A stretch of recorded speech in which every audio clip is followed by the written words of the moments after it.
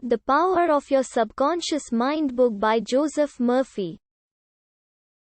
1. The treasure house within you.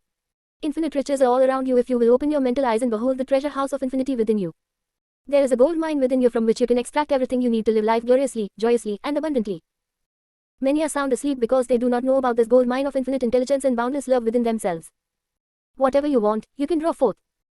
A magnetized piece of steel will lift about 12 times its own weight, and if you demagnetize the same piece of steel, it will not even lift a feather. Similarly, there are two types of men. There is the magnetized man who is full of confidence and faith. He knows that he is born to win and to succeed. Then, there is the type of man who is demagnetized. He is full of fears and doubts. Opportunities come, and he says, I might fail. I might lose money. People will laugh at me. This type of man will not get very far in life because, if he is afraid to go forward, he will simply stay where he is. Become a magnetized man and discover the master secret of the ages. The master secret of the ages.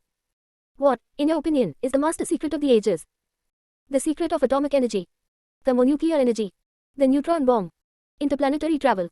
No, not any of these. Then, what is this master secret? Where can one find it, and how can it be contacted and brought into action? The answer is extraordinarily simple. This secret is the marvelous, miracle-working power found in your own subconscious mind, the last place that most people would seek it. The marvelous power of your subconscious mind.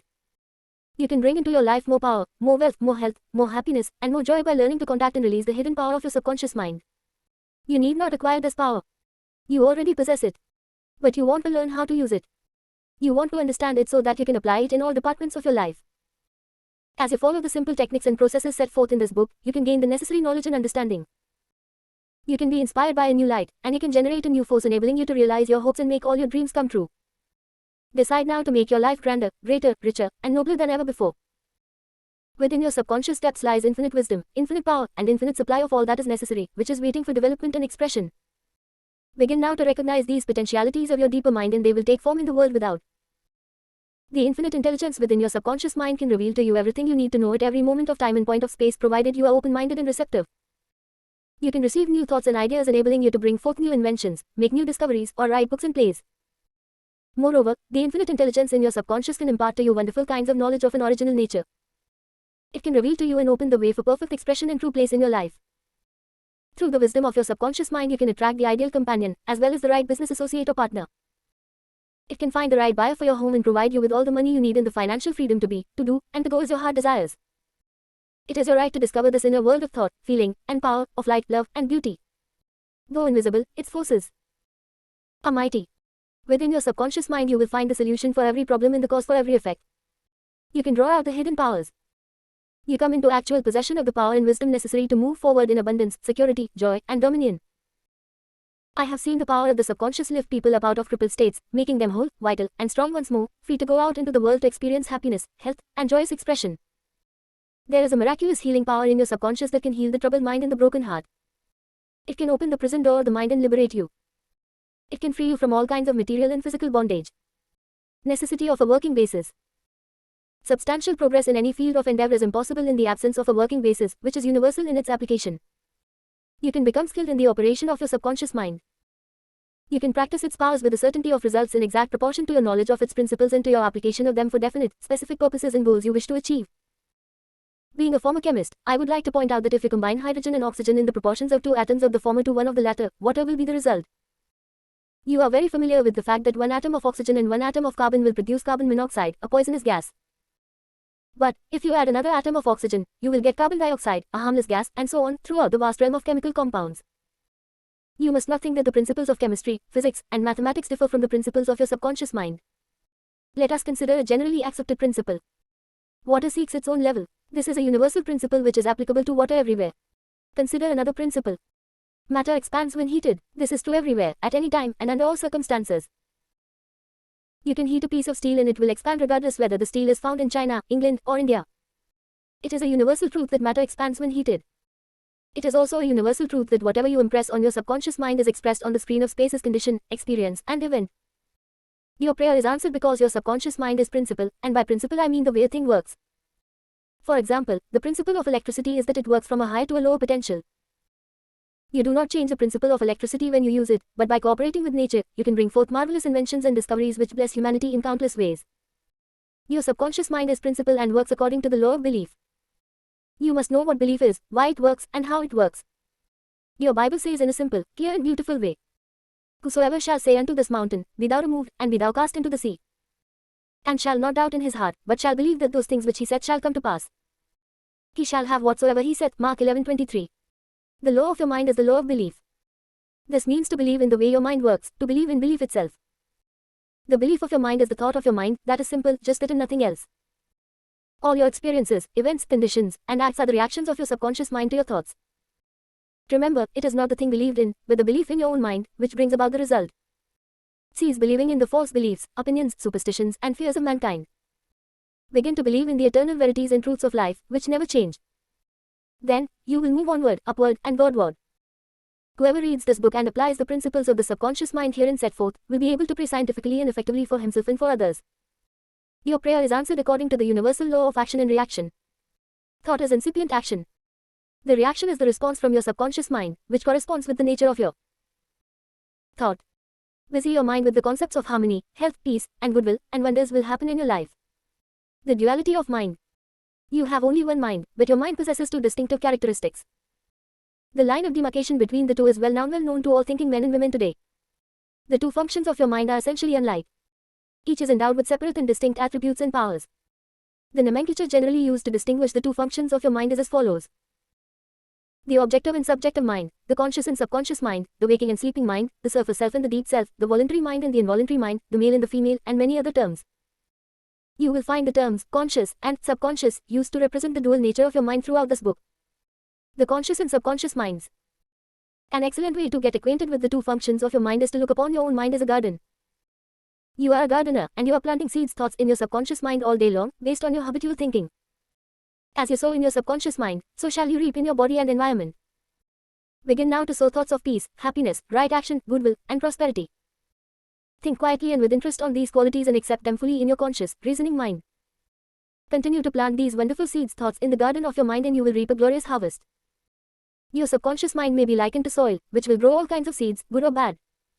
Do men gather grapes or thorns, figs or thistles? Every thought is, therefore, a cause, and every condition is an effect. For this reason, it is essential that you take charge of your thoughts so as to bring forth only desirable conditions. When your mind thinks correctly, when you understand the truth, when the thoughts deposited in your subconscious mind are constructive, harmonious, and peaceful, the magic working power of your subconscious will respond and bring about harmonious conditions, agreeable surroundings, and the best of everything. When you begin to control your thought processes, you can apply the powers of your subconscious to any problem or difficulty. In other words, you will actually be consciously cooperating with the infinite power and omnipotent law, which governs all things. Look around you wherever you live and you will notice that the vast majority of mankind lives in the world without, and the more enlightened men are intensely interested in the world within. Remember, it is the world within, namely, your thoughts, feelings, and imagery, that makes your world without. It is, therefore, the only creative power, and everything that you find in your world of expression has been created by you in the inner world of your mind, consciously or unconsciously. The knowledge of the interaction of your conscious and subconscious minds will enable you to transform your whole life. In order to change external conditions, you must change the cause. Most men try to change conditions and circumstances by working with conditions and circumstances. To remove discord, confusion, lack, and limitation, you must remove the cause, and the cause is the way you are using your conscious mind. In other words, the way you are thinking and picturing in your mind. You are living in a fathomless sea of infinite riches. Your subconscious is very sensitive to your thoughts. Your thoughts form the mode or matrix through which the infinite intelligence, wisdom, vital forces, and energies of your subconscious flow. The practical application of the laws of your mind as illustrated in each chapter in this book will cause you to exchange abundance for poverty, wisdom for superstition and ignorance, peace for pain, joy for sadness, light for darkness, harmony for discord, faith and confidence for fear, success for failure, and freedom from the law of averages. Certainly, there can be no more wonderful blessing than these from a mental, emotional, and material standpoint. Most of the great scientists, artists, poets, singers, writers, and inventors have a deep understanding of the workings of the conscious and subconscious minds. One time, Caruso, the great operatic tenor, was struck with stage fright. He said his throat was paralyzed due to spasms caused by intense fear, which constricted the muscles in his throat. Perspiration poured copiously down his face. He was ashamed because in a few minutes he had to go out on the stage, yet he was shaking with fear and trepidation. He said, "They will laugh at me. I can't sing." Then he shouted in the presence of those behind the stage, "The little me wants to strangle the big me within." He said to the little me, "Get out of here, the big me wants to sing through me." By the big me, he meant the limitless power and wisdom of his subconscious mind. He began to shout, get out, the big me is going to sing." His subconscious mind responded, releasing the vital forces within him. When the call came, he walked out on the stage and sang gloriously and majestically, enthralling the audience. It is obvious to you now that Caruso must have understood the two levels of mind, the conscious or rational, and the subconscious or irrational level. Your subconscious mind is reactive in response to the nature of your thoughts. When your conscious mind, the little me, is full of fear, worry, and anxiety, the negative emotions engendered in your subconscious mind, the big me, are released and flood the conscious mind with a sense of panic, foreboding, and despair.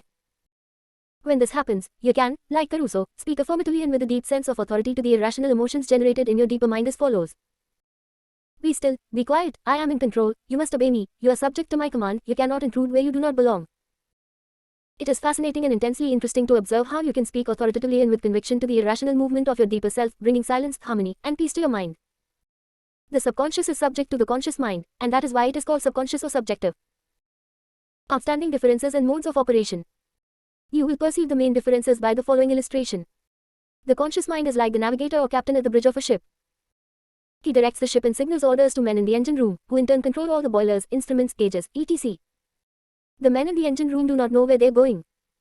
They follow orders. They would go on the rocks if the man in the bridge issued faulty or wrong instructions based on his findings with the compass, sextant, or other instruments. The men in the engine room obey him because he is in charge and issues orders, which are automatically obeyed. Members of the crew do not talk back to the captain, they simply carry out orders. The captain is the master of his ship and his decrees are carried out. Likewise, your conscious mind is the captain and the master of your ship, which represents your body, environment, and all your affairs. Your subconscious mind takes the orders you give it based upon what your conscious mind believes and accepts as true. When you repeatedly say to people, I can't afford it, then your subconscious mind takes you at your word and sees to it that you will not be in a position to purchase what you want.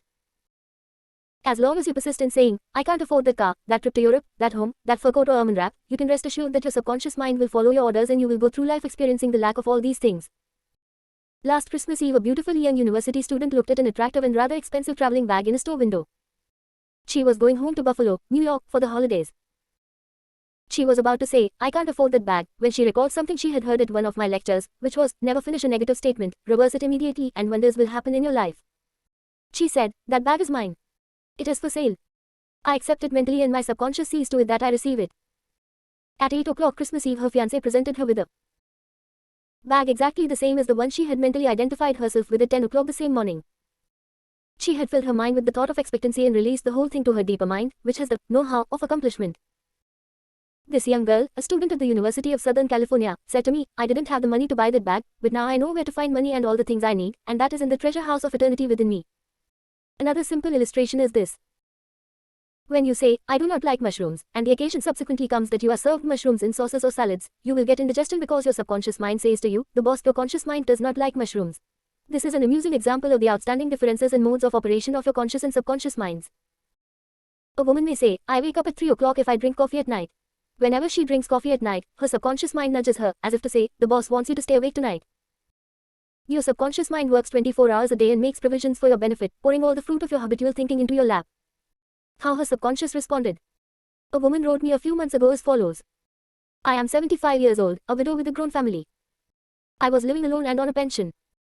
I heard your lectures on the powers of the subconscious mind wherein you said that ideas could be conveyed to the subconscious mind by repetition, faith, and expectancy. I began to repeat frequently, with feeling, I am wanted.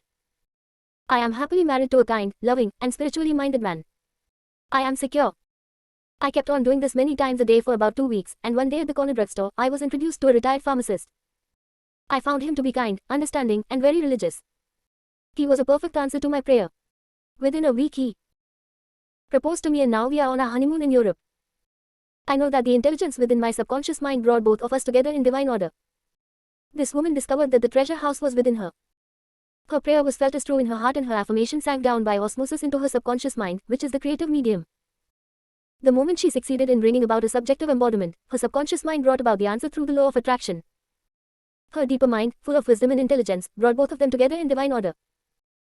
Be sure that you think on whatsoever things are true, whatsoever things are honest, whatsoever things are just, whatsoever things are pure, whatsoever things are lovely, whatsoever things are of good report. If there be any virtue, and if there be any praise, think on these things. Philippians 4:8. Brief summary of ideas worth remembering. 1. The treasure house is within you. Look within for the answer to your heart's desire. 2. The great secret possessed by the great men of all ages was their ability to contact and release the powers of their subconscious mind. You can do the same. 3. Your subconscious has the answer to all problems. If you suggest to your subconscious prior to sleep, I want to get up at 6 a.m., it will awaken you at that exact time. 4. Your subconscious mind is the builder of your body and can heal you. Lull yourself to sleep every night with the idea of perfect health, and your subconscious, being your faithful servant, will obey you. 5. Every thought is a cause and every condition is an effect. 6. If you want to write a book, write a wonderful play, give a better talk to your audience, then convey the idea lovingly and feelingly to your subconscious mind, and it will respond accordingly. 7. You are like a captain navigating a ship. He must give the right orders, and likewise, you must give the right orders, thoughts and images to your subconscious mind, which controls and governs all your experiences. 8. Never use the terms, I can't afford it, or I can't do this. Your subconscious mind takes you at your word and sees to it that you do not have the money or the ability to do what you want to do. Affirm, I can do all things through the power of my subconscious mind. 9. The law of life is the law of belief. A belief is a thought in your mind. Do not believe in things to harm or hurt you. Believe in the power of your subconscious to heal, inspire, strengthen, and prosper you. According to your belief is it done unto you. 10. Change your thoughts and you change your destiny. 2. How your own mind works. You have a mind, and you should learn how to use it. There are two levels of your mind, the conscious, or rational level and the subconscious, or irrational level. You think with your conscious mind, and whatever you habitually think sinks down into your subconscious mind, which creates according to the nature of your thoughts. Your subconscious mind is the seat of your emotions and is the creative mind. If you think good, good will follow. If you think evil, evil will follow. This is the way your mind works. The main point to remember is once the subconscious mind accepts an idea, it begins to execute it. It is an interesting and subtle truth that the law of the subconscious mind works for good and bad ideas alike. This law, when applied in a negative way, is the cause of failure, frustration, and unhappiness. However, when your habitual thinking is harmonious and constructive, you experience perfect health, success, and prosperity. Peace of mind and a healthy body are inevitable when you begin to think and feel in the right way. Whatever you claim mentally and feel is true, your subconscious mind will accept and bring forth into your experience.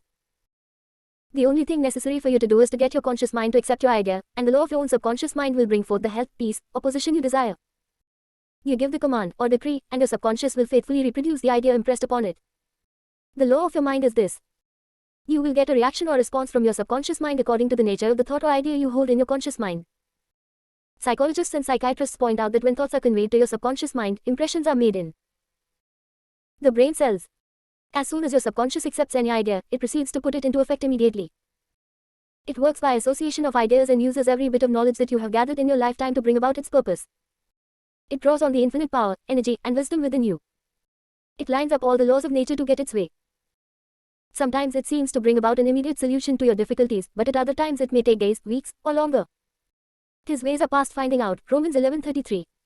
Conscious and subconscious terms differentiated. You must remember that these are not two minds. They are merely two spheres of activity within one mind. Your conscious mind is the reasoning mind. It is that phase of mind which chooses.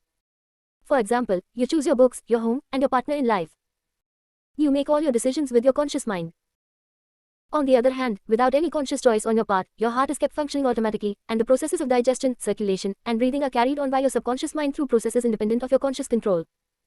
Your subconscious mind accepts what is impressed upon it or what you consciously believe. It does not reason things out like your conscious mind, and it does not argue with you controversially. Your subconscious mind is like the soil, which accepts any kind of seed, good or bad. Your thoughts are active and might be likened unto seeds. Negative, destructive thoughts continue to work negatively in your subconscious mind and in due time will come forth into outer experience, which corresponds with them. Remember, your subconscious mind does not engage in proving whether your thoughts are good or bad, true or false, but it responds according to the nature of your thoughts or suggestions. For example, if you consciously assume something is true, even though it may be false, your subconscious mind will accept it as true and proceed to bring about results, which must necessarily follow, because you consciously assumed it to be true. Experiments by psychologists. Innumerable experiments by psychologists and others on persons in the hypnotic state have shown that the subconscious mind is incapable of making selections and comparisons, which are necessary for a reasoning process. They have shown repeatedly that your subconscious mind will accept any suggestions, however false. Having once accepted any suggestion, it responds according to the nature of the suggestion given. To illustrate the amenability of your subconscious mind to suggestion, if a practiced hypnotist suggests to one of his subjects that he is Napoleon Bonaparte, or even a cat or dog, he will act out the part with inimitable accuracy. His personality becomes changed for the time being. He believes himself to be whatever the operator tells him he is. A skilled hypnotist may suggest to one of his students in the hypnotic state that his back itches, to another that his nose is bleeding, to another that he is a marble statue, to another that he is freezing and the temperature is below zero. Each one will follow out the line of his particular suggestion, totally oblivious to all his surroundings, which do not pertain to his idea. These simple illustrations portray clearly the difference between your conscious reasoning mind and your subconscious mind, which is impersonal, non-selective, and accepts as true whatever your conscious mind believes to be true. Hence, the importance of selecting thoughts, ideas, and premises which bless, heal, inspire, and fill your soul with joy. The terms objective and subjective mind clarified. Your conscious mind is sometimes referred to as your objective mind because it deals with outward objects. The objective mind takes cognizance of the objective world. Its media of observation are your 5 physical senses. Your objective mind is your guide and director in your contact with your environment. You gain knowledge through your 5 senses. Your objective mind learns through observation, experience, and education. As previously pointed out, the greatest function of the objective mind is that of reasoning. Suppose you are one of the thousands of tourists who come to Los Angeles annually. You would come to the conclusion that it is a beautiful city based upon your observation of the parks, pretty gardens, majestic buildings, and lovely homes. This is the working of your objective mind. Your subconscious mind is oftentimes referred to as your subjective mind. Your subjective mind takes cognizance of its environment by means independent of the 5 senses. Your subjective mind perceives by intuition. It is the seat of your emotion and the storehouse of memory. Your subjective mind performs its highest functions when your objective senses are in abeyance. In a word, it is that intelligence which makes itself manifest when the objective mind is suspended or in a sleepy, drowsy state. Your subjective mind sees without the use of the natural organs of vision. It has the capacity of clairvoyance and clairaudience. Your subjective mind can leave your body, travel to distant lands, and bring back information, oftentimes of the most exact and truthful character. Through your subjective mind, you can read the thoughts of others, read the contents of sealed envelopes and closed safes. Your subjective mind has the ability to apprehend the thoughts of others without the use of the ordinary objective means of communication. It is of the greatest importance that we understand the interaction of the objective and subjective mind in order to learn the true art of prayer. The subconscious cannot reason like your conscious mind. Your subconscious mind cannot argue controversially. Hence, if you give it wrong suggestions, it will accept them as true and will proceed to bring them to pass as conditions, experiences, and events. All things that have happened to you are based on thoughts impressed on your subconscious mind through belief. If you have conveyed erroneous thoughts to your subconscious mind, the sure method of overcoming them is by the repetition of constructive, harmonious thoughts frequently repeated, which your subconscious mind accepts, thus forming new and healthy habits of thought in life, for your subconscious mind is the seat of habit. The habitual thinking of your conscious mind establishes deep grooves in your subconscious mind. This is very favorable for you if your habitual thoughts are harmonious, peaceful, and constructive. If you have indulged in fear, worry, and other destructive forms of thinking, the remedy is to recognize the omnipotence of your subconscious mind and decree freedom, happiness, and perfect health. Your subconscious mind, being creative and one with your divine source, will proceed to create the freedom and happiness, which you have earnestly decreed. The tremendous power of suggestion. You must realize by now that your conscious mind is the watchman at the gate, and its chief function is to protect your subconscious mind from false impressions. You are now aware of one of the basic laws of mind. Your subconscious mind is amenable to suggestion. As you know, your subconscious mind does not make comparisons or contrasts, neither does it reason and think things out for itself. This latter function belongs to your conscious mind. It simply reacts to the impressions given to it by your conscious mind. It does not show a preference for one course of action over another. The following is a classic example of the tremendous power of suggestion. Suppose you approach a timid-looking passenger on board ship and say to him something like this.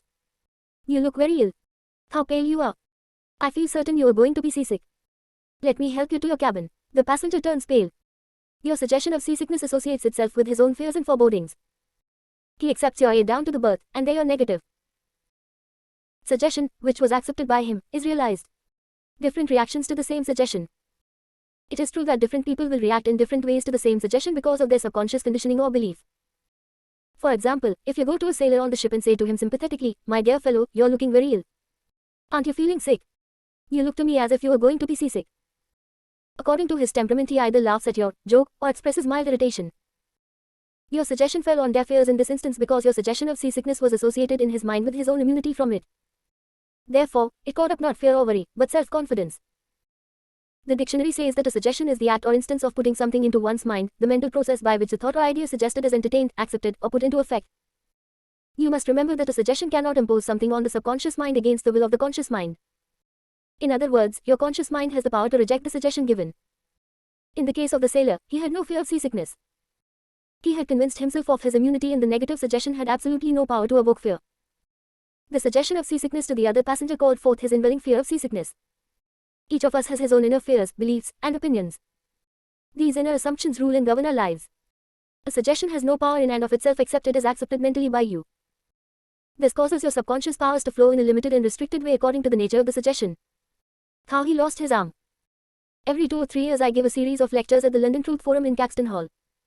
This is a forum I founded a number of years ago. Dr. Evelyn Fleet, the director, told me about an article which appeared in the English newspapers dealing with the power of suggestion.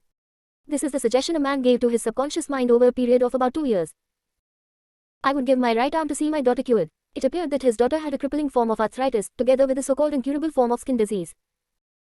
Medical treatment had failed to alleviate the condition, and the father had an intense longing for his daughter's healing, and expressed his desire in the words just quoted. Dr. Evelyn Fleet said that the newspaper article pointed out that one day the family was out riding when their car collided with another. The father's right arm was torn off at the shoulder, and immediately the daughter's arthritis and skin condition vanished. You must make certain to give your subconscious only suggestions which heal, bless, elevate, and inspire you in all ways. Remember that your subconscious mind cannot take a joke. It takes you at your word. How autosuggestion vanishes fear. Illustrations of autosuggestion. Autosuggestion means suggesting something definite and specific to oneself. Herbert Parkin, in his excellent manual of autosuggestion, records the following incident. It has its amusing side, so that one remembers it. A New York visitor in Chicago looks at his watch, which is set an hour ahead of Chicago time, and tells a Chicago friend that it is 12 o'clock. The Chicago friend, not considering the difference in time between Chicago and New York, tells the New Yorker that he is hungry and that he must go to lunch. Autosuggestion may be used to banish various fears and other negative conditions. A young singer was invited to give an audition. She had been looking forward to the interview, but on 3 previous occasions she had failed miserably due to fear of failure. This young lady had a very good voice, but she had been saying to herself, when the time comes for me to sing, maybe they won't like me. I will try, but I'm full of fear and anxiety. Her subconscious mind accepted these negative autosuggestions as a request and proceeded to manifest them and bring them into her experience. The cause was an involuntary autosuggestion, i.e., silent fear thoughts, emotionalized and subjectified. She overcame it by the following technique. 3 times a day she isolated herself in a room. She sat down comfortably in an armchair, relaxed her body, and closed her eyes. She stilled her mind and body as best she could. Physical inertia favors mental passivity and renders the mind more receptive to suggestion. She counteracted the fear suggestion by saying to herself, I sing beautifully, I am poised, serene, confident, and calm. She repeated this statement slowly, quietly, and with feeling from 5 to 10 times at each sitting. She had 3 such sittings, every day and one immediately prior to sleep. At the end of a week she was completely poised and confident. When the invitation to audition came, she gave a remarkable, wonderful audition. How she restored her memory. A woman, aged 75, was in the habit of saying to herself, I am losing my memory. She reversed the procedure and practiced and used autosuggestion several times a day as follows. My memory from today on is improving in every department. I shall always remember whatever I need to know at every moment of time and point of space. The impressions received will be clearer and more definite. I shall retain them automatically and with ease. Whatever I wish to recall will immediately present itself in the correct form in my mind. I am improving rapidly every day, and very soon my memory will be better than it has ever been before. At the end of 3 weeks, her memory was back to normal and she was delighted. How he overcame a nasty temper. Many men who complained of irritability and bad temper proved to be very susceptible to autosuggestion and obtained marvelous results by using the following statements 3 or 4 times a day, morning, noon, and night prior to sleep for about a month. Henceforth, I shall grow more good humored. Joy, happiness, and cheerfulness are now becoming my normal states of mind. Every day I am becoming more and more lovable and understanding. I am now becoming the center of cheer and goodwill to all those about me, infecting them with good humor. This happy, joyous, and cheerful mood is now becoming my normal, natural state of mind. I am grateful. The constructive and destructive power of suggestion. Some illustrations and comments on heterosuggestion. Heterosuggestion means suggestions from another person. In all ages, the power of suggestion has played a part in the life and thoughts of man in every period of time and in each country of the earth. In many parts of the world, it is the controlling power in religion. Suggestion may be used to discipline and control ourselves, but it can also be used to take control and command over others who do not know the laws of mind. In its constructive form, it is wonderful and magnificent. In its negative aspects, it is one of the most destructive of all the response patterns of the mind, resulting in patterns of misery, failure, suffering, sickness, and disaster. Have you accepted any of these? From infancy on, the majority of us have been given many negative suggestions. Not knowing how to thwart them, we unconsciously accepted them. Here are some of the negative suggestions. You can't, you'll never amount to anything. You mustn't, you'll fail, you haven't got a chance. You're all wrong, it's no use, it's not what you know, but who you know. The world is going to the dogs. What's the use? Nobody cares. It's no use trying so hard. You're too old now. Things are getting worse and worse. Life is an endless grind. Love is for the birds. You just can't win. Pretty soon you'll be bankrupt. Watch out, you'll get the virus. You can't trust a soul, etc. Unless, as an adult, you use constructive autosuggestion, which is reconditioning therapy. The impressions made on you in the past can cause behavior patterns that cause failure in your personal and social life. Autosuggestion is a means releasing you from the mass of negative verbal conditioning that might otherwise distort your life pattern, making the development of good habits difficult. You can counteract negative suggestions. Pick up the paper any day and you can read dozens of items that could sow the seeds of futility, fear, worry, and impending doom. If accepted by you, these thoughts of fear could cause you to lose the will for life. Knowing that you can reject all these negative suggestions by giving your subconscious mind constructive autosuggestions, you counteract all these destructive ideas. Check regularly on the negative autosuggestions that people make to you. You do not have to be influenced by destructive heterosuggestion. All of us have suffered from it in our childhood and in our teens. If you look back, you can easily recall how parents, friends, relatives, teachers, and associates contributed in a campaign of negative suggestions. Study the things said to you and you will discover much of it was in the form of propaganda. The purpose of much of what was said was to control you and instill fear into you. This heterosuggestion process goes on in every home, office, factory, and club. You will find that many of these suggestions are for the purpose of making you think, feel, and act as others want you to in ways that are to their advantage. How suggestion killed a man. Here is an illustration of heterosuggestion. A relative of mine went to a crystal ball gazer in India who told him that he had a bad heart and predicted that he would die at the next new moon. He began to tell all members of his family about this prediction, and he arranged his will. This powerful suggestion entered into his subconscious mind because he accepted it completely. My relative also told me that this crystal gazer was believed to have some strange occult powers and she could do harm or good to a person. He died as predicted, not knowing that he was the cause of his own death. I suppose many of us have heard similar stupid, ridiculous, superstitious stories. Let us look at what happened in the light of our knowledge of the way the subconscious mind works. Whatever the conscious, reasoning mind of man believes, the subconscious mind will accept and act upon. My relative was happy, healthy, vigorous, and robust when he went to see the fortune teller. She gave him a very negative suggestion, which he accepted. He became terrified and constantly dwelt upon the fact that he was going to die at the next new moon. He proceeded to tell everyone about it, and he prepared for the end. The activity took place in his own mind and his own thought was the cause. He brought about his own so-called death, or rather destruction of the physical body, by his fear and expectation of the end. The woman who predicted his death had no more power than the stones and sticks in the field. Her suggestion had no power to create or bring about the end she suggested. If he had known the laws of his mind, he would have completely rejected the negative suggestion and refused to give her words any attention, knowing in his heart that he was governed and controlled by his own thought and feeling. Like 10 arrows aimed at a battleship, her prophecy could have been completely neutralized and dissipated without hurting him. The suggestions of others in themselves have absolutely no power whatever over you except the power that you give them through your own thoughts. You have to give your mental consent. You have to entertain the thought. Then, it becomes your thought, and you do the thinking. Remember, you have the capacity to choose. Choose life. Choose love. Choose health. Choose abundance. The power of an assumed major premise. Your mind works like a syllogism. This means that whatever major premise your conscious mind assumes to be true determines the conclusion your subconscious mind comes to in regard to any particular question or problem in your mind. If your premise is true, the conclusion must be true, as in the following example. Every virtue is laudable.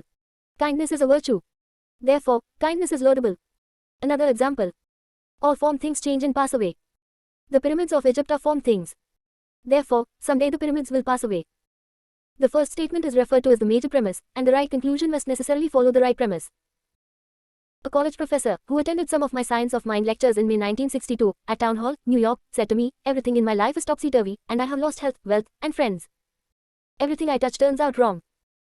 I explained to him that he should establish a major premise in his thinking, that the infinite intelligence of his subconscious mind was guiding, directing, and prospering him spiritually, mentally, and materially. Then his subconscious mind would automatically direct him wisely in his investments, decisions, and also heal his body and restore his mind to peace and tranquility. This professor formulated an overall picture of the way he wanted his life to be, and this was his major premise. Infinite intelligence leads and guides me in all my ways.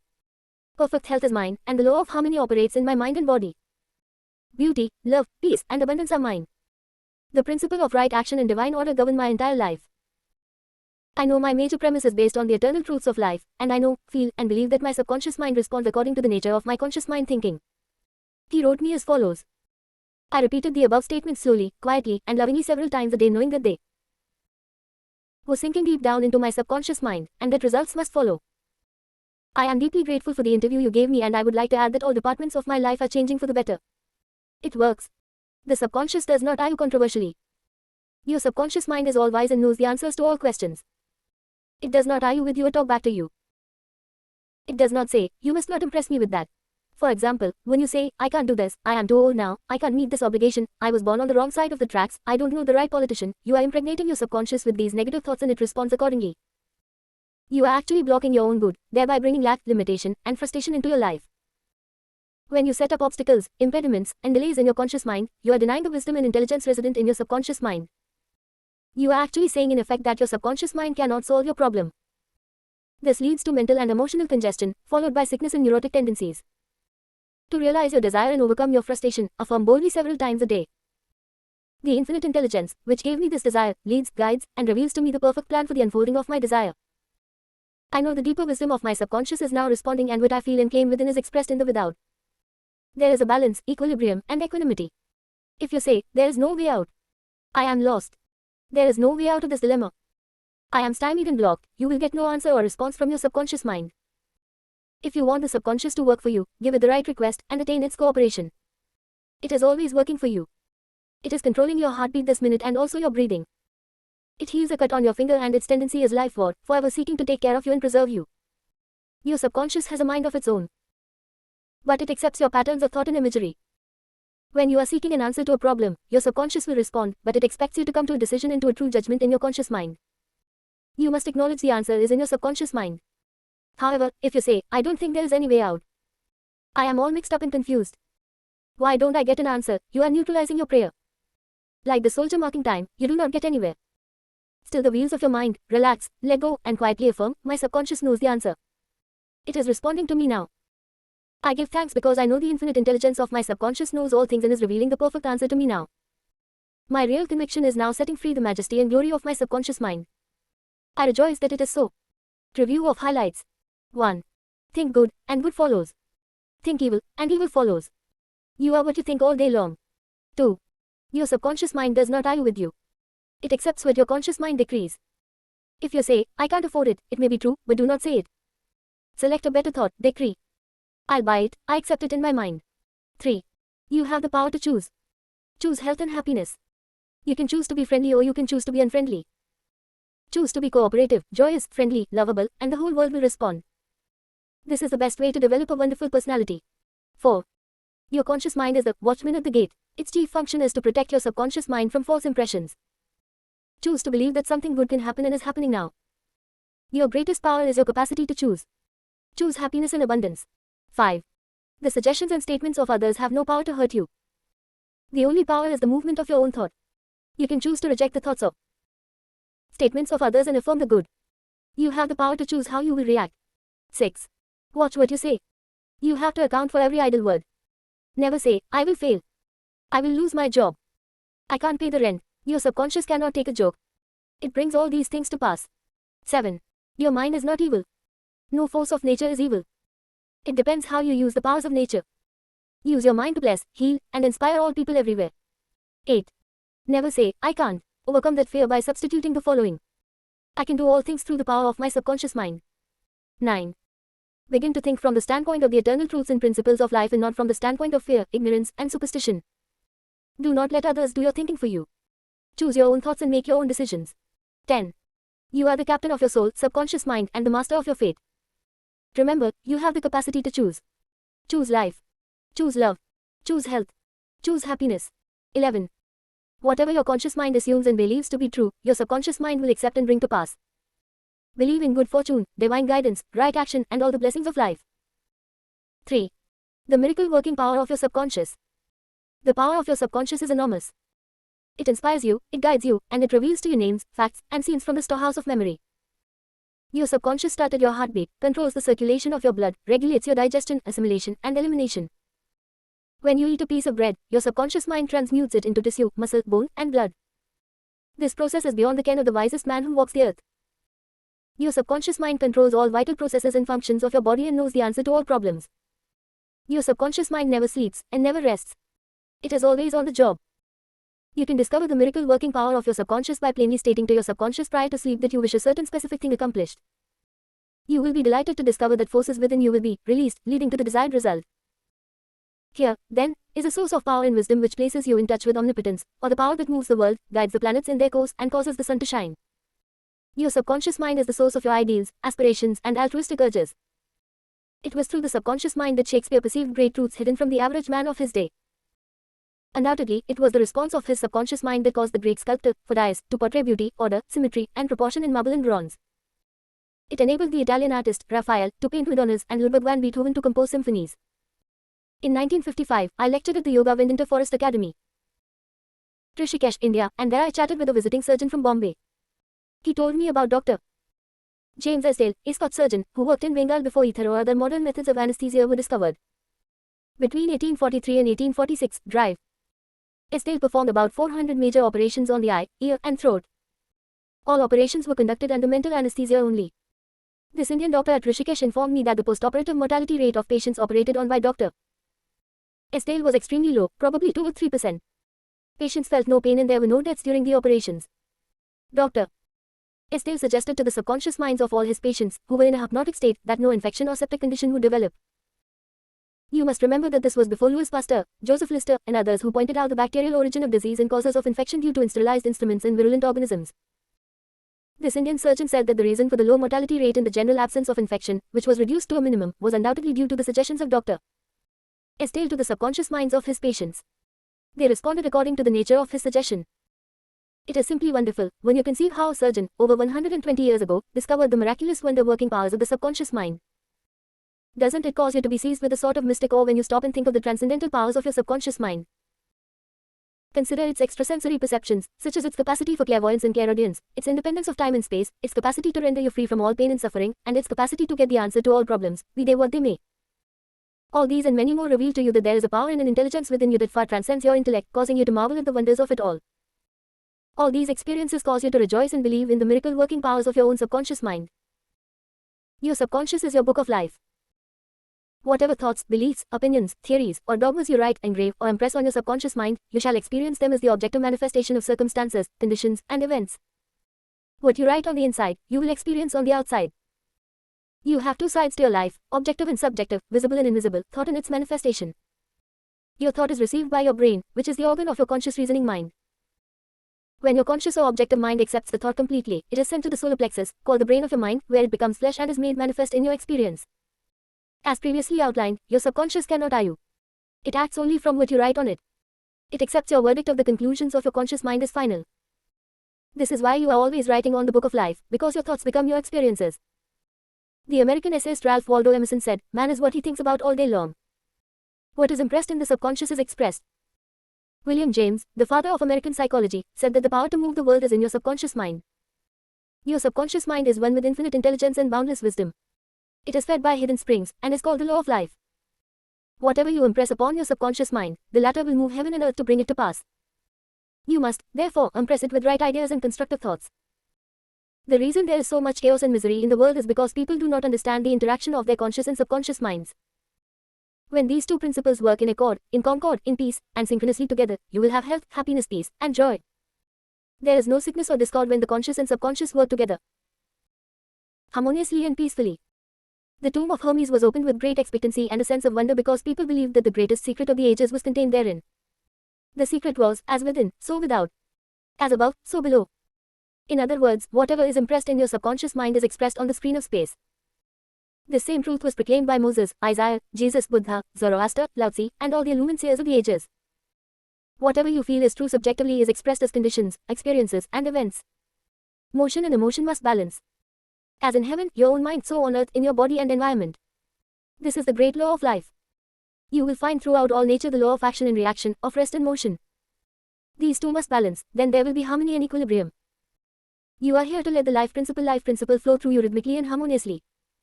The intake and the outgo must be equal. The impression and the expression must be equal.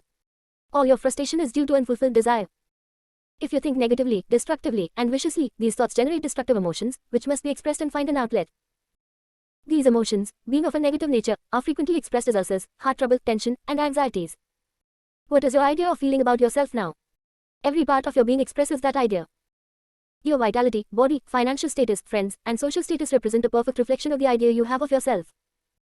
This is the real meaning of what is impressed in your subconscious mind, and which is expressed in all phases of your life. We injure ourselves by the negative ideas which we entertain. How often have you wounded yourself by getting angry, fearful, jealous, or vengeful? These are the poisons that enter your subconscious mind. You were not born with these negative attitudes. Feed your subconscious mind life-giving thoughts and you will wipe out all the negative patterns lodged therein. As you continue to do this, all the past will be wiped out and remembered no more. The subconscious heals a malignancy of the skin. A personal healing will ever be the most convincing evidence of the healing power of the subconscious mind. Over 40 years ago I resolved a malignancy of the skin through prayer. Medical therapy had failed to check the growth, and it was getting progressively worse. A clergyman, with a deep psychological knowledge, explained to me the inner meaning of the 139th Psalm wherein it says, "In thy book all my members were written which in continuance were fashioned, when as yet there was none of them." He explained that the term, book, meant my subconscious mind, which fashioned and molded all my organs from an invisible cell. He also pointed out that inasmuch as my subconscious mind made my body, it could also recreate it and heal it according to the perfect pattern within it. This clergyman showed me his watch and said, this had a maker, and the watchmaker had to have the idea first in mind before the watch became an object of reality, and if the watch was out of order, the watchmaker could fix it.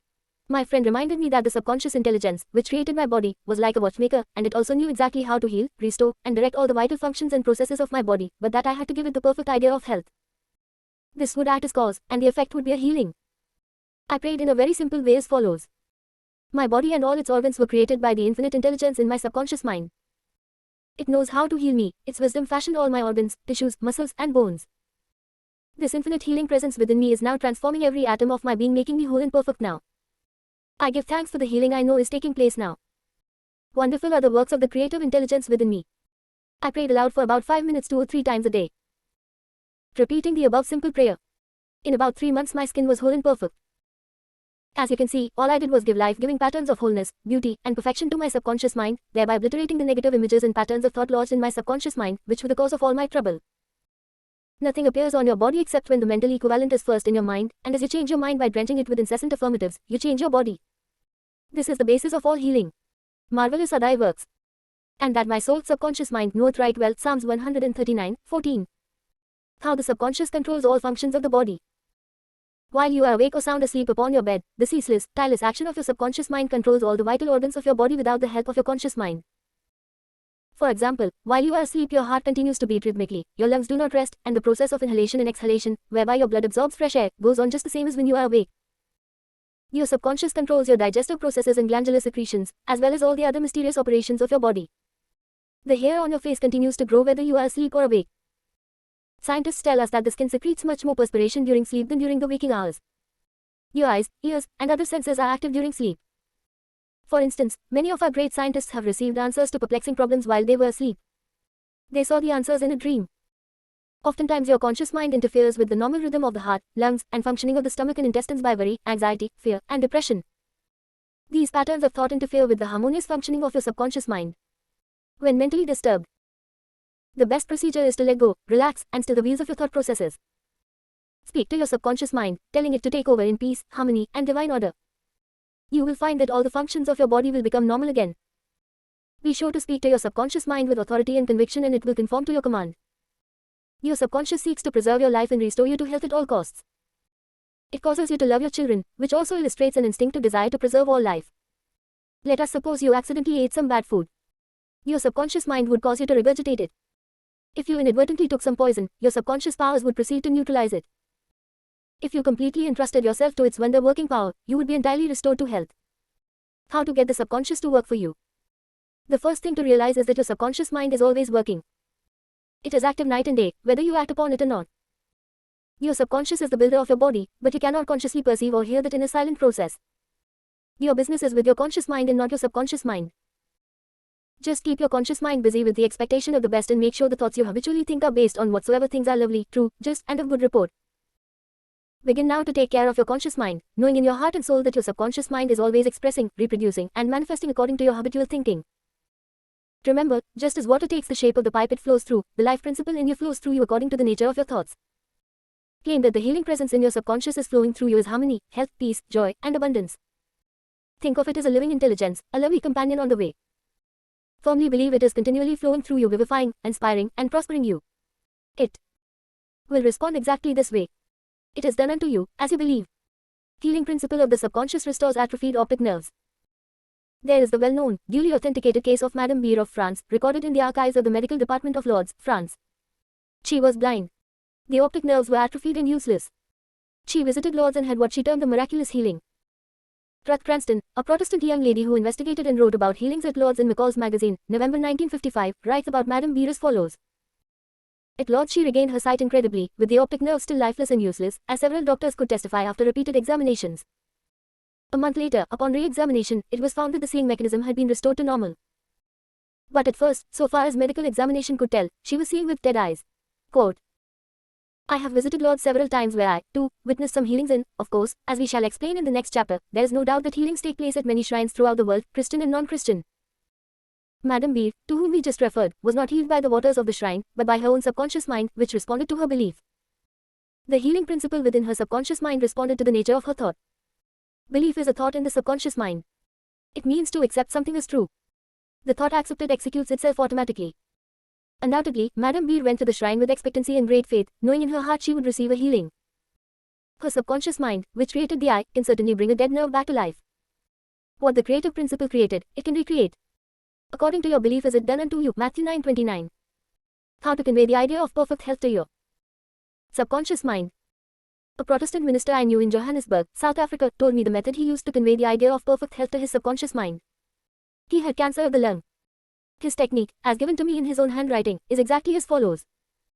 Several times a day I would make certain that I was completely relaxed, mentally and physically. I relaxed my body by speaking to it as follows. My heart and lungs are relaxed, my head is relaxed, my whole being is completely relaxed. After about 5 minutes I would be in a sleepy, drowsy state, and then I affirmed the following truth: the perfection of God is now being expressed through me. The idea of perfect health is now filling my subconscious mind. The image God has of me is a perfect image, and my subconscious mind recreates my body in perfect accordance with the perfect image held in the mind of God. This minister had a remarkable healing. This is a simple, easy way of conveying the idea of perfect health to your subconscious mind. Another wonderful way to convey the idea of health to your subconscious mind is through disciplined or scientific imagination. I told a man who was suffering from functional paralysis to make a vivid picture of himself walking around in his office, touching the desk, answering the telephone, and doing all the things he ordinarily would do if he were healed. I explained to him that this idea and mental picture of perfect health would be accepted by his subconscious mind. He lived the role and actually felt himself back in the office. He knew that he was giving his subconscious mind something definite to work upon. His subconscious mind was the film upon which the picture was impressed. One day, after several weeks of frequent conditioning of the mind with this mental picture, the telephone rang by prearrangement and kept ringing while his wife and nurse were out. The telephone was about 12 feet away, but nevertheless he managed to answer it. He was healed at that hour. The healing power of his subconscious mind responded to his mental imagery and the healing followed. This man had a mental block, which prevented impulses from the brain reaching his legs. Therefore, he said he could not walk. When he shifted his attention to the healing power within him, the power flowed through his focused attention, enabling him to walk.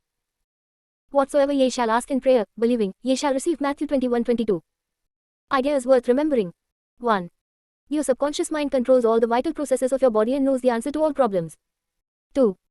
Prior to sleep, turn over a specific request to your subconscious mind and prove its miracle working power to yourself. 3.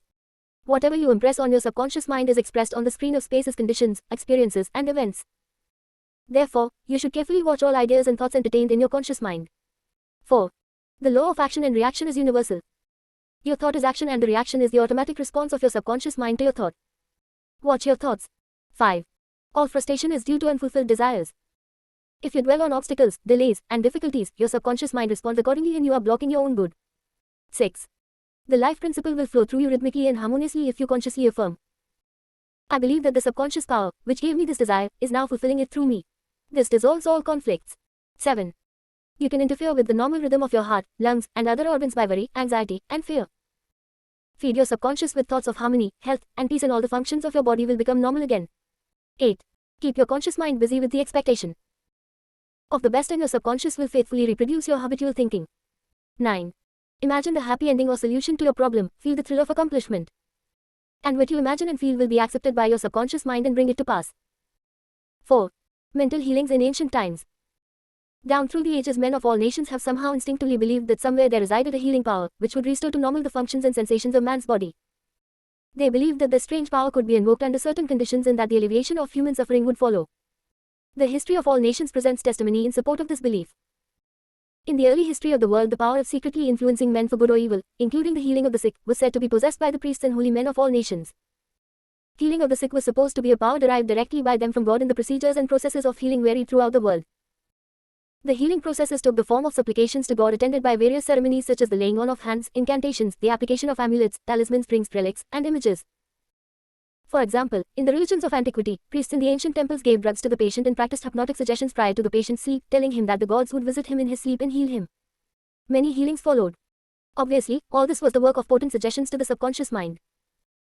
After the performance of certain mysterious rites, the devotees of Hecate would see the goddess during sleep, provided that before going to sleep they had prayed to her according to weird and fantastic instructions.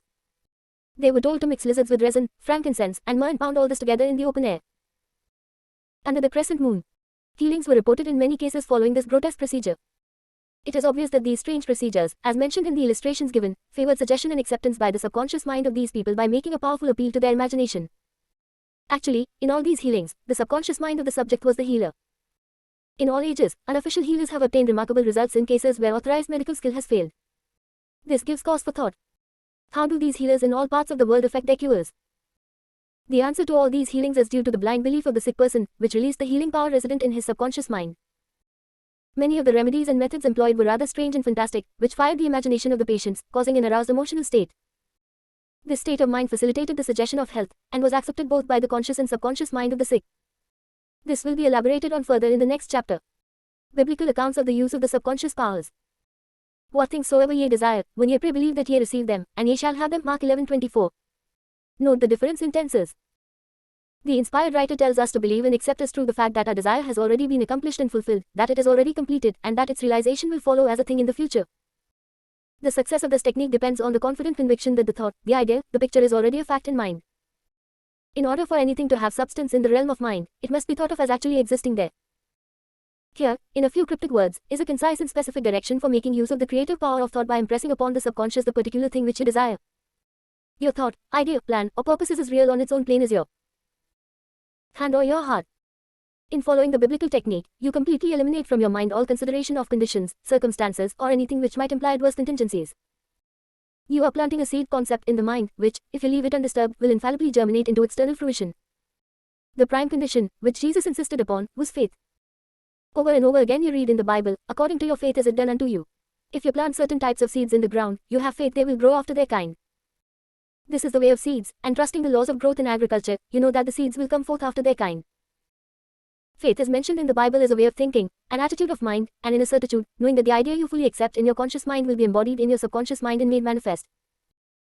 Faith is, in a sense, accepting as true what your reason and senses deny, i.e., a shutting out of the little, rational, analytical, conscious mind and embracing an attitude of complete reliance on the inner power of your subconscious mind. A classical instance of Bible technique is recorded in Matthew 9:28-30. And when he was come into the house, the blind man came to him. And Jesus said unto them, Believe ye that I am able to do this? They said unto him, Yea, Lord. Then touched he their eyes, saying, According to your faith be it unto you. And their eyes opened. And Jesus straitly charged them, saying, See that no man know it. In the words, according to your faith be it unto you, you can see that Jesus was actually appealing to the cooperation of the subconscious mind of the blind men. Their faith was their great expectancy, their inner feeling, their inner conviction that something miraculous would happen, and that their prayer would be answered, and it was. This is the time-honored technique of healing, utilized alike by all healing groups throughout the world regardless of religious affiliation. In the words, see that no man know it, Jesus enjoins the newly healed patients not to discuss their healing because they might be subjected to the skeptical and derogatory criticisms of the unbelieving. This might tend to undo the benefits they had received at the hand of Jesus by depositing thoughts of fear, doubt, and anxiety in the subconscious mind. For with authority and power he commandeth the unclean spirits, and they came out. Luke 4:36. When the sick came to Jesus to be healed, they were healed by their faith together with his faith and understanding of the healing power of the subconscious mind. Whatever he decreed, he felt inwardly to be true. He and the people needing help were in the one universal, subjective mind, and his silent inner knowing and conviction of the healing power changed the negative, destructive patterns in the patient's subconscious. The resultant healings were the automatic response to the internal mental change. His command was his appeal to the subconscious mind of the patients plus his awareness, feeling, and absolute trust in the response of the subconscious mind to the words, which he spoke with authority. Miracles at various shrines throughout the world. It is an established fact that cures have taken place at various shrines throughout the world, such as in Japan, India, Europe, and America. I have visited several of the famous shrines in Japan. At the world-famous shrine called Daibutsu is a gigantic divinity of bronze where Buddha is seated with folded hands, and the head is inclined in an attitude of profound contemplative ecstasy. It is 42 feet in height and is called the Great Buddha. Here I saw young and old making offerings at its feet. Money, fruit, rice, and oranges were offered. Candles were lit, incense was burned, and prayers of petition recited. The guide explained the chant of a young girl as she murmured a prayer, bowed low, and placed 2 oranges as an offering. She also lit a candle. He said she had lost her voice, and it was restored at the shrine. She was thanking Buddha for restoring her voice. She had the simple faith that Buddha would give her back her singing voice if she followed a certain ritual, fasted, and made certain offerings. All this helped to kindle faith and expectancy, resulting in a conditioning of her mind to the point of belief. Her subconscious mind responded to her belief. To illustrate further the power of imagination and blind belief, I will relate the case of a relative of mine who had tuberculosis. His lungs were badly diseased. His son decided to heal his father. He came home to Perth, Western Australia, where his father lived, and said to him that he had met a monk who had returned from one of the healing shrines in Europe. This monk sold him a piece of the true cross. He said he gave the monk the equivalent of $500 for it. This young man had actually picked up a splinter of wood from the sidewalk, went to the jeweler's, and had it set in a ring so that it looked real. He told his father that many were healed just by touching the ring or the cross. He inflamed and fired his father's imagination to the point that the old gentleman snatched the ring from him, placed it over his chest, prayed silently, and went to sleep. In the morning he was healed. All the clinics tests proved negative. You know, of course, it was not the splinter of wood from the sidewalk that healed him. It was his imagination aroused to an intense degree, plus the confident expectancy of a perfect healing. Imagination was joined to faith or subjective feeling, and the union of the two brought about a healing. The father never learned of the trick that had been played upon him. If he had, he probably would have had a relapse. He remained completely cured and passed away 15 years later at the age of 89. One universal healing principle. It is a well-known fact that all of the various schools of healing affect cures of the most wonderful character. The most obvious conclusion which strikes your mind is that there must be some underlying principle which is common to them all. Namely, the subconscious mind, and the one process of healing is faith. It will now be in order to recall to your mind once more the following fundamental truths. First, that you possess mental functions, which have been distinguished by designating one the conscious mind and the other the subconscious mind. Second, your subconscious mind is constantly amenable to the power of suggestion. Furthermore, your subconscious mind has complete control of the functions, conditions, and sensations of your body. I venture to believe that all the readers of this book are familiar with the fact that symptoms of almost any disease can be induced in hypnotic subjects by suggestion. For example, a subject in the hypnotic state can develop a high temperature, flushed face, or chills according to the nature of the suggestion given. By experiment, you can also suggest to the person that he is paralyzed and cannot walk. It will be so. By illustration, you can hold a cup of cold water under the nose of the hypnotic subject and tell him, "This is full of pepper, smell it." He will proceed to sneeze. What do you think caused him to sneeze, the water or the suggestion? If a man says he is allergic to Timothy grass, you can place a synthetic flower or an empty glass in front of nose when he is in a hypnotic state and tell him it is Timothy grass. He will portray the usual allergic symptoms. This indicates that the cause of the disease is in the mind. The healing of the disease can also take place mentally. You realize that remarkable healings take place through osteopathy, chiropractic medicine, and naturopathy, as well as through all the various religious bodies throughout the world, but it is obvious that all of these healings are brought about through the subconscious mind. The only healer there is. Notice how it heals a cut on your face caused by shaving. It knows exactly how to do it. The doctor dresses the wound and says, "Nature heals it." Nature refers to natural law, the law of the subconscious mind, or self-preservation, which is the function of the subconscious mind. The instinct of self-preservation is the first law of nature. Your strongest instinct is the most potent of all autosuggestions. Widely different theories. It would be tedious and unprofitable to discuss to any great extent the numerous theories advanced by different religious sects and prayer therapy groups. There are a great number who claim that because their theory produces results it is, therefore, the correct one. This, as explained in this chapter, cannot be true. You are aware that there are all types of healing. Franz Anton Mesmer, an Austrian physician 1734-1815 who practiced in Paris, discovered that by applying magnets to the diseased body he could cure that disease miraculously. He also performed cures with various other pieces of glass and metals. He discontinued this form of healing and claimed that his cures were due to animal magnetism, theorizing that the substance was projected from the healer to the patient. His method of healing disease from then on was by hypnotism, which was called mesmerism in his day.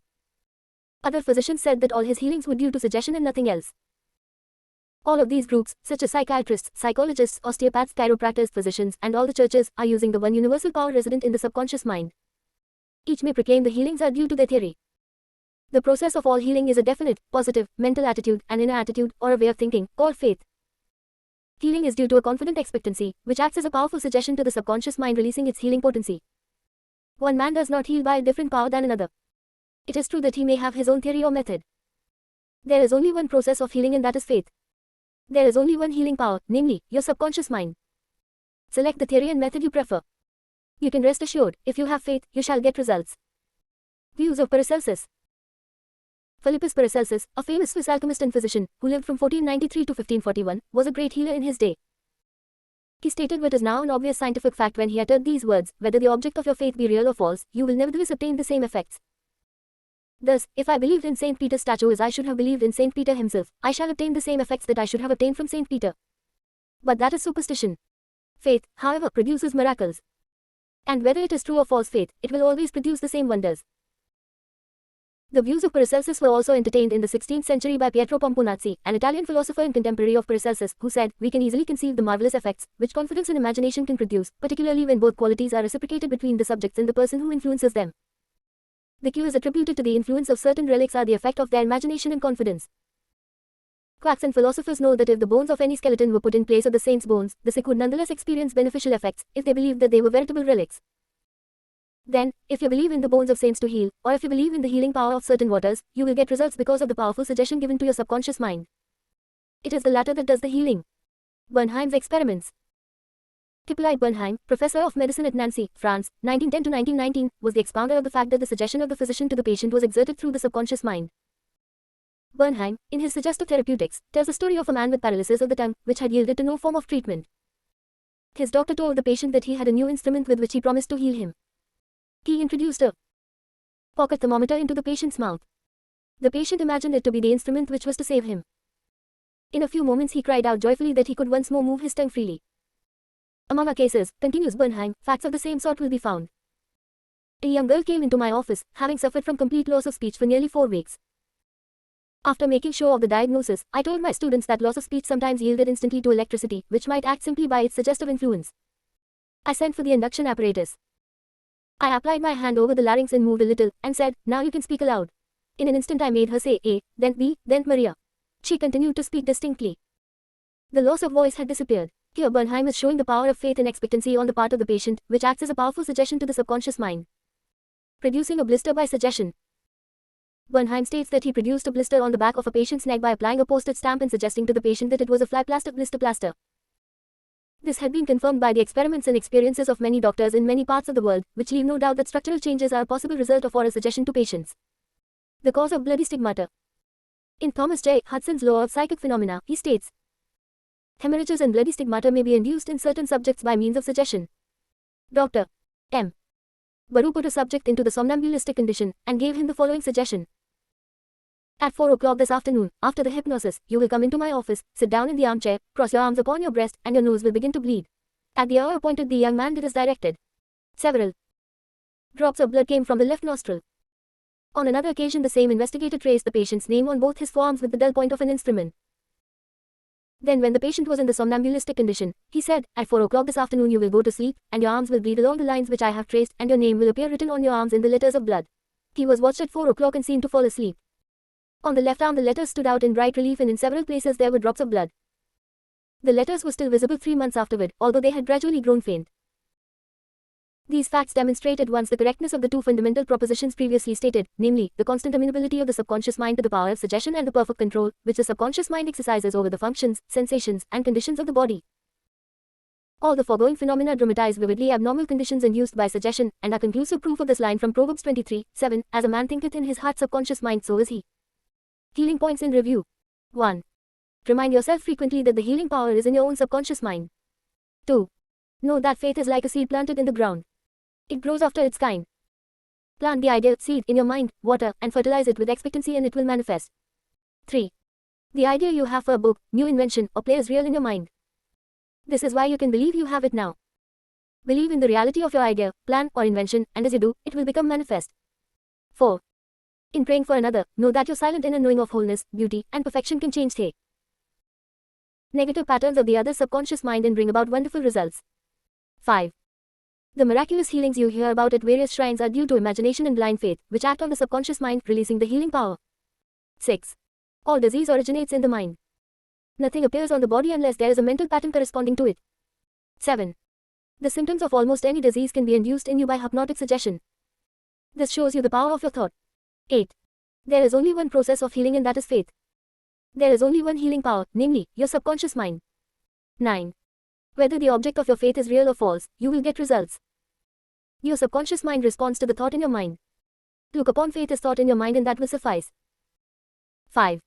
Mental healings in modern times. Everyone is definitely concerned with the healing of bodily conditions and human affairs. What is it that heals? Where is this healing power? These are questions asked by everyone. The answer is that this healing power is in the subconscious mind of each person, and a changed mental attitude on the part of the sick person releases this healing power. No mental or religious science practitioner, psychologist, psychiatrist, or medical doctor ever healed a patient. There is an old saying, the doctor dressed the wound, but God heals it. The psychologist or psychiatrist proceeds to remove the mental blocks in the patient so that the healing principle may be released, restoring the patient to health. Likewise, the surgeon removes the physical block enabling the healing currents to function normally.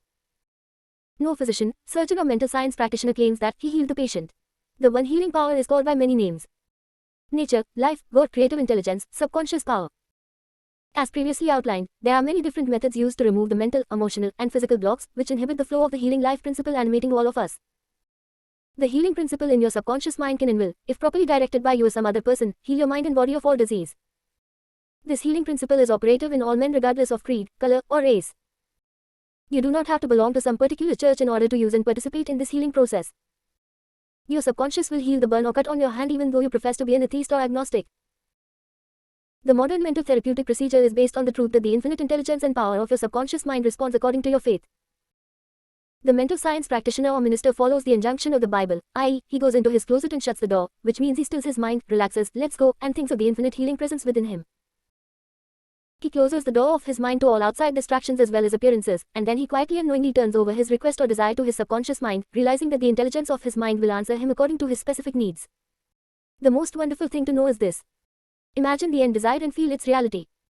Then the infinite life principle will respond to your conscious choice and your conscious request. This is the meaning of, believe you have received, and you shall receive. This is what the modern mental scientist does when he practices prayer therapy. One process of healing. There is only one universal healing principle operating through everything, the cat, the dog, the tree, the grass, the wind, the earth, for everything is alive. This life principle operates through the animal, vegetable, and mineral kingdoms as instinct in the law of growth. Man is consciously aware of this life principle, and he can consciously direct it to bless himself in countless ways. There are many different approaches, techniques, and methods in using the universal power, but there is only process of healing, which is faith, for according to your faith is it done unto you. Matthew 9:29. The law of belief. All religions of the world represent forms of belief, and these beliefs are explained in many ways. The law of life is belief. What do you believe about yourself, life, and the universe?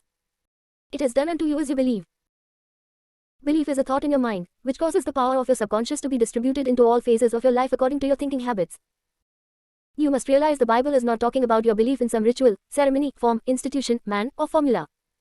It is talking about belief itself. The belief of your mind is simply the thought of your mind. If thou canst believe, all things are possible to him that believeth. Mark 9:23. It is foolish to believe in something to hurt or harm you.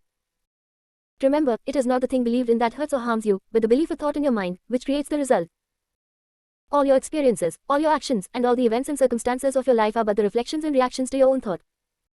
Prayer therapy is the combined function of the conscious and subconscious mind scientifically directed. Prayer therapy is the synchronized, harmonious, and intelligent function of the conscious and subconscious levels of mind specifically directed for a definite purpose. In scientific prayer or prayer therapy, you must know what you are doing and why you are doing it. You trust the law of healing. Prayer therapy is sometimes referred to as mental treatment, and another term is scientific prayer. In prayer therapy, you consciously choose a certain idea, mental picture, or plan, which you desire to experience. You realize your capacity to convey this idea or mental image to your subconscious by feeling the reality of the state assumed. As you remain faithful in your mental attitude, your prayer will be answered. Prayer therapy is a definite mental action for a definite specific purpose. Let us suppose that you decide to heal a certain difficulty by prayer therapy. You are aware that your problem or sickness, whatever it may be, must be caused by negative thoughts charged with fear and lodged in your subconscious mind, and that if you can succeed in cleansing your mind of these thoughts, you will get a healing. You, therefore, turn to the healing power within your own subconscious mind and remind yourself of its infinite power and intelligence and its capacity to heal all conditions. As you dwell on these truths, your fear will begin to dissolve, and the recollection of these truths also corrects the erroneous beliefs. You give thanks for the healing that you know will come, and then you keep your mind off the difficulty until you feel guided, after an interval, to pray again. While you are praying, you absolutely refuse to give any power to the negative conditions or to admit for a second that the healing will not come. This attitude of mind brings about the harmonious union of the conscious and subconscious mind, which releases the healing power. Faith healing, what it means, and how blind faith works. What is popularly termed faith healing is not the faith mentioned in the Bible, which means a knowledge of the interaction of the conscious and subconscious mind. A faith healer is one who heals without any real scientific understanding of the powers and forces involved. He may claim that he has a special gift of healing, and the sick person's blind belief in him or his powers may bring results. The voodoo doctor in South Africa and other parts of the world may heal by incantations, or a person may be healed by touching the so-called bones of saints, or anything else which causes the patients to honestly believe in the method or process. Any method which causes you to move from fear and worry to faith and expectancy will heal. There are many persons, each of whom claims that because his personal theory produces results, it is, therefore, the correct one. This, as already explained in this chapter, cannot be true. To illustrate how blind faith works, You will recall a discussion of the Swiss physician, Franz Anton Mesmer. In 1776, he claimed many cures when he stroked diseased bodies with artificial magnets. Later on, he threw away his magnets and evolved the theory of animal magnetism. This he held to be a fluid, which pervades the universe, but is most active in the human organism. He claimed that his magnetic fluid, which was going forth from him to his patients, healed them. People flocked to him and many wonderful cures were effected. Mesmer moved to Paris, and while there the government appointed a commission composed of physicians and members of the Academy of Science, of which Benjamin Franklin was a member, to investigate his cures. The report admitted the leading facts claimed by Mesmer, but held that there was no evidence to prove the correctness of his magnetic fluid theory and said the effects were due to the imagination of the patients. Soon after this, Mesmer was driven into exile and died in 1815. Shortly afterwards, Drive Braid of Manchester undertook to show that magnetic fluid had nothing to do with the production of the healings of Dr. Mesmer. Dr. Braid discovered that patients could be thrown into hypnotic sleep by suggestion, during which many of the well-known phenomena ascribed to magnetism by Mesmer could be produced. You can readily see that all these cures were undoubtedly brought about by the active imagination of the patients together with the powerful suggestion of health to their subconscious minds. All this could be termed blind faith, as there was no understanding in those days as to how the cures were brought about. Subjective faith and what it means. You will recall the proposition, which need not be repeated at length, that the subjective or subconscious mind of an individual is as amenable to the control of his own conscious or objective mind as it is by the suggestions of another. It follows that whatever may be your object of belief, if you will assume to have faith actively or passively, your subconscious mind will be controlled by the suggestions, and your desire will be fulfilled. The faith required in mental healings is a purely subjective faith, and is attainable upon the cessation of active opposition on the part of the objective or conscious mind. In the healing of the body it is, of course, desirable to secure the concurrent faith of both the conscious and subconscious mind. However, it is not always essential if you will enter into a state of passivity and receptivity by relaxing the mind and the body and getting into a sleepy state. In this drowsy state your passivity becomes receptive to subjective impression. Recently, I was asked by a man, how is it that I got a healing through a minister? I did not believe what he said when he told me that there is no such thing as disease and that matter does not exist. This man at first thought his intelligence was being insulted, and he protested against such a palpable absurdity. The explanation is simple. He was quieted by soothing words and told to get into a perfectly passive condition, to say nothing and think of nothing for the time being. His minister also became passive and affirmed quietly, peacefully, and constantly for about 1/2 hour that this man would have perfect health, peace, harmony, and wholeness. He felt immense relief and was restored to health. It is easy to see that his subjective faith had been made manifest by his passivity and the treatment and the suggestions of perfect healthfulness by the minister were conveyed to his subconscious mind. The two subjective minds were then on rapport. The minister was not handicapped by antagonistic autosuggestions of the patient arising from objective doubt of the power of the healer or the correctness of the theory. In the sleepy, drowsy state the conscious mind resistance is reduced to a minimum and results followed. The subconscious mind of the patient being necessarily controlled by such suggestion exercised its functions in accordance therewith, and a healing followed. The meaning of absent treatment. Suppose you learned that your mother was sick in New York City and you lived in Los Angeles. Your mother would not be physically present where you are, but you could pray for her. It is the Father within which doeth the work, John 14:10. The creative law of mind, subconscious mind serves you and will do the work. Its response to you is automatic. Your treatment is for the purpose of inducing an inner realization of health and harmony in your mentality. This inner realization, acting through the subconscious mind, operates through your mother's subconscious mind, as there is but one creative mind. Your thoughts of health, vitality, and perfection operate through the one universal subjective mind, and set a law of motion on the subjective side of life, which manifests through her body as a healing. In the mind principle there is no time or space. It is the same mind that operates through your mother, no matter where she may be. In reality there is no absent treatment, as opposed to present treatment, for the universal mind is omnipresent. You do not try to send out thoughts or hold a thought. Your treatment is a conscious movement of thought and, as you become conscious of the qualities of health, well-being, and relaxation, these qualities will be resurrected in the experience of your mother, and results will follow. The following is a perfect example of what is called absent treatment. Recently, a listener of our radio program in Los Angeles prayed as follows for her mother in New York who had a coronary thrombosis. The healing presence is right where my mother is. Her bodily condition is but a reflection of her thought life, like shadows cast on the screen. I know that in order to change the images on the screen I must change the projection reel. My mind is the projection reel, and I now project in my own mind the image of wholeness, harmony, and perfect health for my mother. The infinite healing presence, which created my mother's body and all her organs, is now saturating every atom of her being, and a river of peace flows through every cell of her body. The doctors are divinely guided and directed, and whoever touches my mother is guided to do the right thing. I know that disease has no ultimate reality. If it had, no one could be healed. I now align myself with the infinite principle of love and life, and I know and decree that harmony, health, and peace are now being expressed in my mother's body. She prayed in the above manner several times daily, and her mother had a most remarkable recovery after a few days, much to the amazement of her specialist. He complimented her on her great faith in the power of God. The conclusion, arrived at in the daughter's mind, set the creative law of mind in motion on the subjective side of life, which manifested itself through her mother's body as perfect health and harmony. What the daughter felt as true about her mother was simultaneously resurrected in the experience of her mother, releasing the kinetic action of the subconscious mind. A psychologist friend of mine told me that one of his lungs was infected. X-rays and analysis showed the presence of tuberculosis. At night going to sleep he would quietly affirm, every cell, nerve, tissue, and muscle of my lungs is now being made whole, pure, and perfect. My whole body is being restored to health and harmony. These are not his exact words, but they represent the essence of what he affirmed. A complete healing followed in about a month's time. Subsequent X-rays showed a perfect healing. I wanted to know his method, so I asked him why he repeated the words prior to sleep. Here is his reply, the kinetic action of the subconscious mind continues through your sleep time period. Hence, give the subconscious mind something good to work on as you drop off into slumber. This was very wise answer. In thinking of harmony and perfect health, he never mentioned his trouble by name. I strongly suggest that you cease talking about your ailments or giving them a name. The only sap from which they draw life is your attention and fear of them. Like the above-mentioned psychologist, become a mental surgeon. Then your troubles will be cut off like dead branches uprooted from a tree. If you are constantly naming your aches and symptoms, you inhibit the kinetic action, which means the release of the healing power and energy of your subconscious mind. Furthermore, by the law of your own mind, these imaginings tend to take shape as the thing I greatly feared. Job 3:25. Fill your mind with the great truths of life and walk forward in the light of love.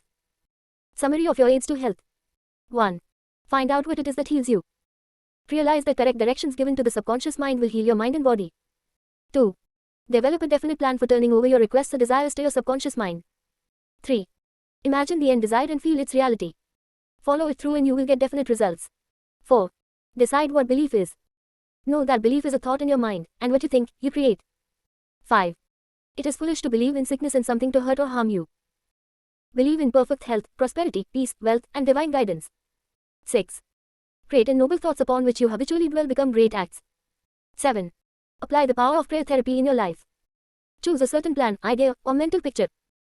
Mentally and emotionally unite with that idea, and as you remain faithful to your mental attitude, your prayer will be answered. 8. Always remember, if you really want the power to heal, you can have it through faith, which means the knowledge of the working of your conscious and subconscious mind. Faith comes with understanding. 9. Blind faith means that a person may get results in healing without any scientific understanding of the powers and forces involved. 10. Learn to pray for your loved ones who might be ill. Quiet your mind, and your thoughts of health, vitality, and perfection, operating through the one universal subjective mind, will be felt and resurrected in the mind of your loved 1. 6. Practical techniques in mental healing. An engineer has a technique and a process for building a bridge or an engine. Like the engineer, your mind also has a technique for governing, controlling, and directing your life. You must realize that methods and techniques are primary. In building the Golden Gate Bridge, the chief engineer understood mathematical principles, stresses, and strains. Secondly, he had a picture of the ideal bridge across the bay. The third step was his application of tried and proven methods by which the principles were implemented until the bridge took form and we drive on it. There also are techniques and methods by which your prayers are answered. If your prayer is answered, there is a way in which it is answered, and this is a scientific way. Nothing happens by chance. This is a world of law and order. In this chapter you will find practical techniques for the unfolding and nurture of your spiritual life. Your prayers must not remain up in the air like a balloon. They must go somewhere and accomplish something in your life. When we come to analyze prayer, we discover there are many different approaches and methods. We will not consider in this book the formal, ritual prayers used in religious services. These have an important place in group worship. We are immediately concerned with the methods of personal prayer as it is applied in your daily life and as it is used to help others. Prayer is the formulation of an idea concerning something we wish to accomplish. Prayer is the soul's sincere desire. Your desire is your prayer. It comes out of your deepest needs and it reveals the things you want in life. Blessed are they that hunger and thirst after righteousness, for they shall be filled. Matthew 5:6. That is really prayer, life's hunger and thirst for peace, harmony, health, joy, and all the other blessings of life. The passing over technique for impregnating the subconscious. This consists essentially in inducing the subconscious mind to take over your request as handed it by the conscious mind. This passing over is best accomplished in the reverie-like state. Know that in your deeper mind is infinite intelligence and infinite power. Just calmly think over what you want. See it coming into fuller fruition from this moment forward. Be like the little girl who had a very bad cough and a sore throat. She declared firmly and repeatedly, "It is passing away now. It is passing away now. It passed away in about an hour." Use this technique with complete simplicity and naivete. Your subconscious will accept your blueprint. If you were building a new home for yourself and your family, you know that you would be intensely interested in regard to the blueprint for your home. You would see to it that the builders conform to the blueprint. You would watch the material and select only the best wood, steel, in fact the best of everything. What about your mental home and your mental blueprint for happiness and abundance? All your experiences and everything that enters into your life depend upon the nature of the mental building blocks which you use in the construction of your mental home. If your blueprint is full of mental patterns of fear, worry, anxiety, or lack, and if you are despondent, doubtful, and cynical, then the texture of the mental material you are weaving into your mind will come forth as more toil, care, tension, anxiety, and limitation of all kinds. The most fundamental and the most far-reaching activity in life is that which you build into your mentality every waking hour. Your word is silent and invisible. Nevertheless, it is real. You are building your mental home all the time, and your thought and mental imagery represent your blueprint. Hour by hour, moment by moment, you can build radiant health, success, and happiness by the thoughts you think, the ideas which you harbor, the beliefs you accept, and the scenes that you rehearse in the hidden studio of your mind. This stately mansion, upon the construction of which you are perpetually engaged, is your personality, your identity in this plane, your whole life story on this earth. Get a new blueprint. Build silently by realizing peace, harmony, joy, and goodwill in the present moment. By dwelling upon these things, and claiming them, your subconscious mind will accept your blueprint and bring all these things to pass. By their fruits ye shall know them. Matthew 7:16. The science and art of true prayer. The term science means knowledge, which is coordinated, arranged, and systematized. Let us think of the science and art of true prayer as it deals with the fundamental principles of life and the techniques and processes by which they can be demonstrated in your life, as well as in the life of every human being when he applies them faithfully. The art is your technique or process, and the science behind it is the definite response of creative mind to your mental picture or thought. Ask, and it shall be given you. Seek, and ye shall find. Knock, and it shall be opened unto you. Matthew 7:7. Here you are told you shall receive that for which you ask. It shall be opened to you when you knock, and you shall find it for which you are searching. This teaching implies the definiteness of mental and spiritual laws. There is always a direct response from the infinite intelligence of your subconscious mind to your conscious thinking. If you ask for bread, you will not receive a stone. You must ask believing, if you are to receive. Your mind moves from the thought to the thing. Unless there is first an image in the mind, it cannot move, for there would be nothing for it to move toward. Your prayer, which is your mental act, must be accepted as an image in your mind before the power from your subconscious will play upon it and make it productive. You must reach a point of acceptance in your mind, an unqualified and undisputed state of agreement. This contemplation should be accompanied by a feeling of joy and restfulness in foreseeing the certain accomplishment of your desire. The sound basis for the art and science of true prayer is your knowledge and complete confidence that the movement of your conscious mind will gain a definite response from your subconscious mind, which is one with boundless wisdom and infinite power. By following this procedure, your prayers will be answered. The visualization technique. The easiest and most obvious way to formulate an idea is to visualize it, to see it in your mind's eye as vividly as if it were live. You can see with the naked eye only what already exists in the external world. In a similar way, that which you can visualize in your mind's eye already exists in the invisible realms of your mind. Any picture, which you have in your mind, is the substance of things hoped for and the evidence of things not seen. What you form in your imagination is as real as any part of your body. The idea and the thought are real and will one day appear in your objective world if you are faithful to your mental image. This process of thinking forms impressions in your mind. These impressions in turn become manifested as facts and experiences in your life. The builder visualizes the type of building he wants. He sees it as he desires it to be completed. His imagery and thought processes become a plastic mold from which a building will emerge, a beautiful or an ugly one, a skyscraper or a very low one. His mental imagery is projected and is drawn on paper. Eventually, the contractor and his workers gather the essential materials and the building progresses until it stands finished, conforming perfectly to the mental patterns of the architect. I use the visualization technique prior to speaking from the platform. I quiet the wheels of my mind in order that I may present to the subconscious mind my images of thought. Then, I picture the entire auditorium in the seats filled with men and women.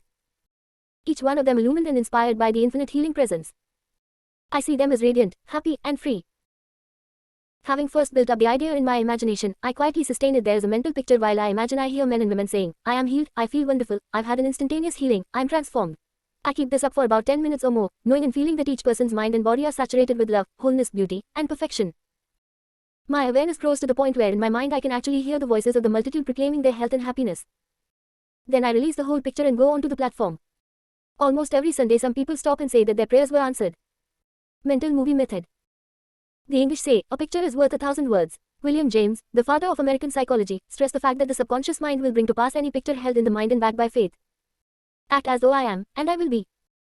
A number of years ago I was in the Middle West lecturing in several states, and I desired to have a permanent location in the general area from which I could serve those who desired help. I traveled far, but the desire did not leave my mind.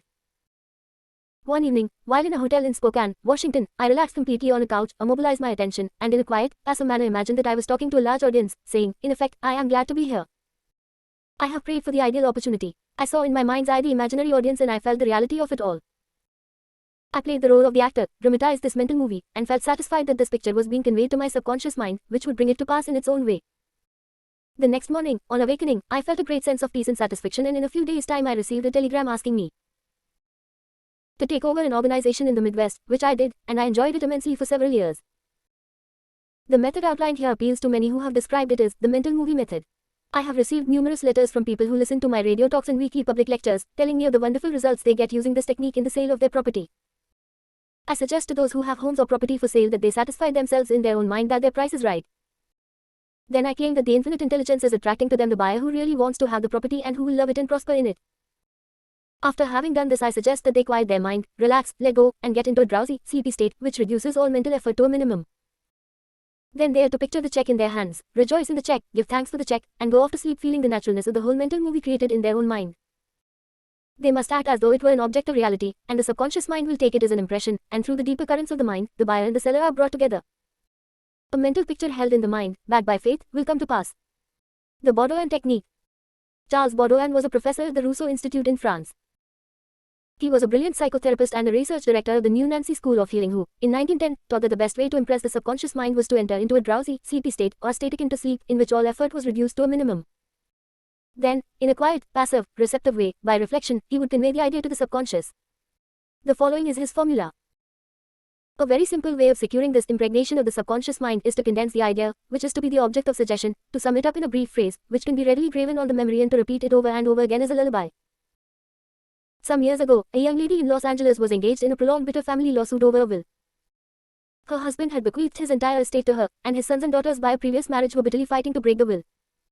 The Baudouin technique was outlined to her, and this is what she did. She relaxed her body in an armchair, entered into the sleepy state and, as suggested, condensed the idea of her need into a phrase consisting of 6 words easily graven on the memory. It is finished in divine order. The significance to her of these words meant that infinite intelligence operating through the laws of her subconscious mind would bring about a harmonious adjustment through the principle of harmony.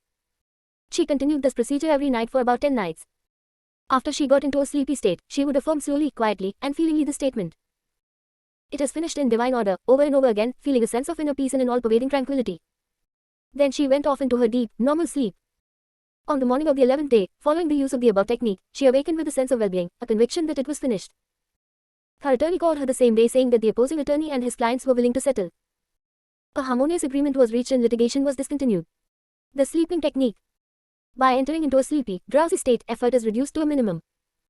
The conscious mind is submerged to a great extent when in a sleepy state. The reason for this is that the highest degree of outcropping of the subconscious occurs prior to sleep and just after we awaken. In this state, the negative thoughts, which tend to neutralize your desire and so prevent acceptance by your subconscious mind, are no longer present. Suppose you want to get rid of a destructive habit. Assume a comfortable posture, relax your body, and be still. Get into a sleepy state, and in that sleepy state, say quietly, over and over again as a lullaby, I am completely free from this habit. Harmony and peace of mind reign supreme. Repeat the above slowly, quietly, and lovingly for 5 or 10 minutes, night and morning. Each time you repeat the words, the emotional value becomes greater. When the urge comes to repeat the negative habit, repeat the above formula out loud to yourself.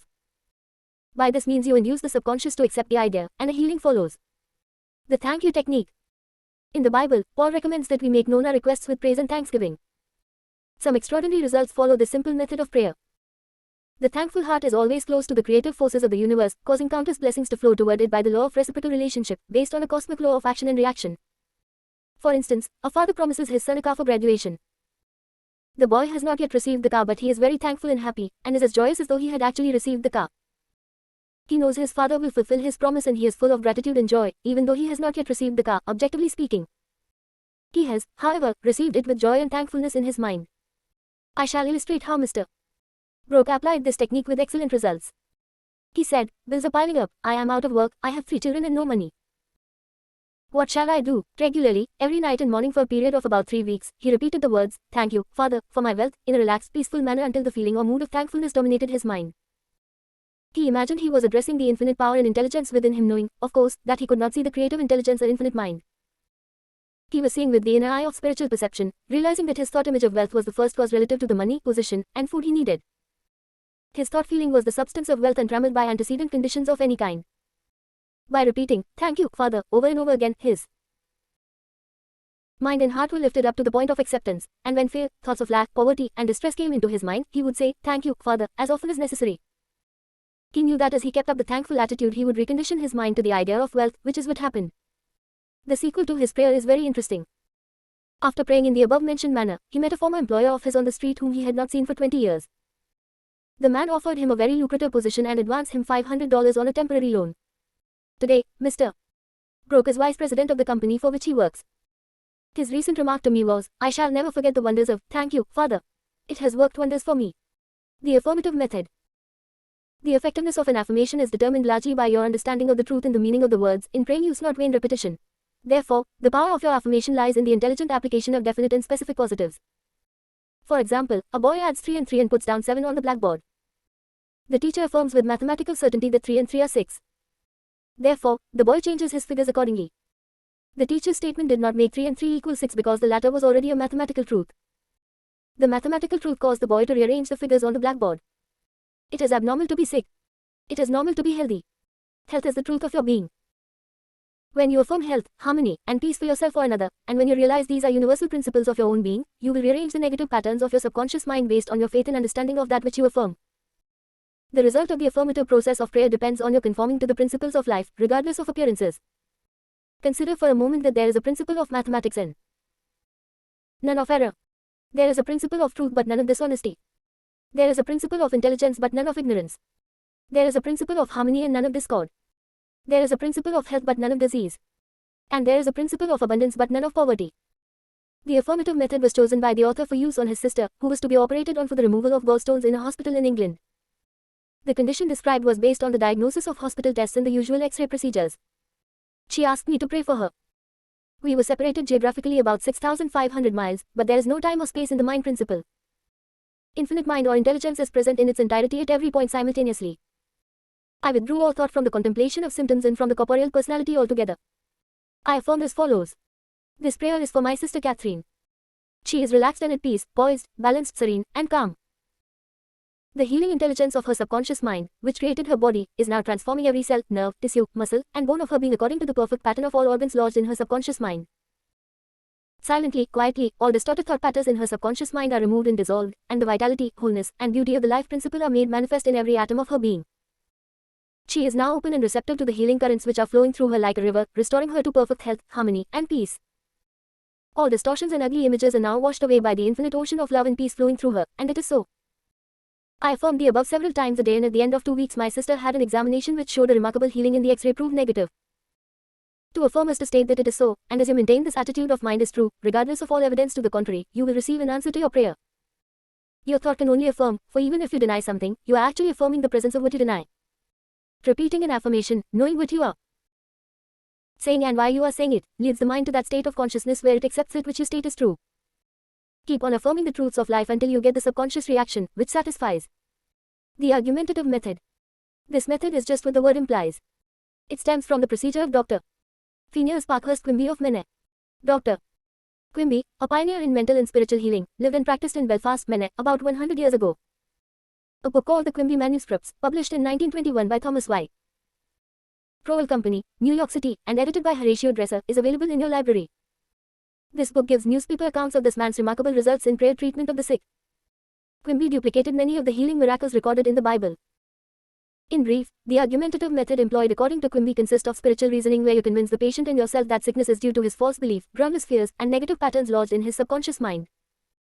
You reason it out clearly in your mind and convince your patient that the disease or ailment is due only to a distorted, twisted pattern of thought which has taken form in the body.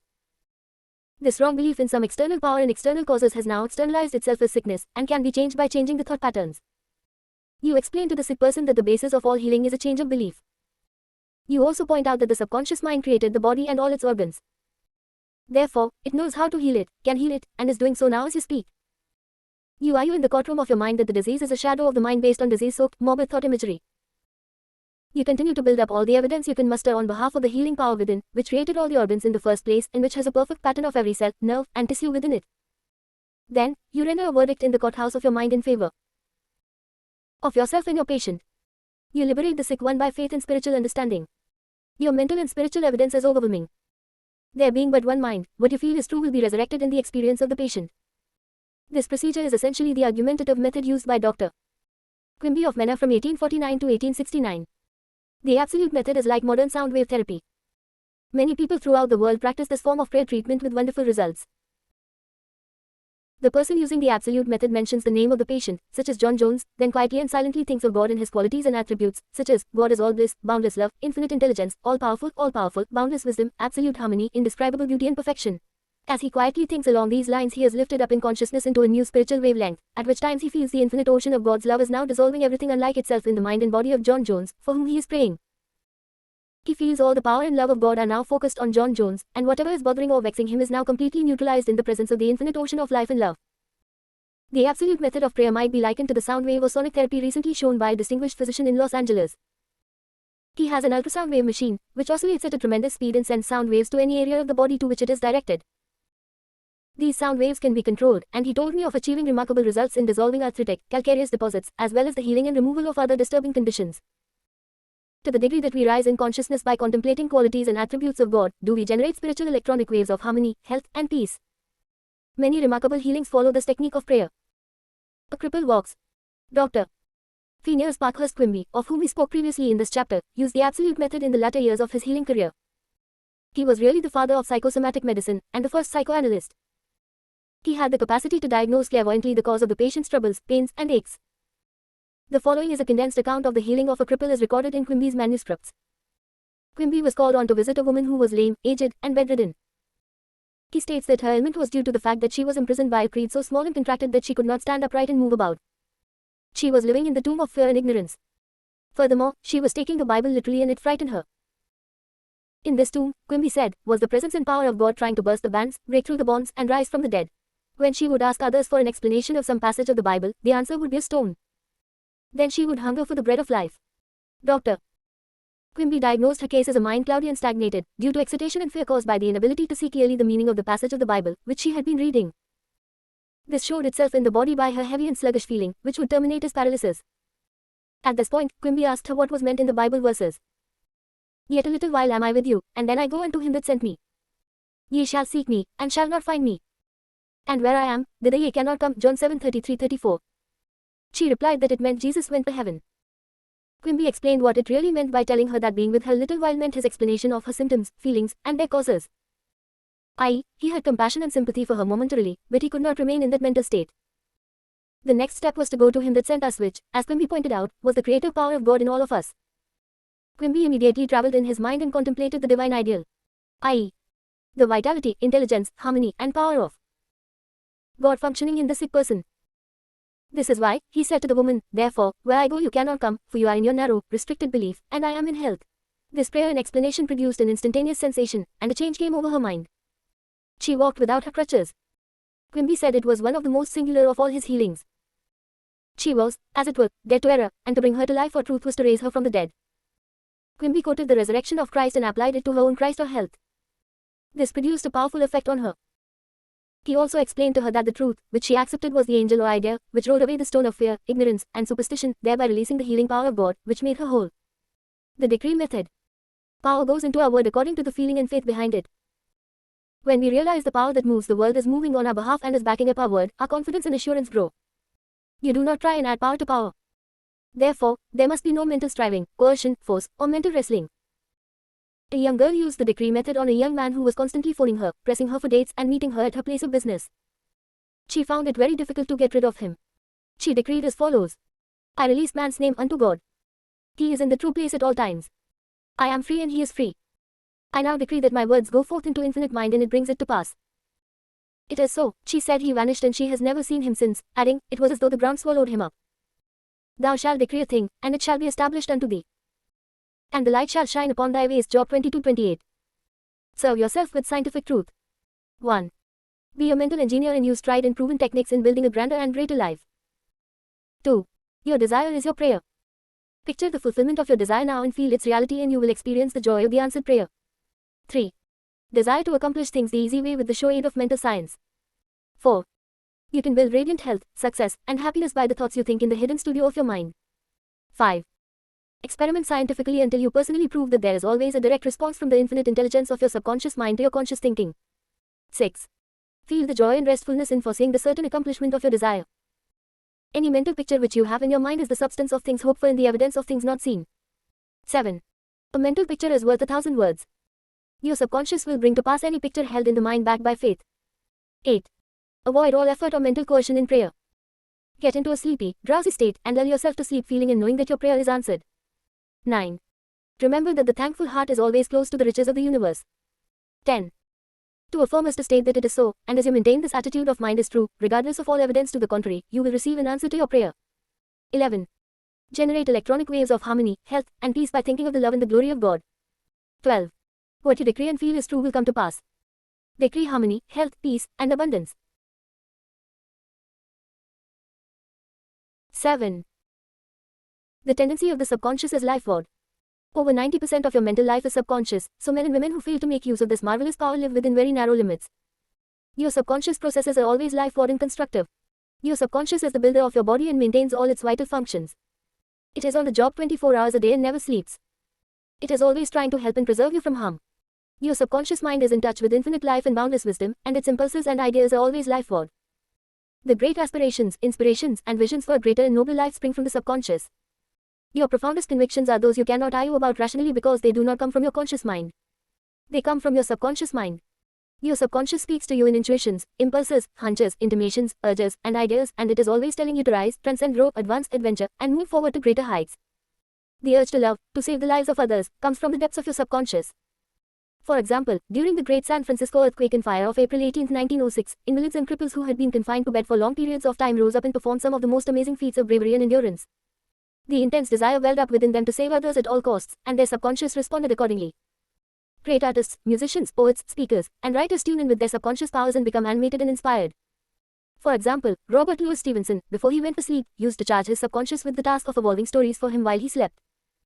He was accustomed to ask his subconscious to give him a good, marketable thriller when his bank account was low. Stevenson said the intelligence of his deeper mind gave him the story piece by piece, like a serial. This shows how your subconscious will speak lofty and wise sayings through you, which your conscious mind knows nothing about. Mark Twain confided to the world on many occasions that he never worked in his life. All his humor and all his great writings were due to the fact that he tapped the inexhaustible reservoir of his subconscious mind. How the body portrays the workings of the mind. The interaction of your conscious and subconscious mind requires a similar interaction between the corresponding system of nerves. The cerebrospinal system is the organ of the conscious mind, and the sympathetic system is the organ of the subconscious mind. The cerebrospinal system is the channel through which you receive conscious perception by means of your 5 physical senses and exercise control over the movement of your body. This system has its nerves in the brain, and it is the channel of your volitional and conscious mental function. The sympathetic system, sometimes referred to as the involuntary nervous system, has its center in a ganglionic mass at the back of the stomach known as the solar plexus, and is sometimes spoken of as the abdominal brain. It is the channel of that mental action, which unconsciously supports the vital functions of the body. The two systems may work separately or synchronously. Judge Thomas Stroud, The Edinburgh Lectures on Mental Science, New York.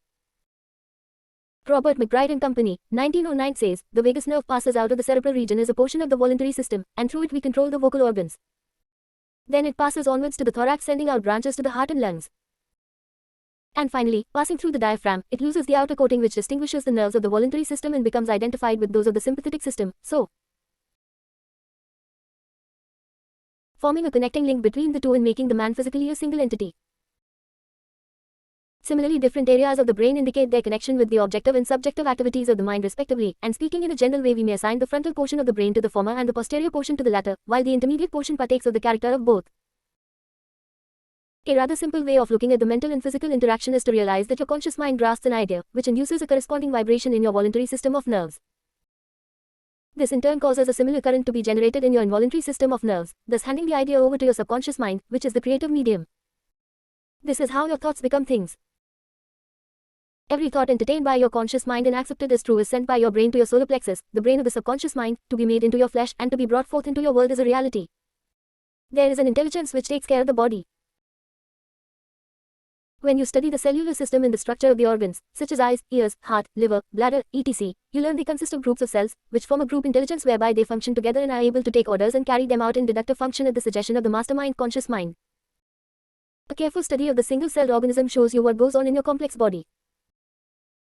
Though the monocellular organism has no organs, it still gives evidence of mind action and reaction performing the basic functions of movement, alimentation, assimilation, and elimination. Many say there is an intelligence which will take care of your body if you let it alone.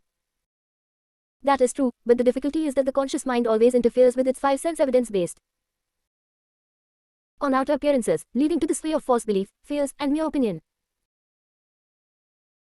When fear, false beliefs, and negative patterns are made to register in your subconscious mind through psychological, emotional conditioning, there is no other course open to the subconscious mind except to act on the blueprint specifications offered it. The subconscious mind works continually for the common good. The subjective self within you works continuously for the general good, reflecting an innate principle of harmony behind all things. Your subconscious mind has its own will and it is a very real something in itself. It acts night and day, whether you act upon it or not.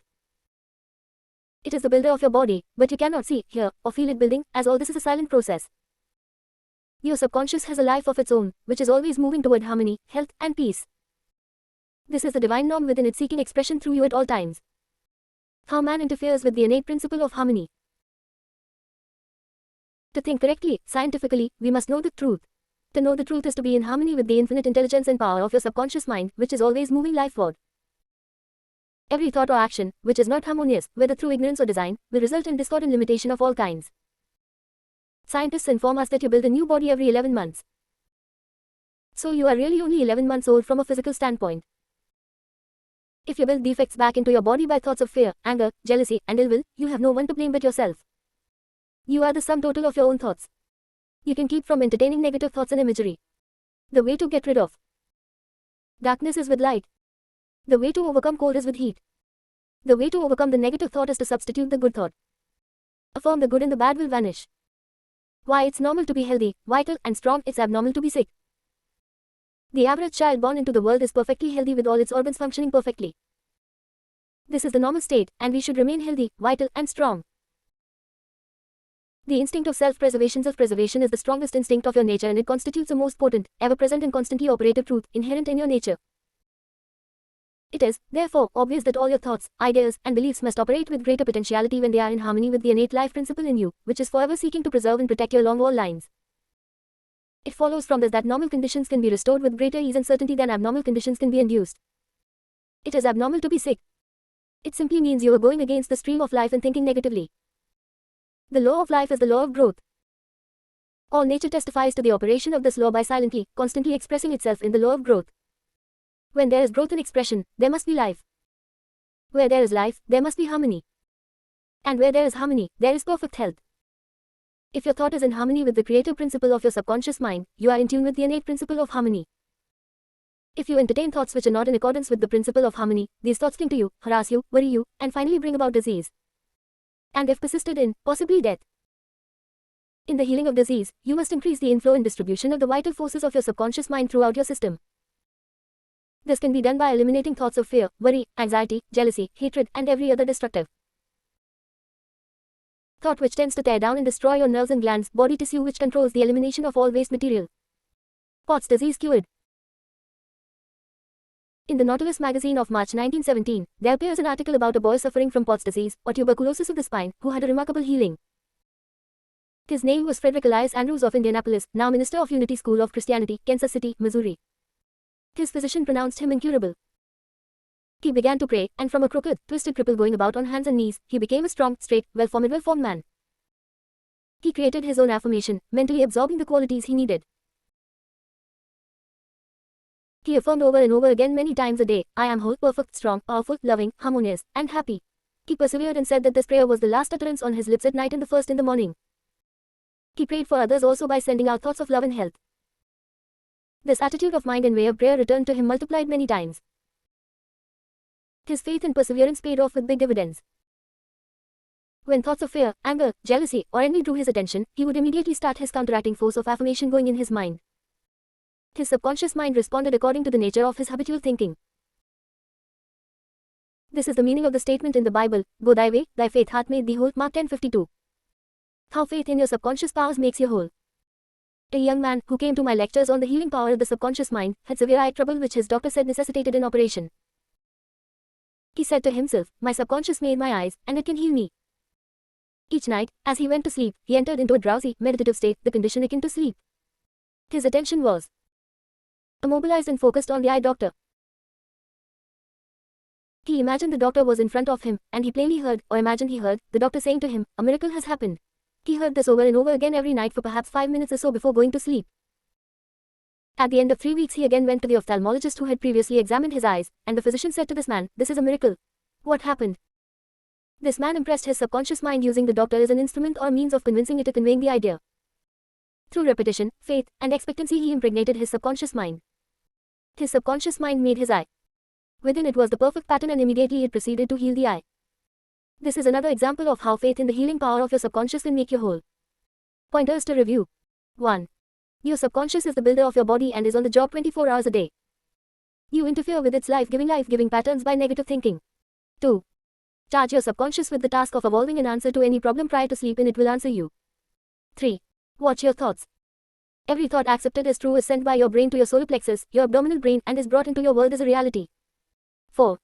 Know that you can remake yourself by giving a new blueprint to your subconscious mind. 5. The tendency of your subconscious is always lifeward. Your job is with your conscious mind. Feed your subconscious mind with premises which are true. Your subconscious is always reproducing according to your habitual mental patterns. 6. You build a new body every 11 months. Change your body by changing your thoughts and keeping them changed. 7. It is normal to be healthy. It is abnormal to be ill. There is within the innate principle of harmony. 8. Thoughts of jealousy, fear, worry, and anxiety tear down and destroy your nerves and glands, bringing about mental and physical diseases of all kinds. 9. What you affirm consciously and feel is true will be made manifest in your mind, body, and affairs. Affirm the good and enter into the joy of living. 8. How to get the results you want. The principal reasons for failure are lack of confidence and too much effort. Many people block answers to their prayers by failing to fully comprehend the workings of the subconscious mind. When you know how your mind functions, you gain a measure of confidence.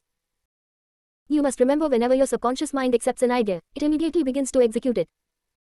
It uses all its mighty resources to that end and mobilizes all the mental and spiritual laws of your deeper mind.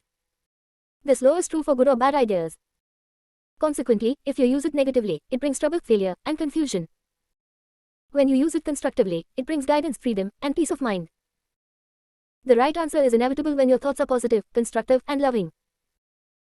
From this it is obvious that the only thing you have to do in order to overcome failure is to get your subconscious to accept your idea or request by feeling its reality now, and the law of your mind will do the rest.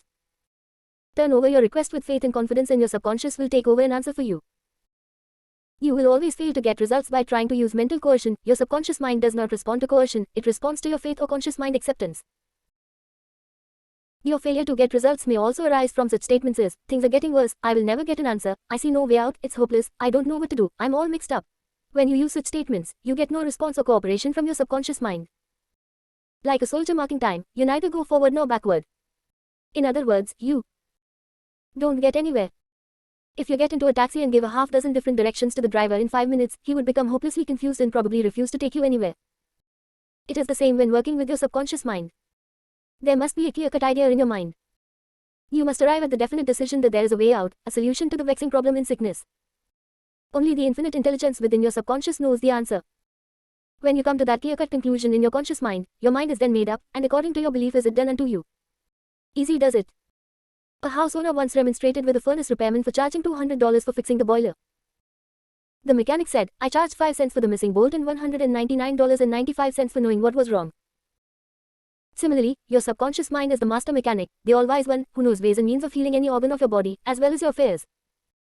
Decree health, and your subconscious will establish it, but relaxation is the key. Easy does it. Do not be concerned with details and means, but know the end result. Get the feel of the happy solution to your problem, whether it is health, finances, or employment.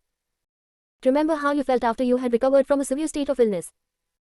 Bear in mind that your feeling is the touchstone of all subconscious demonstration. Your new idea must be felt subjectively in a finished state, not the future, but is coming about now. Infer no opponent, use imagination and not willpower. In using your subconscious mind, you infer no opponent, you use no willpower. You imagine the end and the freedom state. You will find your intellect trying to get in the way, but persist in maintaining a simple, childlike, miracle-making faith. Picture yourself without the ailment or problem. Imagine the emotional accompaniment of the freedom state you crave.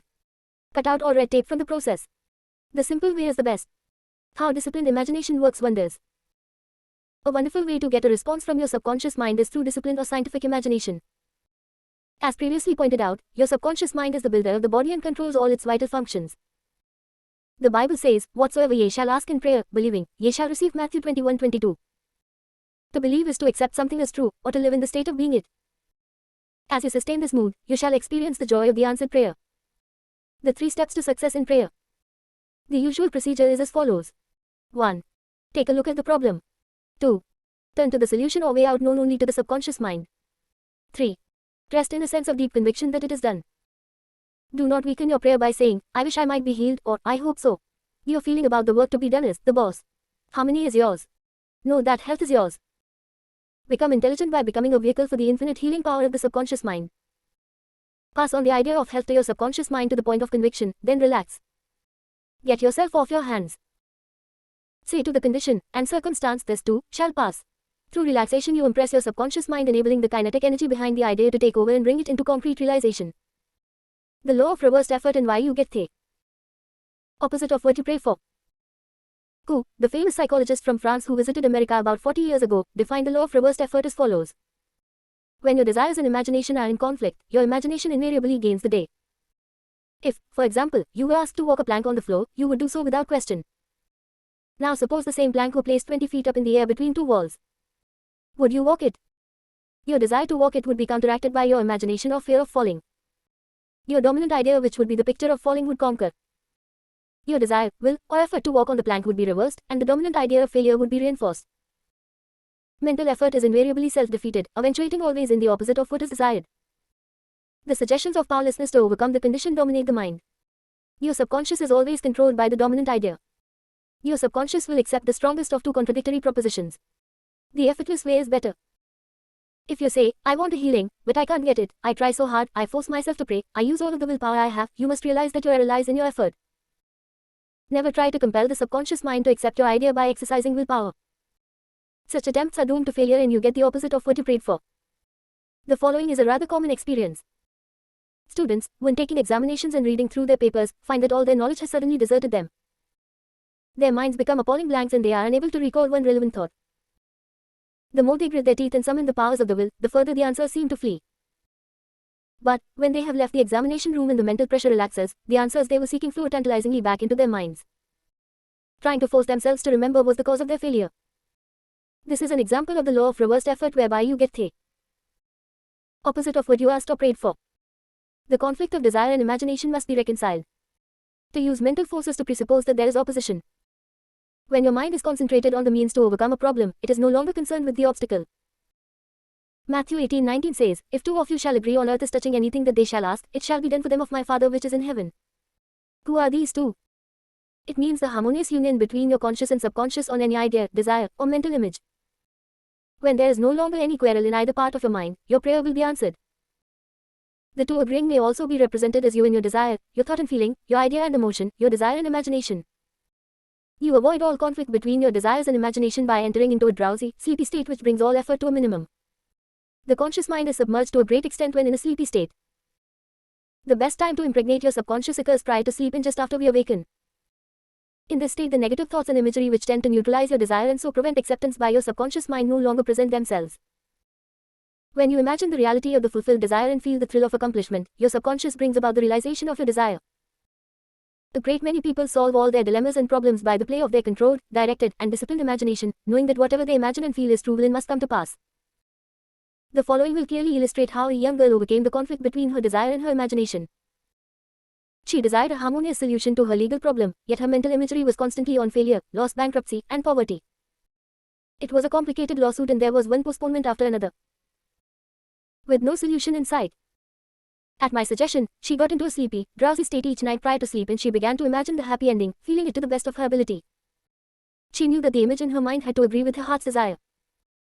Prior to sleep, she began to dramatize as vividly as possible her lawyer having an animated discussion with her regarding the outcome.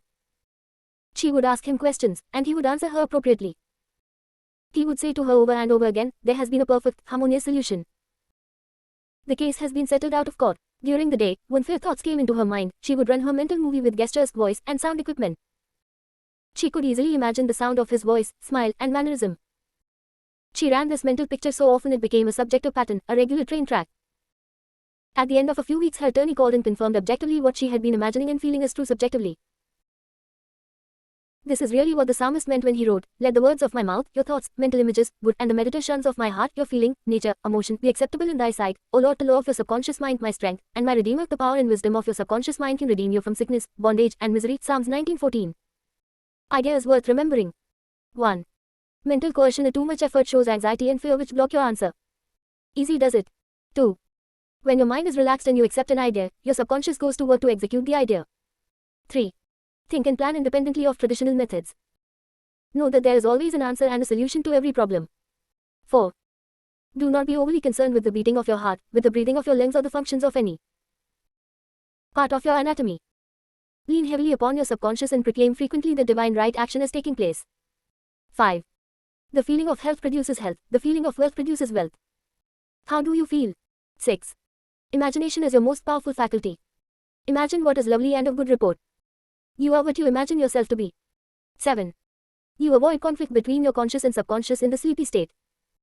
Imagine the fulfillment of your desire over and over again prior to sleep. Sleep in peace and wake in joy. Scientists use the subconscious mind. Many scientists realize the true importance of the subconscious mind.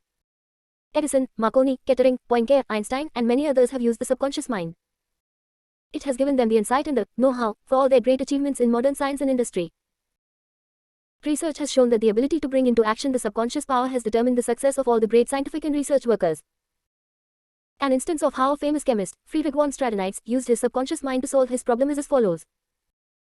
He had been working laboriously for a long time trying to rearrange the 6 carbon and the 6 hydrogen atoms on the benzene formula, and he was constantly perplexed and unable to solve the matter. Tired and exhausted, he turned the request over completely to his subconscious mind. Shortly afterward, as he was about to board a London bus, his subconscious presented his conscious mind with a sudden flash of a snake biting its own tail and turning around like a pinwheel. This answer, from his subconscious mind, gave him the long-sought answer of the circular rearrangement of the atoms that is known as the benzene ring. How a distinguished scientist brought forth his inventions. Nikola Tesla was a brilliant electrical scientist who brought forth the most amazing innovations. When an idea for a new invention came into his mind, he would build it up in his imagination, knowing that his subconscious mind would reconstruct and reveal to his conscious mind all the parts needed for its manufacture in concrete form. Through quietly contemplating every possible improvement, he spent no time in correcting defects and was able to give the technicians the perfect product of his mind. He said, "Invariably, my device works as I imagined it should. In 20 years there has not been a single exception." How a famous naturalist solved his problem. Professor Louis Agassiz, a distinguished American naturalist, discovered the indefatigable activities of his subconscious mind while he slept. The following has been reported by his widow in her biography of her famous husband. He had been for 2 weeks striving to decipher the somewhat obscure impression of a fossil fish on the stone slab in which it was preserved. Weary and perplexed, he put his work aside at last, and tried to dismiss it from his mind. Shortly after, he waked one night persuaded that while asleep he had seen his fish with all the missing features perfectly restored. But when he tried to hold and make fast the image, it escaped him. Nevertheless, he went early to the Jardin des Plantes, thinking that on looking anew at the impression he should see something which would put him on the track of his vision. In vain, the blurred record was as black as ever. The next night he saw the fish again, but with no more satisfactory result. When he awoke, it disappeared from his memory as before. Hoping that the same experience might be repeated, on the 3rd night he placed a pencil and paper beside the bed before going to sleep. Accordingly, toward morning the fish reappeared in his dream, confusedly at first, but at last with such distinctness that he had no longer any doubt as to its zoological characters. Still half dreaming, in perfect darkness, he traced these characters on the sheet of paper at the bedside. In the morning he was surprised to see in his nocturnal sketch features which he thought it impossible the fossil itself should reveal. He hastened to the Jardin des Plantes and, with his drawing as a guide, succeeded in chiseling away the surface of the stone under which portions of the fish proved to be hidden. When wholly exposed, it corresponded with his dream in his drawing, and he succeeded in classifying it with ease. An outstanding physician solved the problem of diabetes. Some years ago I received a clipping from a magazine describing the origin of the discovery of insulin.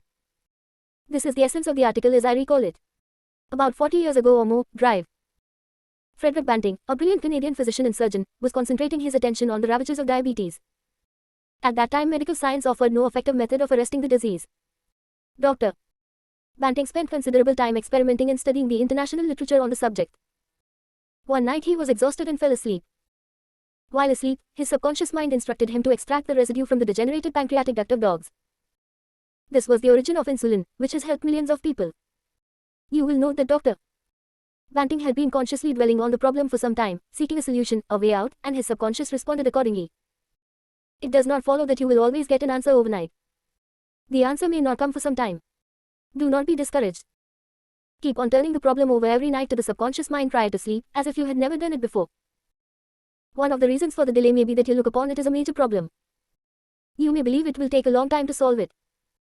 Your subconscious mind is timeless and spaceless. Go to sleep believing you have the answer.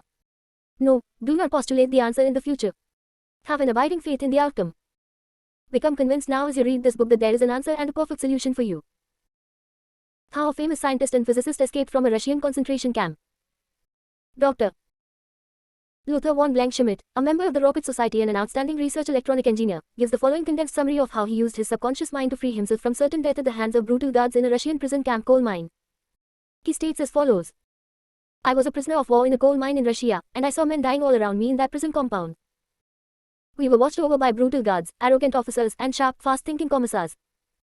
After a short medical checkup, a quota of coal was assigned to each person. My quota was 300 pounds per day. In case any man did not fill his quota, his small food ration was cut down, and in a short time he was resting in the cemetery. I started concentrating on my escape. I knew that my subconscious mind would somehow find a way.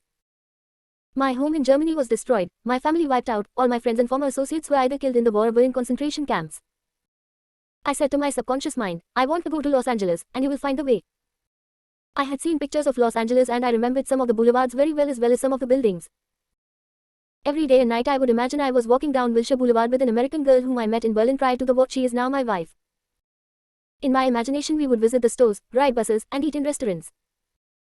Every night I made it a special point to drive my imaginary American automobile up and down the boulevards of Los Angeles. I made all this vivid and real. These pictures in my mind were as real and as natural to me as one of the trees outside the prison camp. Every morning the chief guard would count the prisoners as they were lined up. He would call out, 1, 2, 3, etc., and when 17 was called out, which was my number in sequence, I stepped aside.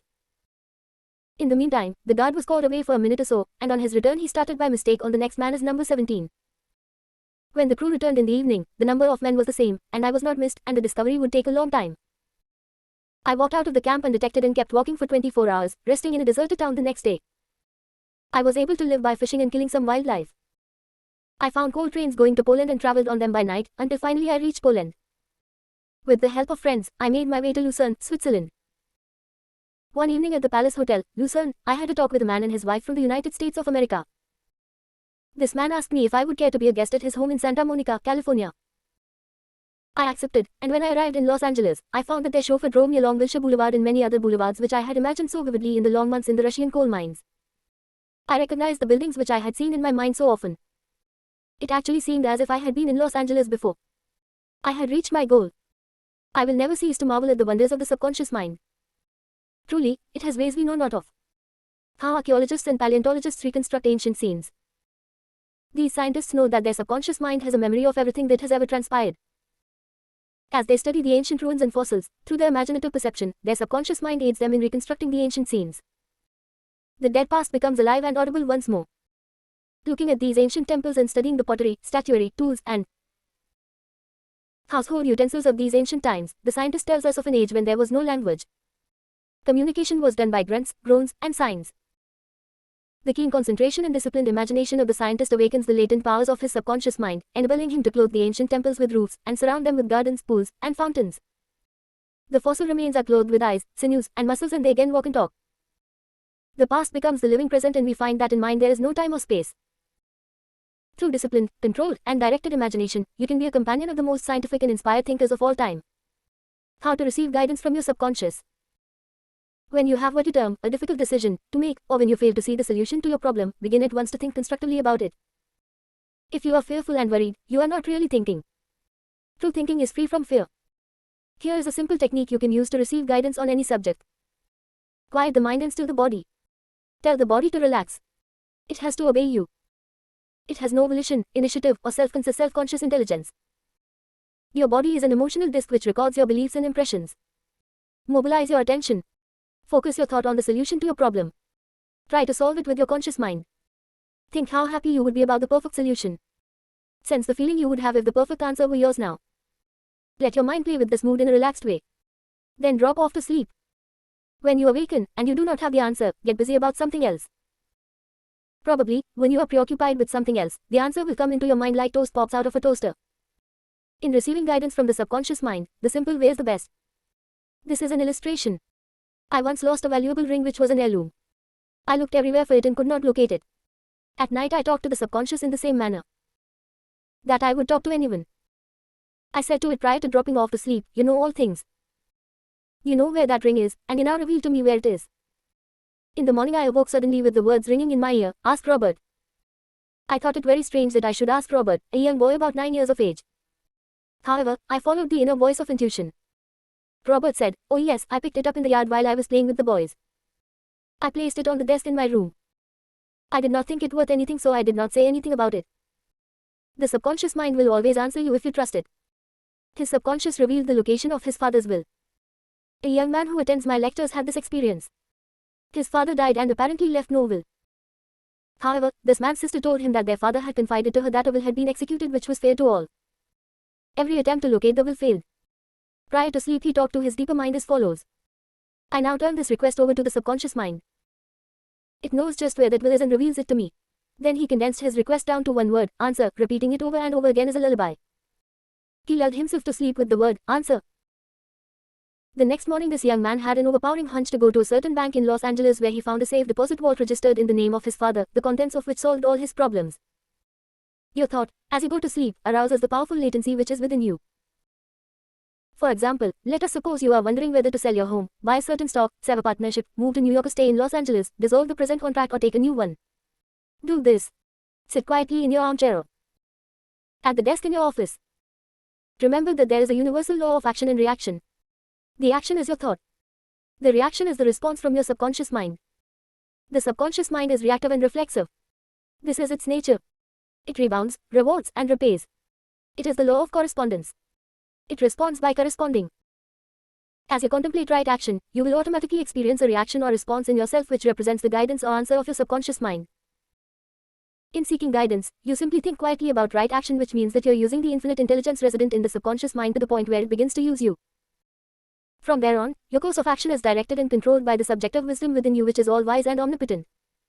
Your decision will be right. There will only be right action because you are under a subjective compulsion to do the right thing. I use the word compulsion because the law of the subconscious is compulsion. The secret of guidance. The secret of guidance or right action is to mentally devote yourself to the right answer until you find its response in you.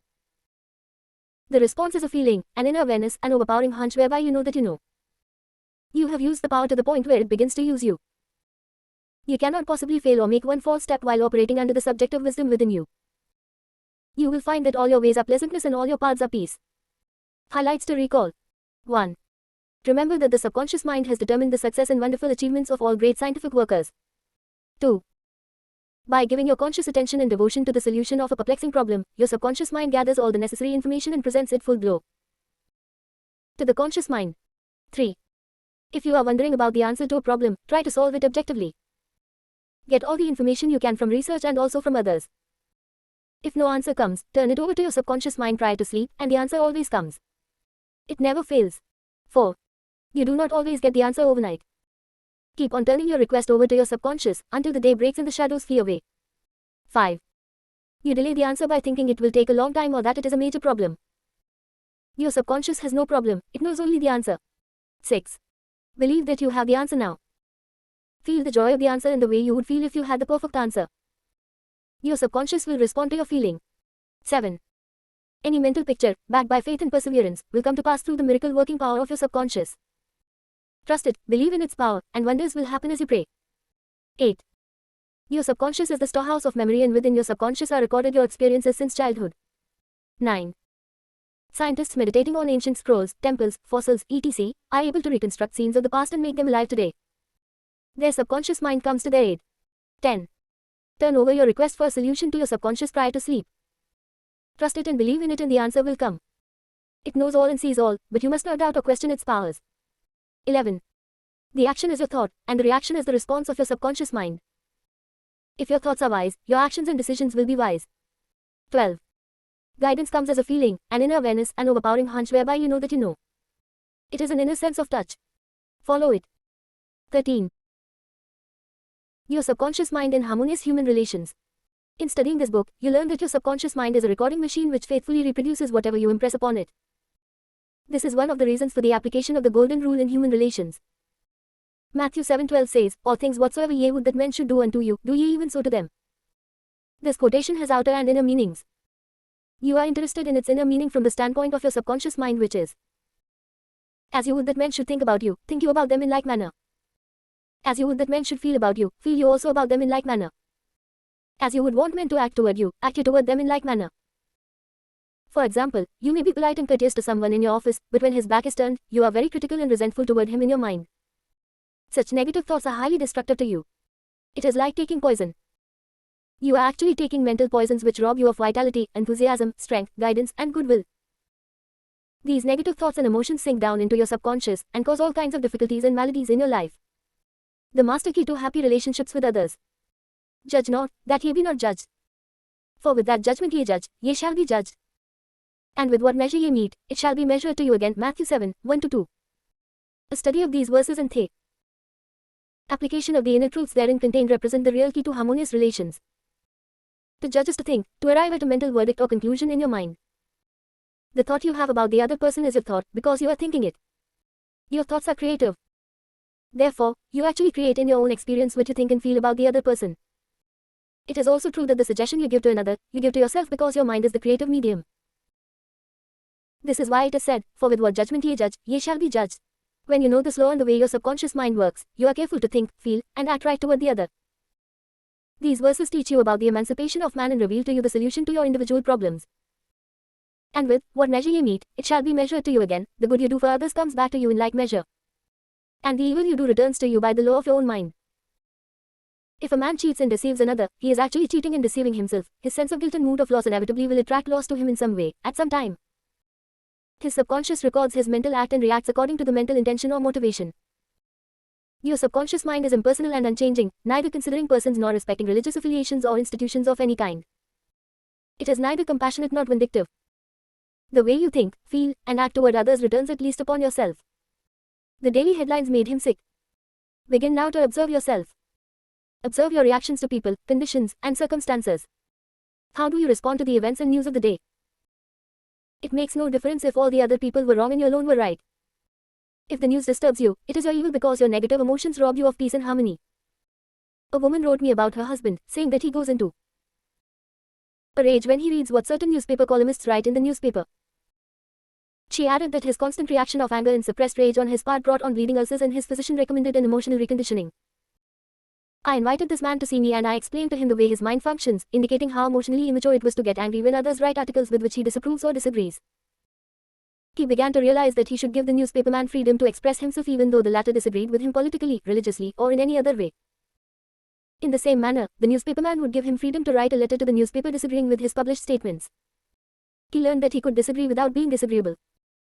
He awakened to the simple truth that it is never what a person says or does that affects him, it is his reaction to what is said or done that matters. This explanation was the cure for this man, and he realized that with a little practice he could master his morning tantrums. His wife told me, subsequently, that he laughed at himself and also at what the columnists say. They no longer have power to disturb, annoy, or irritate him. His ulcers have disappeared due to his emotional poise and serenity. I hate women, but I like men. A private secretary was very bitter towards some of the girls in her office because they were gossiping about her, and as she said, spreading vicious lies about her. She admitted that she did not like women. She said, "I hate women, but I like men." I discovered also that she spoke to the girls who were under her in the office in a very haughty, imperious, and irritable tone of voice. She pointed out that they took delight in making things difficult for her. There was a certain pomposity in her way of speaking, and I could see where her tone of voice would affect some people unpleasantly. If all the people in the office or factory annoy you, isn't it a possibility that the vibration, annoyance, and turmoil may be due to some subconscious pattern or mental projection from you? We know that a dog will react ferociously if you hate or fear dogs. Animals pick up your subconscious vibrations and react accordingly. Many undisciplined human beings are just as sensitive as dogs, cats, and other animals. I suggested a process of prayer to this private secretary who hated women, explaining to her that when she began to identify herself with spiritual virtues and commenced to affirm the truths of life, her voice, mannerisms, and hatred of women would completely disappear. She was surprised to know that the emotion of hatred shows up in a person's speech, actions, in his writings, and in all phases of his life. She ceased reacting in the typical, resentful, and angry way. She established a pattern of prayer, which she practiced regularly, systematically, and conscientiously in the office. The prayer was as follows: I think, speak, and act lovingly, quietly, and peacefully. I now radiate love, peace, tolerance, and kindness to all the girls who criticized me and gossiped about me. I anchor my thoughts on peace, harmony, and goodwill to all. Whenever I am about to react negatively, I say firmly to myself, I am going to think, speak, and act from the standpoint of the principle of harmony, health, and peace within myself. Creative intelligence leads, rules, and guides me in all my ways. The practice of this prayer transformed her life, and she found that all criticism and annoyance ceased. The girls became co-workers and friends along life's journey. She discovered that there is no one to change but myself. His inner speech held back his promotion. One day a salesman came to see me and described his difficulties in working with the sales manager of his organization. He had been with the company 10 years and had received no promotion or recognition of any kind. He showed me his sales figures, which were greater proportionately than the other men in the territory. He said that his sales manager did not like him, that he was unjustly treated, and that at conferences the manager was rude to him and at times ridiculed his suggestions. I explained that undoubtedly the cause was to a great degree within himself, and that his concept and belief about his superior bore witness to the reaction of this man. The measure we meet shall be measured to us again. His mental measure or concept of the sales manager was that he was mean and cantankerous. He was filled with bitterness and hostility toward the executive. On his way to work he conducted a vigorous conversation with himself filled with criticism, mental arguments, recriminations, and denunciations of his sales manager. What he gave out mentally, he was inevitably bound to get back. The salesman realized that his inner speech was highly destructive because of the intensity and force of his silent thoughts and emotions, and personally conducted mental condemnation and vilification of the sales manager entered into his own subconscious mind. This brought about the negative response from his boss as well as creating many other personal, physical, and emotional disorders. He began to pray frequently as follows. I am the only thinker in my universe. I am responsible for what I think about my boss. My sales manager is not responsible for the way I think about him. I refuse to give power to any person, place, or thing to annoy me or disturb me. I wish health, success, peace of mind, and happiness for my boss. I sincerely wish him well, and I know he is divinely guided in all his ways. He repeated this prayer out loud slowly, quietly, and feelingly, knowing that his mind is like a garden, and that whatever he plants in the garden will come forth like seeds after their kind. I also taught him to practice mental imagery prior to sleep in this way. He imagined that his sales manager was congratulating him on his fine work, on his zeal and enthusiasm, and on his wonderful response from customers. He felt the reality of all this, felt his hand shake, heard the tone of his voice, and saw him smile. He made a real mental movie, dramatizing it to the best of his ability. Night after night he conducted this mental movie, knowing that his subconscious mind was the receptor plate on which his conscious imagery would be impressed. Gradually, by a process of what may be termed mental and spiritual osmosis, the impression was made on his subconscious mind, and the expression automatically came forth. The sales manager subsequently called him up to San Francisco, congratulated him, and gave him a new assignment as division sales manager over 100 men with a big increase in salary. He changed his concept and estimate of his boss, and the latter responded accordingly. Becoming emotionally mature. What the other person says or does cannot really annoy or irritate you except you permit him to disturb you. The only way he can annoy you is through your own thought. For example, if you get angry, you have to go through 4 stages in your mind. You begin to think about what he said. You decide to get angry and generate an emotion of rage. Then, you decide to act. Perhaps you talk back and react in kind. You see that the thought, emotion, reaction, and action all take place in your mind. When you become emotionally mature, you do not respond negatively to the criticism and resentment of others. To do so would mean that you had descended to that state of low mental vibration and become one with the negative atmosphere of the other. Identify yourself with your aim in life, and do not permit any person, place, or thing to deflect you from your inner sense of peace, tranquility, and radiant health. The meaning of love in harmonious human relations. Sigmund Freud, the Austrian founder of psychoanalysis, said that unless the personality has love, it sickens and dies. Love includes understanding, goodwill, and respect for the divinity in the other person. The more love and goodwill you emanate and exude, the more comes back to you. If you puncture the other fellow's ego and wound his estimate of himself, you cannot gain his goodwill. Recognize that every man wants to be loved and appreciated, and made to feel important in the world.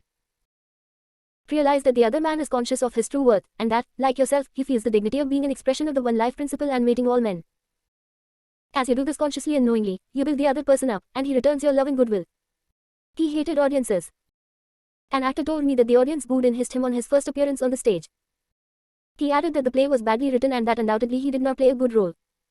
He admitted openly to me that for months afterward he hated audiences. He called them dopes, dummies, stupid, ignorant, gullible, etc. He quit the stage in disgust and went to work in a drugstore for a year. One day a friend invited him to hear a lecture in Town Hall, New York City, on how to get along with ourselves. This lecture changed his life. He went back to the stage and began to pray sincerely for the audience and himself. He poured out love and goodwill every night before appearing on the stage. He made it a habit to claim that the peace of God filled the hearts of all present, and that all present were lifted up and inspired. During each performance he sent out love vibrations to the audience. Today, he is a great actor, and he loves and respects people. His goodwill and esteem are transmitted to others and are felt by them. Handling difficult people. There are difficult people in the world who are twisted and distorted mentally. They are malconditioned. Many are mental delinquents, argumentative, uncooperative, cantankerous, cynical, and sour on life. They are sick psychologically. Many people have deformed and distorted minds, probably warped during childhood. Many have congenital deformities. You would not condemn a person who had tuberculosis, nor should you condemn a person who is mentally ill. No one, for example, hates or resents a hunchback. There are many mental hunchbacks. You should have compassion and understanding. To understand all is to forgive all. Misery loves company. The hateful, frustrated, distorted, and twisted personality is out of tune with the infinite. He resents those who are peaceful, happy, and joyous. Usually he criticizes, condemns, and vilifies those who have been very good and kind to him. His attitude is this: why should they be so happy when he is so miserable? He wants to drag them down to his own level. Misery loves company. When you understand this, you remain unmoved, calm, and dispassionate. The practice of empathy in human relations. A girl visited me recently stating that she hated another girl in her office. She gave her reason that the other girl was prettier, happier, and wealthier than she, and, in addition, was engaged to the boss of the company where they worked. One day after the marriage had taken place, the crippled daughter by a former marriage of the woman whom she hated came into the office. The child put her arms around her mother and said, "Mommy, Mommy, I love my new daddy. Look what he gave me." She showed her mother a wonderful new toy. She said to me, "My heart went out to that little girl, and I knew how happy she must feel." I got a vision of how happy this woman was. All of a sudden I felt love for her, and I went into the office and wished her all the happiness in the world, and I meant it. In psychological circles today, this is called empathy, which simply means the imaginative projection of your mental attitude into that of another. She projected her mental mood or the feeling of her heart into that of the other woman, and began to think and look out through the other woman's brain. She was actually thinking and feeling as the other woman, and also as the child, because she likewise had projected herself into the mind of the child. She was looking out from that vantage point on the child's mother. If tempted to injure, think ill of another, project yourself mentally into the mind of Moses and think from the standpoint of the 10 Commandments. If you are prone to be envious, jealous, or angry, project yourself into the mind of Jesus and think from that standpoint, and you will feel the truth of the words love ye one another. John 13:34. Appeasement never wins. Do not permit people to take advantage of you and gain the point by temper tantrums, crying jags, or so-called heart attacks. These people are dictators who try to enslave you and make you do their bidding. Be firm but kind, and refuse to yield. Appeasement never wins. Refuse to contribute to their delinquency, selfishness, and possessiveness. Remember, do that which is right. You are here to fulfill your ideal and remain true to the eternal verities and spiritual values of life, which are eternal. Give no one in all the world the power to deflect you from your goal, your aim in life, which is to express your hidden talents to the world, to serve humanity, and to reveal more and more of God's wisdom, truth, and beauty to all people in the world. Remain true to your ideal. Know definitely and absolutely that whatever contributes to your peace, happiness, and fulfillment must of necessity bless all men who walk the earth. The harmony of the part is the harmony of the whole, for the whole is in the part, and the part is in the whole. All you owe the other, as Paul says, is love, and love is the fulfilling of the law of health, happiness, and peace of mind. Profitable pointers in human relations. 1. Your subconscious mind is a recording machine which reproduces your habitual thinking. Think good of the other, and you are actually thinking good about yourself. 2. A hateful or resentful thought is a mental poison. Do not think ill of another, for to do so is to think ill of yourself. You are the only thinker in your universe, and your thoughts are creative. 3. Your mind is a creative medium. Therefore, what you think and feel about the other you are bringing to pass in your own experience. This is the psychological meaning of the golden rule. As you would that man should think about you, think you about them in the same manner. 4. To cheat, rob, or defraud another brings lack, loss, and limitation to yourself.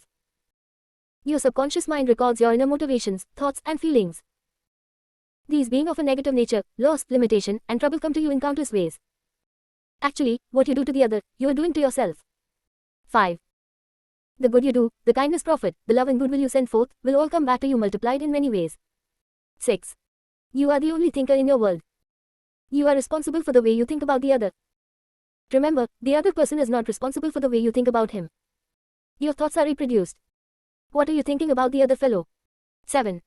Become emotionally mature and permit other people to differ from you. They have a perfect right to disagree with you, and you have the same freedom to disagree with them. You can disagree without being disagreeable. 8. Animals pick up your fear vibrations and snap at you. If you love animals, they will never attack you. Many undisciplined human beings are just as sensitive as dogs, cats, and other animals. 9. Your inner speech, representing your silent thoughts and feelings, is experienced in the reactions of others toward you. 10. Wish for the other what you wish for yourself. This is the key to harmonious human relations. 11. Change your concept and estimate of your employer. Feel and know he is practicing the golden rule in the law of love, and he will respond accordingly. 12. The other person cannot annoy you or irritate you except you permit him. Your thought is creative. You can bless him. If someone calls you a skunk, you have the freedom to say to the other, God's peace fills your soul. 13. Love is the answer to getting along with others. Love is understanding, goodwill, and respecting the divinity of the other. 14. You would not hate a hunchback or cripple. You would have compassion. Have compassion and understanding for mental hunchbacks who have been conditioned negatively. To understand all is to forgive all.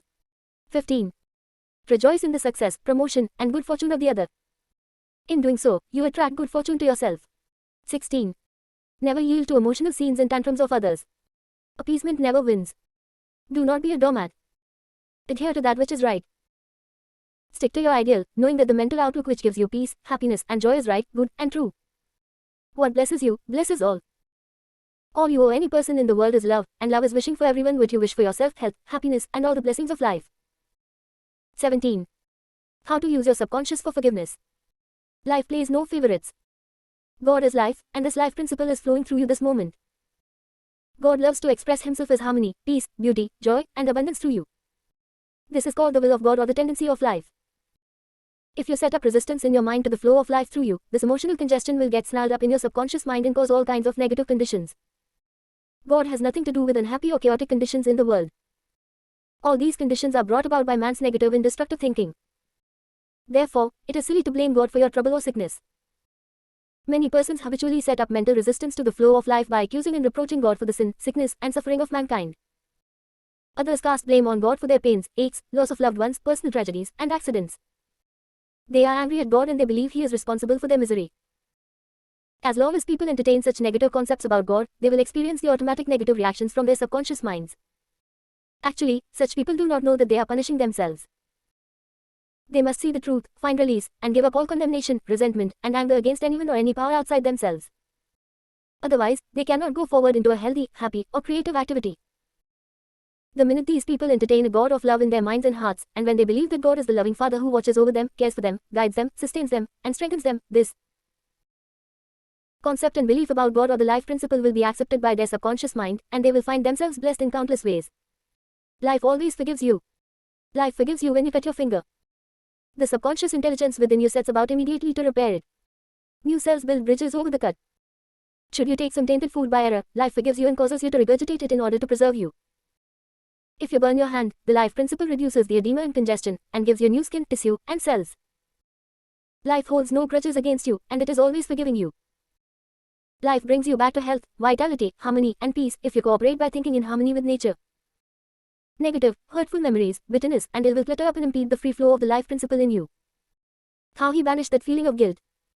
I knew a man who worked every night until about 1 o'clock in the morning. He paid no attention to his 2 boys or his wife. He was always too busy working hard. He thought people should pat him on the back because he was working so arduously and persistently past midnight every night. He had a blood pressure over 200 and was full of guilt. Unconsciously, he proceeded to punish himself by hard work and he completely ignored his children. A normal man does not do that. He is interested in his boys and in their development. He does not shut his wife out of his world. I explained to him why he was working so arduously. There is something eating you inside, otherwise, you would not act this way. You are punishing yourself, and you have to learn to forgive yourself. He did have a deep sense of guilt. It was toward a brother. I explained to him that God was not punishing him, but that he was punishing himself. For example, if you misuse the laws of life, you will suffer accordingly. If you put your hand on a naked charged wire, you will get burned. The forces of nature are not evil. It is your use of them that determines whether they have a good or evil effect. Electricity is not evil, it depends on how you use it, whether to burn down a structure or light up a home. The only sin is ignorance of the law, and the only punishment is the automatic reaction of man's misuse of the law. If you misuse the principle of chemistry, you may blow up the office of the factory. If you strike your hand on a board, you may cause your hand to bleed. The board is not for that purpose. Its purpose may be to lean upon it to support your feet. This man realized that God does not condemn or punish anyone, and that all his suffering was due to the reaction of his subconscious mind to his own negative and destructive thinking. He had cheated his brother at one time and the brother had now passed on. Still, he was full of remorse and guilt. I asked him, would you cheat your brother now? He said, no. Did you feel you were justified at the time? His reply was, yes. But, you would not do it now. He added, no, I am helping others to know how to live. I added the following comment, you have a greater reason and understanding now. Forgiveness is to forgive yourself. Forgiveness is getting your thoughts in line with the divine law of harmony. Self-condemnation of condemnation is called health bondage and restriction. Forgiveness is called heaven, harmony and peace. The burden of guilt and self-condemnation was lifted from his mind, and he had a complete healing. The doctor tested his blood pressure and it had become normal. The explanation was the cure. A murderer learned to forgive himself. A man who murdered his brother in Europe visited me many years ago. He was suffering from great mental anguish and torture, believing that God must punish him. He explained that his brother had been having an affair with his wife and that he had shot him on the spur of the moment. This had happened about 15 years previous to his interview with me. In the meantime, this man had married an American girl and had been blessed with 3 lovely children. He was in a position where he helped many people and he was a transformed man. My explanation to him was that physically and psychologically he was not the same man who shot his brother, since scientists inform us that every cell of our bodies changes every 11 months. Moreover, mentally and spiritually he was a new man. He was now full of love and goodwill for humanity. The old man who committed the crime 15 years before was mentally and spiritually dead. Actually, he was condemning an innocent man. This explanation had a profound effect upon him and he said it was as if a great weight had been lifted from his mind. He realized the significance of the following truth in the Bible. Come now, let us reason together, said the Lord. Though your sins be as scarlet, they shall be as white as snow. Though they be red like crimson, they shall be as wool. Isaiah 1:18. Criticism cannot hurt you without your consent. A school teacher told me that one of her associates criticized the speech she had given, saying to her that she spoke too fast, she swallowed some of her words, she couldn't be heard, her diction was poor, and her speech ineffective. This teacher was furious and full of resentment toward her critic. She admitted to me that the criticisms were just. Her first reaction was really childish and she agreed that the letter was really a blessing and a marvelous corrective. She proceeded immediately to supplement her deficiencies in her speech by enrolling in a course in public speaking at City College. She wrote and thanked the writer of the note for her interest, expressing appreciation for her conclusions and findings which enabled the teacher to correct the matter at once. How to be compassionate? Suppose none of the things mentioned in the letter had been true of the teacher. The latter would have realized that her class material had upset the prejudices, superstitions, or narrow sectarian beliefs of the writer of the note, and that a psychologically ill person was simply pouring forth her resentment because a psychological boil had been hurt. To understand this fact is to be compassionate. The next logical step would be to pray for the other person's peace, harmony, and understanding. You cannot be hurt when you know that you are master of your thoughts, reactions, and emotions. Emotions follow thoughts, and you have the power to reject all thoughts which may disturb or upset you. Left at the altar. Some years ago, I visited a church to perform a marriage ceremony. The young man did not appear and at the end of 2 hours, the bride-to-be shed a few tears and then said to me, I prayed for divine guidance. This might be the answer, for he never failed. That was her reaction, faith in God and all things good. She had no bitterness in her heart because, as she said, it must not have been right action because my prayer was for right action for both of us. Someone else having a similar experience would have gone into a tantrum, have had an emotional fit, required sedation, and perhaps needed hospitalization.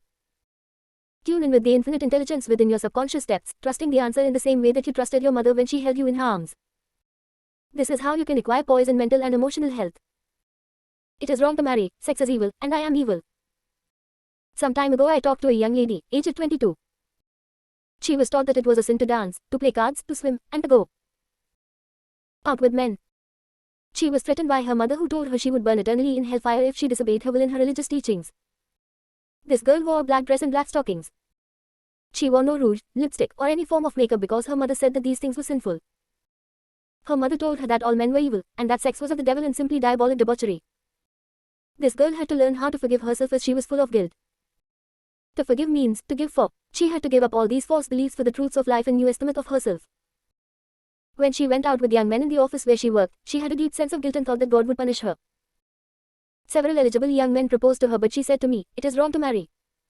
Sex is evil and I am evil. This was her conscience of early conditioning speaking. She came to me once weekly for about 10 weeks and I taught her the workings of the conscious and subconscious mind set forth in this book. This young girl gradually came to see that she had been completely brainwashed, mesmerized, and conditioned by an ignorant, superstitious, bigoted, and frustrated mother. She broke away completely from her family and started to live a wonderful life. At my suggestion, she dressed up and had her hair attended to. She took lessons in dancing from a man, and she also took driving lessons. She learned to swim, play cards, and had a number of dates. She began to love life. She prayed for a divine companion by claiming that infinite spirit would attract to her a man who harmonized with her thoroughly. Eventually this came to pass. As she left my office one evening, there was a man waiting to see me and I casually introduced them.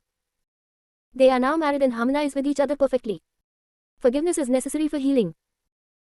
And when ye stand praying, forgive, if ye have aught against any. Mark 11:25. Forgiveness of others is essential to mental peace and radiant health. You must forgive everyone who has ever hurt you if you want perfect health and happiness. Forgive yourself by getting your thoughts in harmony with divine law and order. You cannot really forgive yourself completely until you have forgiven others first. To refuse to forgive yourself is nothing more or less than spiritual pride or ignorance. In the psychosomatic field of medicine today, it has been constantly stressed that resentment, condemnation of others, remorse, and hostility are behind a host of maladies ranging from arthritis to cardiac disease. They point out that these sick people, who were hurt, mistreated, deceived, or injured, were full of resentment and hatred for those who hurt them. This caused inflamed and festering wounds in their subconscious minds. There is only one remedy. They have to cut out and discard their hurts, and the one and only sure way is by forgiveness. Forgiveness is love in action. The essential ingredient in the art of forgiveness is the willingness to forgive.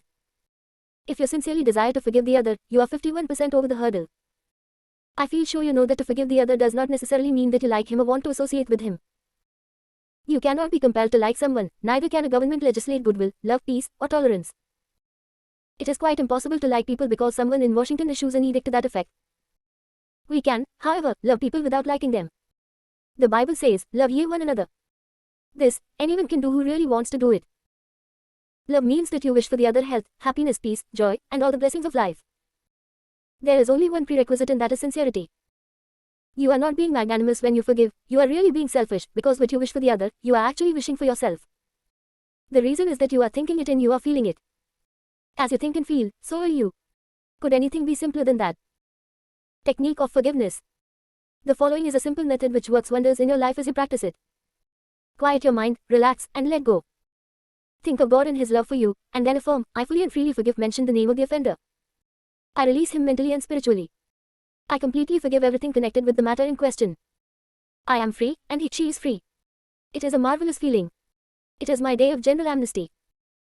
I release anybody and everybody who has ever hurt me, and I wish for each and everyone health, happiness, peace, and all the blessings of life. I do this freely, joyously, and lovingly, and whenever I think of the person or persons who hurt me, I say, I have released you, and all the blessings of life are yours. I am free and you are free. It is wonderful. The great secret of true forgiveness is that once you have forgiven the person, it is unnecessary to repeat the prayer.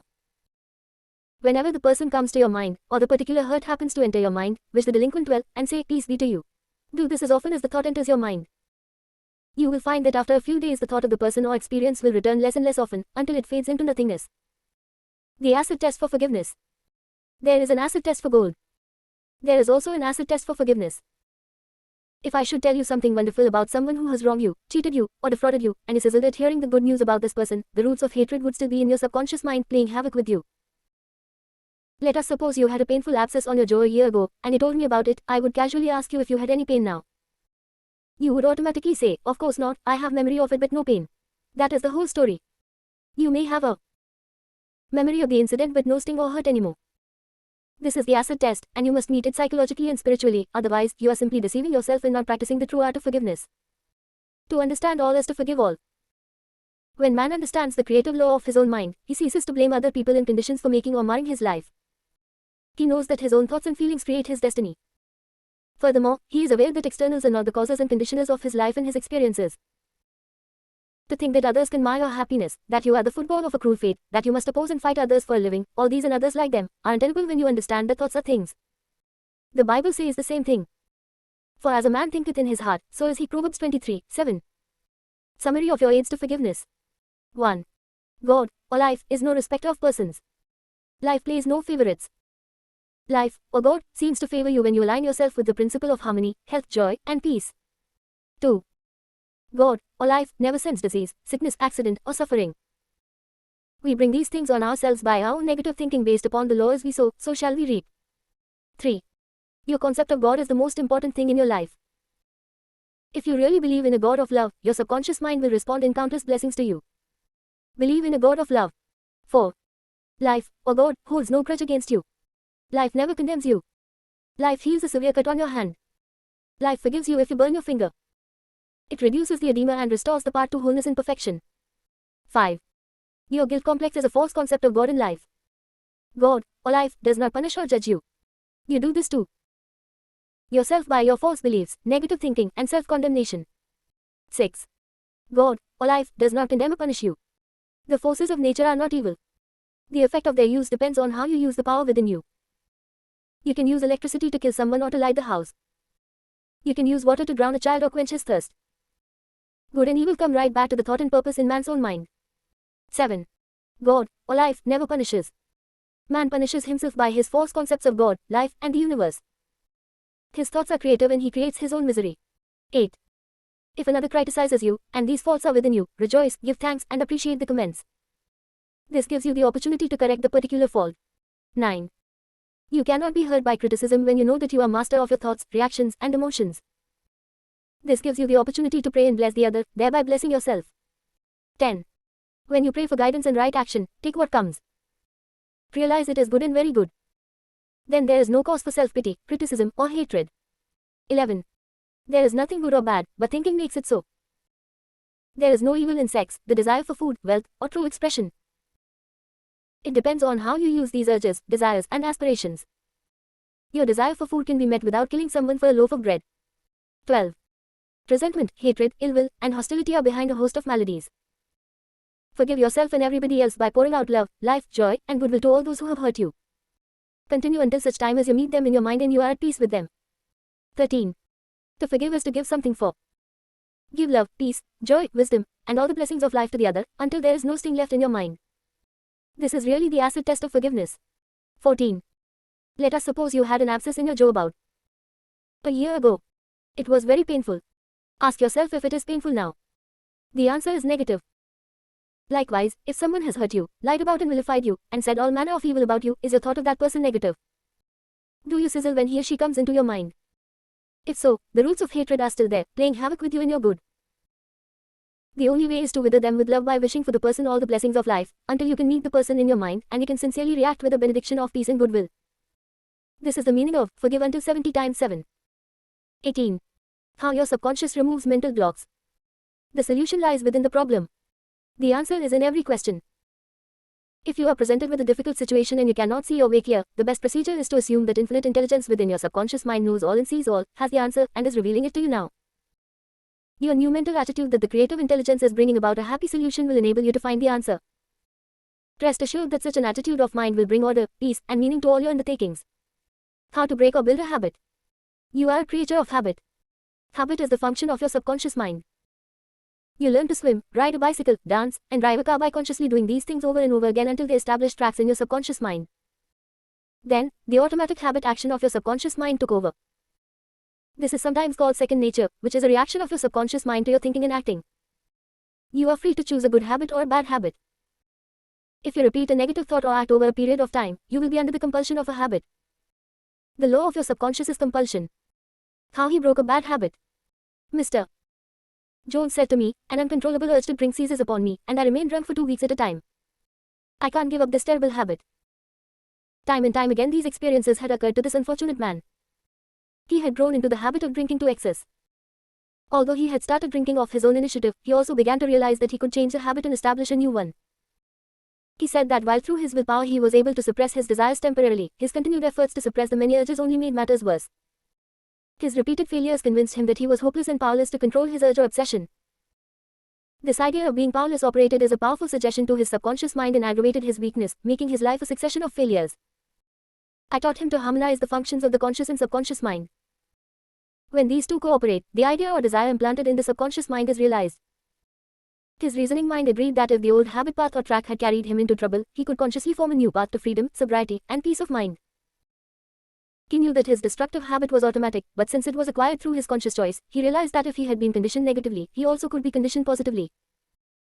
As a result, he ceased thinking of the fact that he was powerless to overcome the habit. Moreover, he understood clearly that there was no obstacle to his healing other than his own thought. Therefore, there was no occasion for great mental effort or mental coercion. The power of his mental picture. This man acquired a practice of relaxing his body and getting into a relaxed, drowsy, meditative state. Then he filled his mind with the picture of the desired end, knowing his subconscious mind could bring it about the easiest way. He imagined his daughter congratulating him on his freedom and saying to him, "Daddy, it's wonderful to have you home." He had lost his family through drink. He was not allowed to visit them, and his wife would not speak to him. Regularly, systematically, he used to sit down and meditate in the way outlined. When his attention wandered, he made it a habit to immediately recall the mental picture of his daughter with her smile in the scene of his home enlivened by her cheerful voice. All this brought about a reconditioning of his mind. It was a gradual process. He kept it up. He persevered, knowing that sooner or later he would establish a new habit pattern in his subconscious mind. I told him that he could liken his conscious mind to a camera, that his subconscious mind was the sensitive plate on which he registered and impressed the picture. This made a profound impression on him, and his whole aim was to firmly impress the picture on his mind and develop it there. Films are developed in the dark. Likewise, mental pictures are developed in the dark room of the subconscious mind. Focused attention. Realizing that his conscious mind was simply a camera, he used no effort. There was no mental struggle. He quietly adjusted his thoughts and focused his attention on the scene before him until he gradually became identified with the picture. He became absorbed in the mental atmosphere, repeating the mental movie frequently. There was no room for doubt that a healing would follow. When there was any temptation to drink, he would switch his imagination from any reveries or drinking bouts to the feeling of being at home with his family. He was successful because he confidently expected to experience the picture he was developing in his mind. Today he is president of a multimillion-dollar concern and is radiantly happy. He said a jinx was following him. Mr. Block said that he had been making an annual income of $20,000, but for the past 3 months all doors seemed to jam tightly. He brought clients up to the point where they were about to sign on the dotted line, and then at the 11th hour the door closed. He added that perhaps a jinx was following him. In discussing the matter with Mr. Block, I discovered that 3 months previously he had become very irritated, annoyed, and resentful toward a dentist who, after he had promised to sign a contract, had withdrawn at the last moment. He began to live in the unconscious fear that other clients would do the same, thereby setting up a history of frustration, hostility, and obstacles. He gradually built up in his mind a belief in obstruction and last-minute cancellations until a vicious circle had been established. What I fear most has come upon me. Mr. Block realized that the trouble was in his own mind and that it was essential to change his mental attitude. His run of so-called misfortune was broken in the following way. I realize I am one with the infinite intelligence of my subconscious mind which knows no obstacle, difficulty, or delay. I live in the joyous expectancy of the best. My deeper mind responds to my thoughts. I know that the work of the infinite power of my subconscious cannot be hindered. Infinite intelligence always finishes successfully whatever it begins. Creative wisdom works through me, bringing all my plans and purposes to completion. Whatever I start, I bring to a successful conclusion. My aim in life is to give wonderful service, and all those whom I contact are blessed by what I have to offer. All my work comes to full fruition in divine order. He repeated this prayer every morning before going to call on his customers, and he also prayed each night prior to sleep. In a short time he had established a new habit pattern in his subconscious mind, and he was back in his old accustomed stride as a successful salesman. How much do you want what you want? A young man asked Socrates how he could get wisdom. Socrates replied, "Come with me." He took the lad to a river, pushed the boy's head under the water, held it there until the boy was gasping for air, then relaxed and released his head. When the boy regained his composure, he asked him, "What did you desire most when you were under water?" "I wanted air," said the boy. Socrates said to him, "When you want wisdom as much as you wanted air when you were immersed in the water, you will receive it. Likewise, when you really have an intense desire to overcome any block in your life, and you come to a clear-cut decision that there is a way out, and that is the course you wish to follow, then victory and triumph are assured. If you really want peace of mind and inner calm, you will get it, regardless of how unjustly you have been treated, or how unfair the boss has been, or what a mean scoundrel someone has proved to be. All this makes no difference to you when you awaken to your mental and spiritual powers. You know what you want, and you will definitely refuse to let the thieves' thoughts of hatred, anger, hostility, and ill will rob you of peace, harmony, health, and happiness. You cease to become upset by people, conditions, news, and events by identifying your thoughts immediately with your aim in life. Your aim is peace, health, inspiration, harmony, and abundance. Feel a river of peace flowing through you now. Your thought is the immaterial and invisible power, and you choose to let it bless, inspire, and give you peace. Why he could not be healed. This is a case history of a married man with 4 children who was supporting and secretly living with another woman during his business trips. He was ill, nervous, irritable, and cantankerous, and he could not sleep without drugs. The doctor's medicine failed to bring down his high blood pressure of over 200. He had pains in numerous organs of his body which doctors could not diagnose or relieve. To make matters worse, he was drinking heavily. The cause of all this was a deep unconscious sense of guilt. He had violated the marriage vows, and this troubled him. The religious creed he was brought up on was deeply lodged in his subconscious mind, and he drank excessively to heal the wound of guilt. Some invalids take morphine and codeine for severe pains. He was taking alcohol for the pain or wound in his mind. It was the old story of adding fuel to the fire. The explanation and the cure. He listened to the explanation of how his mind worked. He faced his problem, looked at it, and gave up his dual role. He knew that his drinking was an unconscious attempt to escape. The hidden cause lodged in his subconscious mind had to be eradicated, then the healing would follow. He began to impress his subconscious mind 3 or 4 times a day by using the following prayer. My mind is full of peace, poise, balance, and equilibrium. The infinite lies stretched in smiling repose within me. I am not afraid of anything in the past, the present, or the future. The infinite intelligence of my subconscious mind leads, guides, and directs me in all ways. I now meet every situation with faith, poise, calmness, and confidence. I am now completely free from the habit. My mind is full of inner peace, freedom, and joy. I forgive myself, then I am forgiven.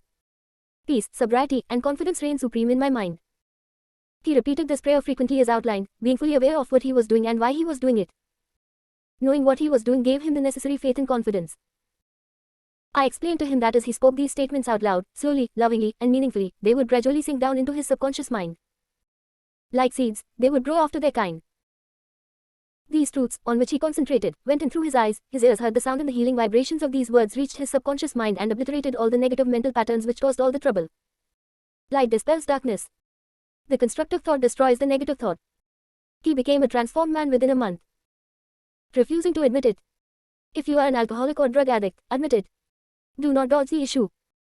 Many people remain alcoholics because they refuse to admit it. Your disease is an instability, an inner fear. You are refusing to face life, and so you try to escape your responsibilities through the bottle. As an alcoholic you have no free will, although you think you have, and you may even boast about your willpower.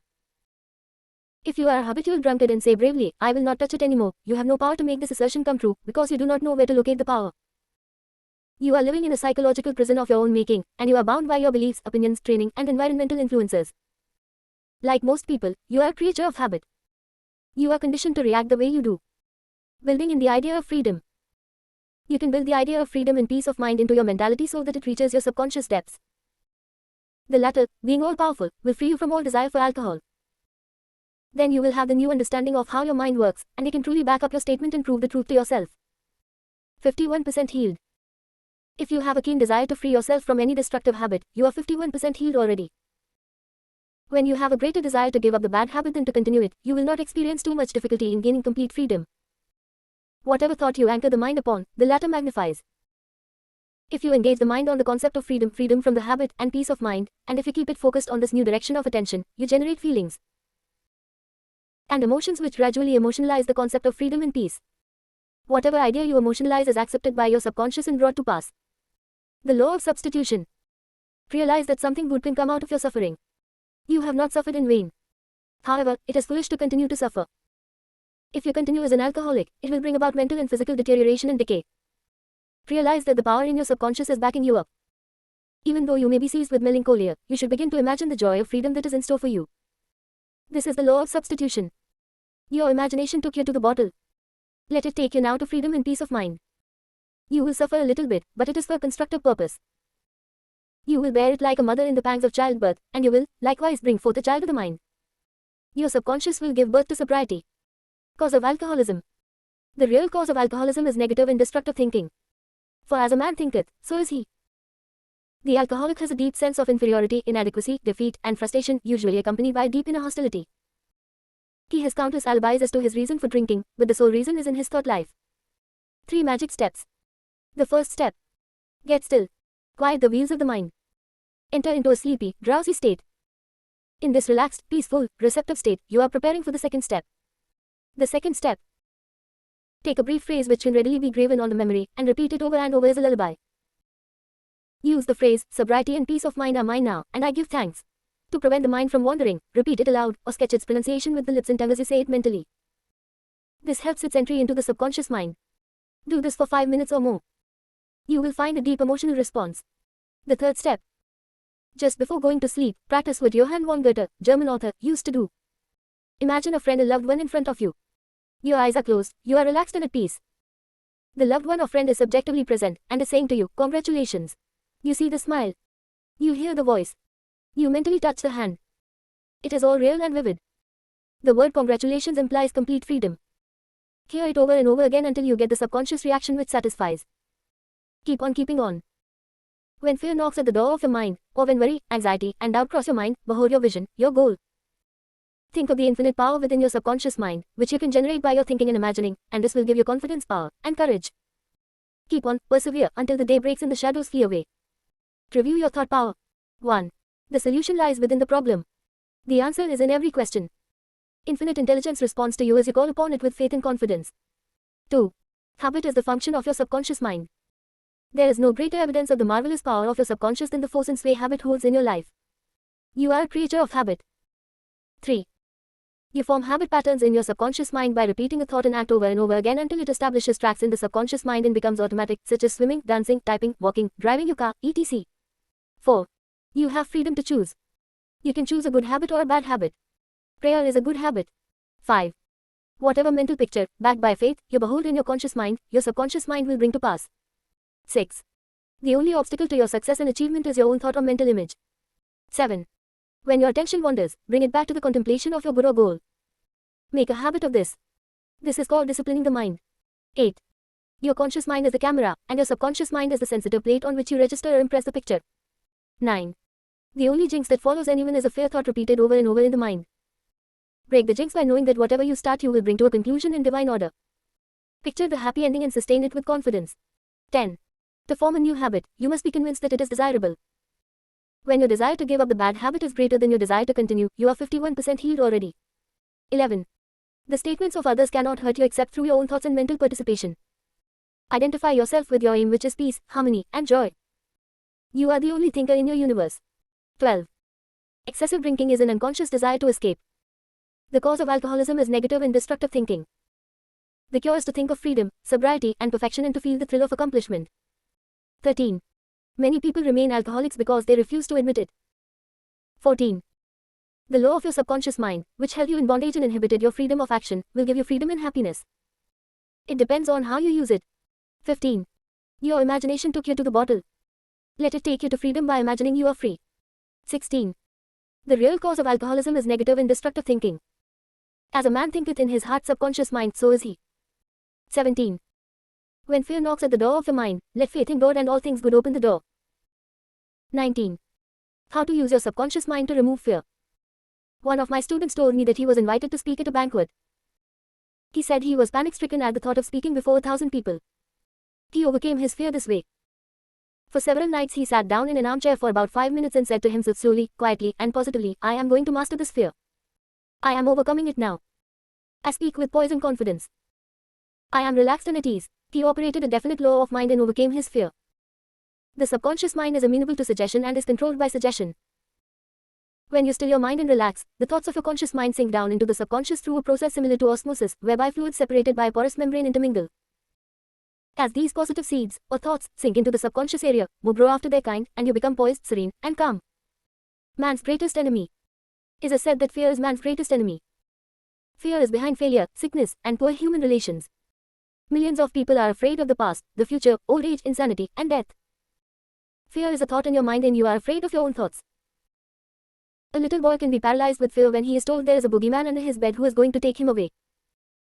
When his father turns on the light and shows him there is no boogeyman, he is freed from fear. The fear in the mind of the boy was as real as if there really was a boogeyman there. He was healed of a false thought in his mind. The thing he feared did not exist. Likewise, most of your fears have no reality. They are merely a conglomeration of sinister shadows, and shadows have no reality. Do the thing you fear. Mark Twain, philosopher and writer, said, do the thing you fear most, and the death of fear is certain. There was a time when the writer of this chapter was filled with unutterable fear when standing before an audience. The way I overcame it was to stand before the audience, do the thing I was afraid to do, and the death of fear was certain. When you affirm positively that you are going to master your fears, and you come to a definite decision in your conscious mind, you release the power of the subconscious which flows in response to the nature of your thought. Vanishing stage fright. A young lady was invited to an audition. She had been looking forward to the interview. However, on 3 previous occasions, she had failed miserably due to stage fright. She possessed a very good voice, but she was certain that when the time came for her to sing, she would be seized with stage fright. The subconscious mind takes your fears as a request, proceeds to manifest them, and then brings them into your experience. On 3 previous auditions she sang wrong notes, and she finally broke down and cried. The cause, as previously outlined, was an involuntary autosuggestion, i.e., a silent fear thought emotionalized and subjectified. She overcame it by the following technique. 3 times a day she isolated herself in a room. She sat down comfortably in an armchair, relaxed her body, and closed her eyes. She stilled her mind and body to the best of her ability. Physical inertia favors passivity and renders the mind more receptive to suggestion. She counteracted the fear suggestion by saying to herself, I sing beautifully, I am poised, serene, confident, and calm. She repeated this statement slowly, quietly, and with feeling from 5 to 10 times at each sitting. She had 3 such sittings every day and one immediately prior to sleep. At the end of a week, she was completely poised and confident, and gave an outstanding audition. Carry out the above procedure, and the death of fear is certain. Fear of failure. Occasionally, young men from the local university come to see me, as well as school teachers, who often seem to suffer from suggestive amnesia at examinations. The complaint is always the same. I know the answers after the examination is over, but I can't remember the answers during the examination. The idea which realizes itself is the one to which we invariably give concentrated attention. I find that each one is obsessed with the idea of failure. Fear is behind the temporary amnesia, and it is the cause of the whole experience. One young medical student was the most brilliant person in his class, yet he found himself failing to answer simple questions at the time of written or oral examinations. I explained to him that the reason was he had been worrying and was fearful for several days previous to the examination. These negative thoughts became charged with fear. Thoughts enveloped in the powerful emotion of fear are realized in the subconscious mind. In other words, this young man was requesting his subconscious mind to see to it that he failed, and that is exactly what it did. On the day of the examination, he found himself stricken with what is called, in psychological circles, suggestive amnesia. How to overcome fear? He learned that his subconscious mind was the storehouse of memory, and that it had a perfect record of all he had heard and read during his medical training. Moreover, he learned that the subconscious mind was responsive and reciprocal. The way to be en rapport with it was to be relaxed, peaceful, and confident. Every night and morning he began to imagine his mother congratulating him on his wonderful record. He would hold an imaginary letter from her in his hand. As he began to contemplate the happy result, he called forth a corresponding or reciprocal response or reaction in himself. The all-wise and omnipotent power of the subconscious took over, dictated, and directed his conscious mind accordingly. He imagined the end, thereby willing the means to the realization of the end. Following this procedure, he had no trouble passing subsequent examinations. In other words, the subjective wisdom took over, compelling him to give an excellent account of himself. Fear of water, mountains, closed places, and so on. There are many people who are afraid to go into an elevator, climb mountains, or even swim in the water. It may well be that the individual had unpleasant experiences in the water in his youth, such as having been thrown forcibly into the water without being able to swim. He might have been forcibly detained in an elevator which failed to function properly, causing resultant fear of closed places. I had an experience when I was about 10 years of age. I accidentally fell into a pool and went down 3 times. I can still remember the dark water engulfing my head, and my gasping for air until another boy pulled me out at the last moment. This experience sank into my subconscious mind, and for years I feared the water. An elderly psychologist said to me, go down to the swimming pool, look at the water, and say out loud in strong tones, I am going to master you, I can dominate you. Then go into the water, take lessons, and overcome it. This I did, and I mastered the water. Do not permit water to master you. Remember, you are the master of the water. When I assumed a new attitude of mind, the omnipotent power of the subconscious responded, giving me strength, faith, and confidence, and enabling me to overcome my fear. Master technique for overcoming any particular fear. The following is a process and technique for overcoming fear which I teach from the platform. It works like a charm. Try it. Suppose you are afraid of the water, a mountain, an interview, an audition, or you fear closed places. If you are afraid of swimming, begin now to sit still for 5 or 10 minutes 3 or 4 times a day, and imagine you are swimming. Actually, you are swimming in your mind. It is a subjective experience. Mentally, you have projected yourself into the water. You feel the chill of the water in the movement of your arms and legs. It is all real, vivid, and a joyous activity of the mind. It is not idle daydreaming, for you know that what you are experiencing in your imagination will be developed in your subconscious mind. Then you will be compelled to express the image and likeness of the picture you impressed on your deeper mind. This is the law of the subconscious. You could apply the same technique if you are afraid of mountains or high places. Imagine you are climbing the mountain, feel the reality of it all, enjoy the scenery, knowing that as you continue to do this mentally, you will do it physically with ease and comfort. He blessed the elevator. I knew an executive of a large corporation who was terrified to ride in an elevator. He would walk up 5 flights of stairs to his office every morning. He said that he began to bless the elevator every night and several times a day. He finally overcame his fear. This was how he blessed the elevator. The elevator in our building is a wonderful idea. It came out of the universal mind. It is a boon and a blessing to all our employees. It gives wonderful service. It operates in divine order. I ride in it in peace and joy. I remain silent now while the currents of life, love, and understanding flow through the patterns of my thought. In my imagination I am now in the elevator, and I step out into my office. The elevator is full of our employees. I talk to them and they are friendly, joyous, and free. It is a wonderful experience of freedom, faith, and confidence. I give thanks. He continued this prayer for about 10 days, and on the 11th day, he walked into the elevator with other members of the organization and felt completely free. Normal and abnormal fear. Man is born with two fears. The fear of falling and the fear of noise. These are a sort of alarm system given you by nature as a means of self-preservation. Normal fear is good. You hear an automobile coming down the road, and you step aside to survive. The momentary fear of being run over is overcome by your action. All other fears were given to you by parents, relatives, teachers, and all those who influenced your early years. Abnormal fear. Abnormal fear takes place when man lets his imagination run riot. I knew a woman who was invited to go on a trip around the world by plane. She began to cut out of the newspapers all reports of airplane catastrophes. She pictured herself going down in the ocean, being drowned, etc. This is abnormal fear. Had she persisted in this, she would undoubtedly have attracted what she feared most. Another example of abnormal fear is that of a businessman in New York who was very prosperous and successful. He had his own private mental motion picture of which he was the director. He would run this mental movie of failure, bankruptcy, empty shelves, and no bank balance until he sank into a deep depression. He refused to stop this morbid imagery and kept reminding his wife that, "This can't last, there will be a recession, I feel sure we will go bankrupt, etc." His wife told me that he finally did go into bankruptcy, and all the things he imagined and feared came to pass. The things he feared did not exist, but he brought them to pass by. Constantly fearing, believing, and experiencing financial disaster. Job said, "The thing I feared has come upon me." There are people who are afraid that something terrible will happen to their children, and that some dreadful catastrophe will befall them. When they read about an epidemic or rare disease, they live in fear that they will catch it and some imagine they have the disease already. All of this is abnormal fear. The answer to abnormal fear. Move mentally to the opposite. To stay at the extreme of fear is stagnation plus mental and physical deterioration. When fear arises, there immediately comes with it a desire for something opposite to the thing feared. Place your attention on the thing immediately desired. Get absorbed and engrossed in your desire, knowing that the subjective always overturns the objective. This attitude will give you confidence and lift your spirits. The infinite power of your subconscious mind is moving on your behalf and it cannot fail. Therefore, peace and assurance is yours. Examine your fears.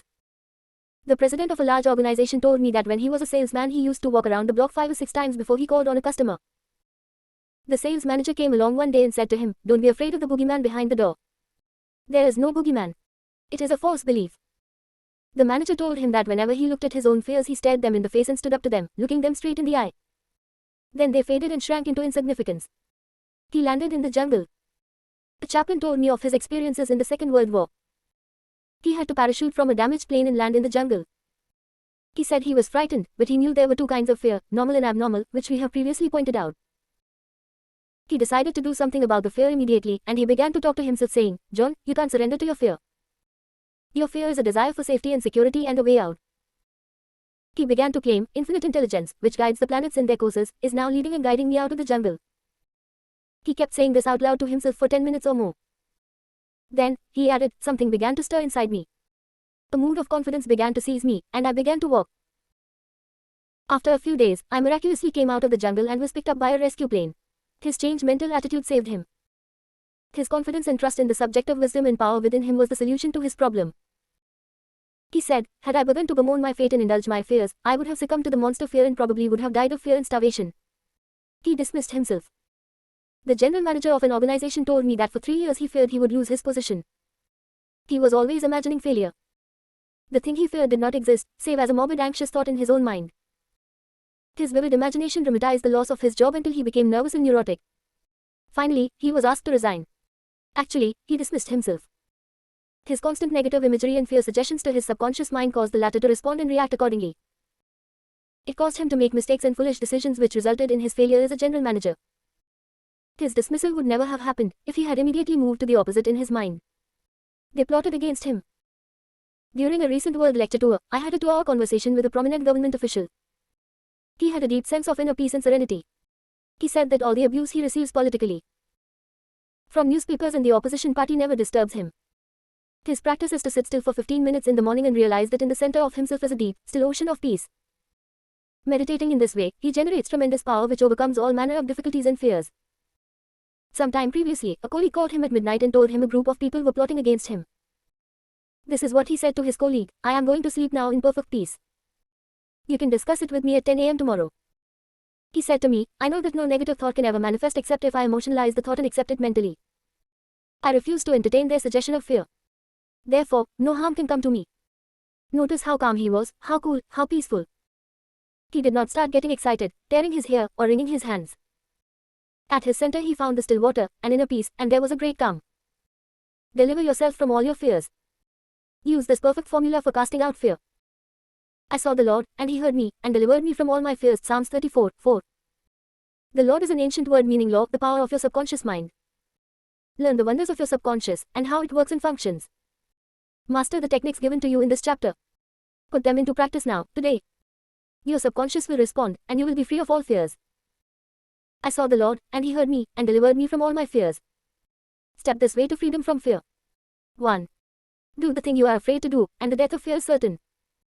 Say to yourself and mean it, I am going to master this fear, and you will. 2. Fear is a negative thought in your mind. Supplant it with a constructive thought. Fear has killed millions. Confidence is greater than fear. Nothing is more powerful than faith in God and the good. 3. Fear is man's greatest enemy. It is behind failure, sickness, and bad human relations. Love casts out fear. Love is an emotional attachment to the good things in life. Fall in love with honesty, integrity, justice, goodwill, and success. Live in the joyous expectancy of the best, and invariably the best will come to you. 4. Counteract the fear suggestions with the opposite, such as, I sing beautifully. I am poised, serene, and calm. It will pay fabulous dividends. 5. Fear is behind amnesia at oral and written examination time. You can overcome this by affirming frequently, I have a perfect memory for everything I need to know, or you can imagine a friend congratulating you on your brilliant success on the examination. Persevere and you will win. 6. If you are afraid of the water, in your imagination swim freely and joyously. Project yourself into the water mentally. Feel the chill and thrill of swimming across the pool. Make it vivid. As you do this subjectively, you will be compelled to go into the water and conquer it. This is the law of your mind. 7. If you are afraid of closed places, such as elevators, lecture halls, etc., mentally ride in an elevator blessing all its parts and functions. You will be amazed how quickly the fear will be dissipated. 8. You were born with only 2 fears. The fear of falling and the fear of noise. All your other fears were acquired. Get rid of them. 9. Normal fear is good. Abnormal fear is very bad and destructive. To constantly indulge in fear thoughts results in abnormal fear, obsessions, and complexes. To fear something persistently causes a sense of panic and terror. 10. You can overcome abnormal fear when you know the power of your subconscious mind can change conditions and bring to pass the cherished desires of your heart. Give your immediate attention and devotion to your desire, which is the opposite of your fear. This is the love that casts out fear. 11. If you are afraid of failure, give your attention to success. If you are afraid of sickness, dwell on your perfect health. If you are afraid of an accident, dwell on the guidance and protection from God. If you are afraid of death, dwell on eternal life. God is life, and that is your life now. 12. The great law of substitution is the answer to fear. Whatever you fear has its solution in the form of your desire. If you are sick, you desire health. If you are in the prison of fear, you desire freedom. Expect the good. Mentally concentrate on the good, and know that your subconscious mind answers you always. It never fails. 13. The things you fear do not really exist except as thoughts in your mind. Thoughts are creative. This is why Job said, the thing I feared has come upon me. Think good and good follows. 14. Look at your fears. Hold them up to the light of reason. Learn to laugh at your fears. That is the best medicine. 15. Nothing can disturb you but your own thought. The suggestions, statements, or threats of other persons have no power. The power is within you, and when your thoughts are focused on that which is good, then God's power is with your thoughts of good. There is only one creative power, and it moves as harmony. There are no divisions or quarrels in it. Its source is love. This is why God's power is with your thoughts of good. 20. How to stay young in spirit forever. Your subconscious mind never grows old. It is timeless, ageless, and endless. It is a part of the universal mind of God which was never born and it will never die. Fatigue or old age cannot be predicated on any spiritual quality or power. Patience, kindness, veracity, humility, goodwill, peace, harmony, and brotherly love are attributes and qualities which never grow old. If you continue to generate these qualities here on this plane of life, you will always remain young in spirit. I remember reading an article in one of our magazines some years ago which stated that a group of eminent medical men at the DeCosi Clinic in Cincinnati, Ohio, reported that years alone are not responsible for bringing about degenerative disorders. These same physicians stated that it is the fear of time, not time itself, that has a harmful aging effect on our minds and bodies, and that the neurotic fear of the effects of time may well be the cause of premature aging. During the many years of my public life, I have had occasion to study the biographies of the famous men and women who have continued their productive activities into the years well beyond the normal span of life. Some of them achieved their greatness in old age. At the same time, it has been my privilege to meet and to know countless individuals of no prominence who, in their lesser sphere, belong to those hardy mortals who have proved that old age of itself does not destroy the creative powers of the mind and body.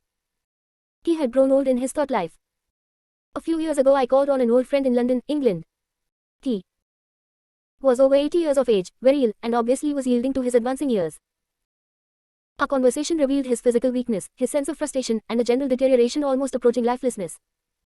His cry was that he was useless and that no one wanted him. With an expression of hopelessness he betrayed his false philosophy: we are born, grow up, become old, good for nothing, and that's the end. This mental attitude of futility and worthlessness was the chief reason for his sickness. He was looking forward only to senescence and, after that, nothing. Indeed, he had grown old in his thought life, and his subconscious mind brought about all the evidence of his habitual thinking. Age is the dawn of wisdom. Unfortunately, many people have the same attitude as this unhappy man. They are afraid of what they term old age, the end, and extinction, which really means that they are afraid of life. Yet, life is endless. Age is not the flight of years, but the dawn of wisdom. Wisdom is an awareness of the tremendous spiritual powers in your subconscious mind and the knowledge of how to apply these powers to lead a full and happy life. Get it out of your head once and for all that 65, 75, or 85 years of age is synonymous with the end for you or anybody else. It can be the beginning of a glorious, fruitful, active, and most productive life pattern, better than you have ever experienced. Believe this, expect it, and your subconscious will bring it to pass. Welcome the change. Old age is not a tragic occurrence. What we call the aging process is really change.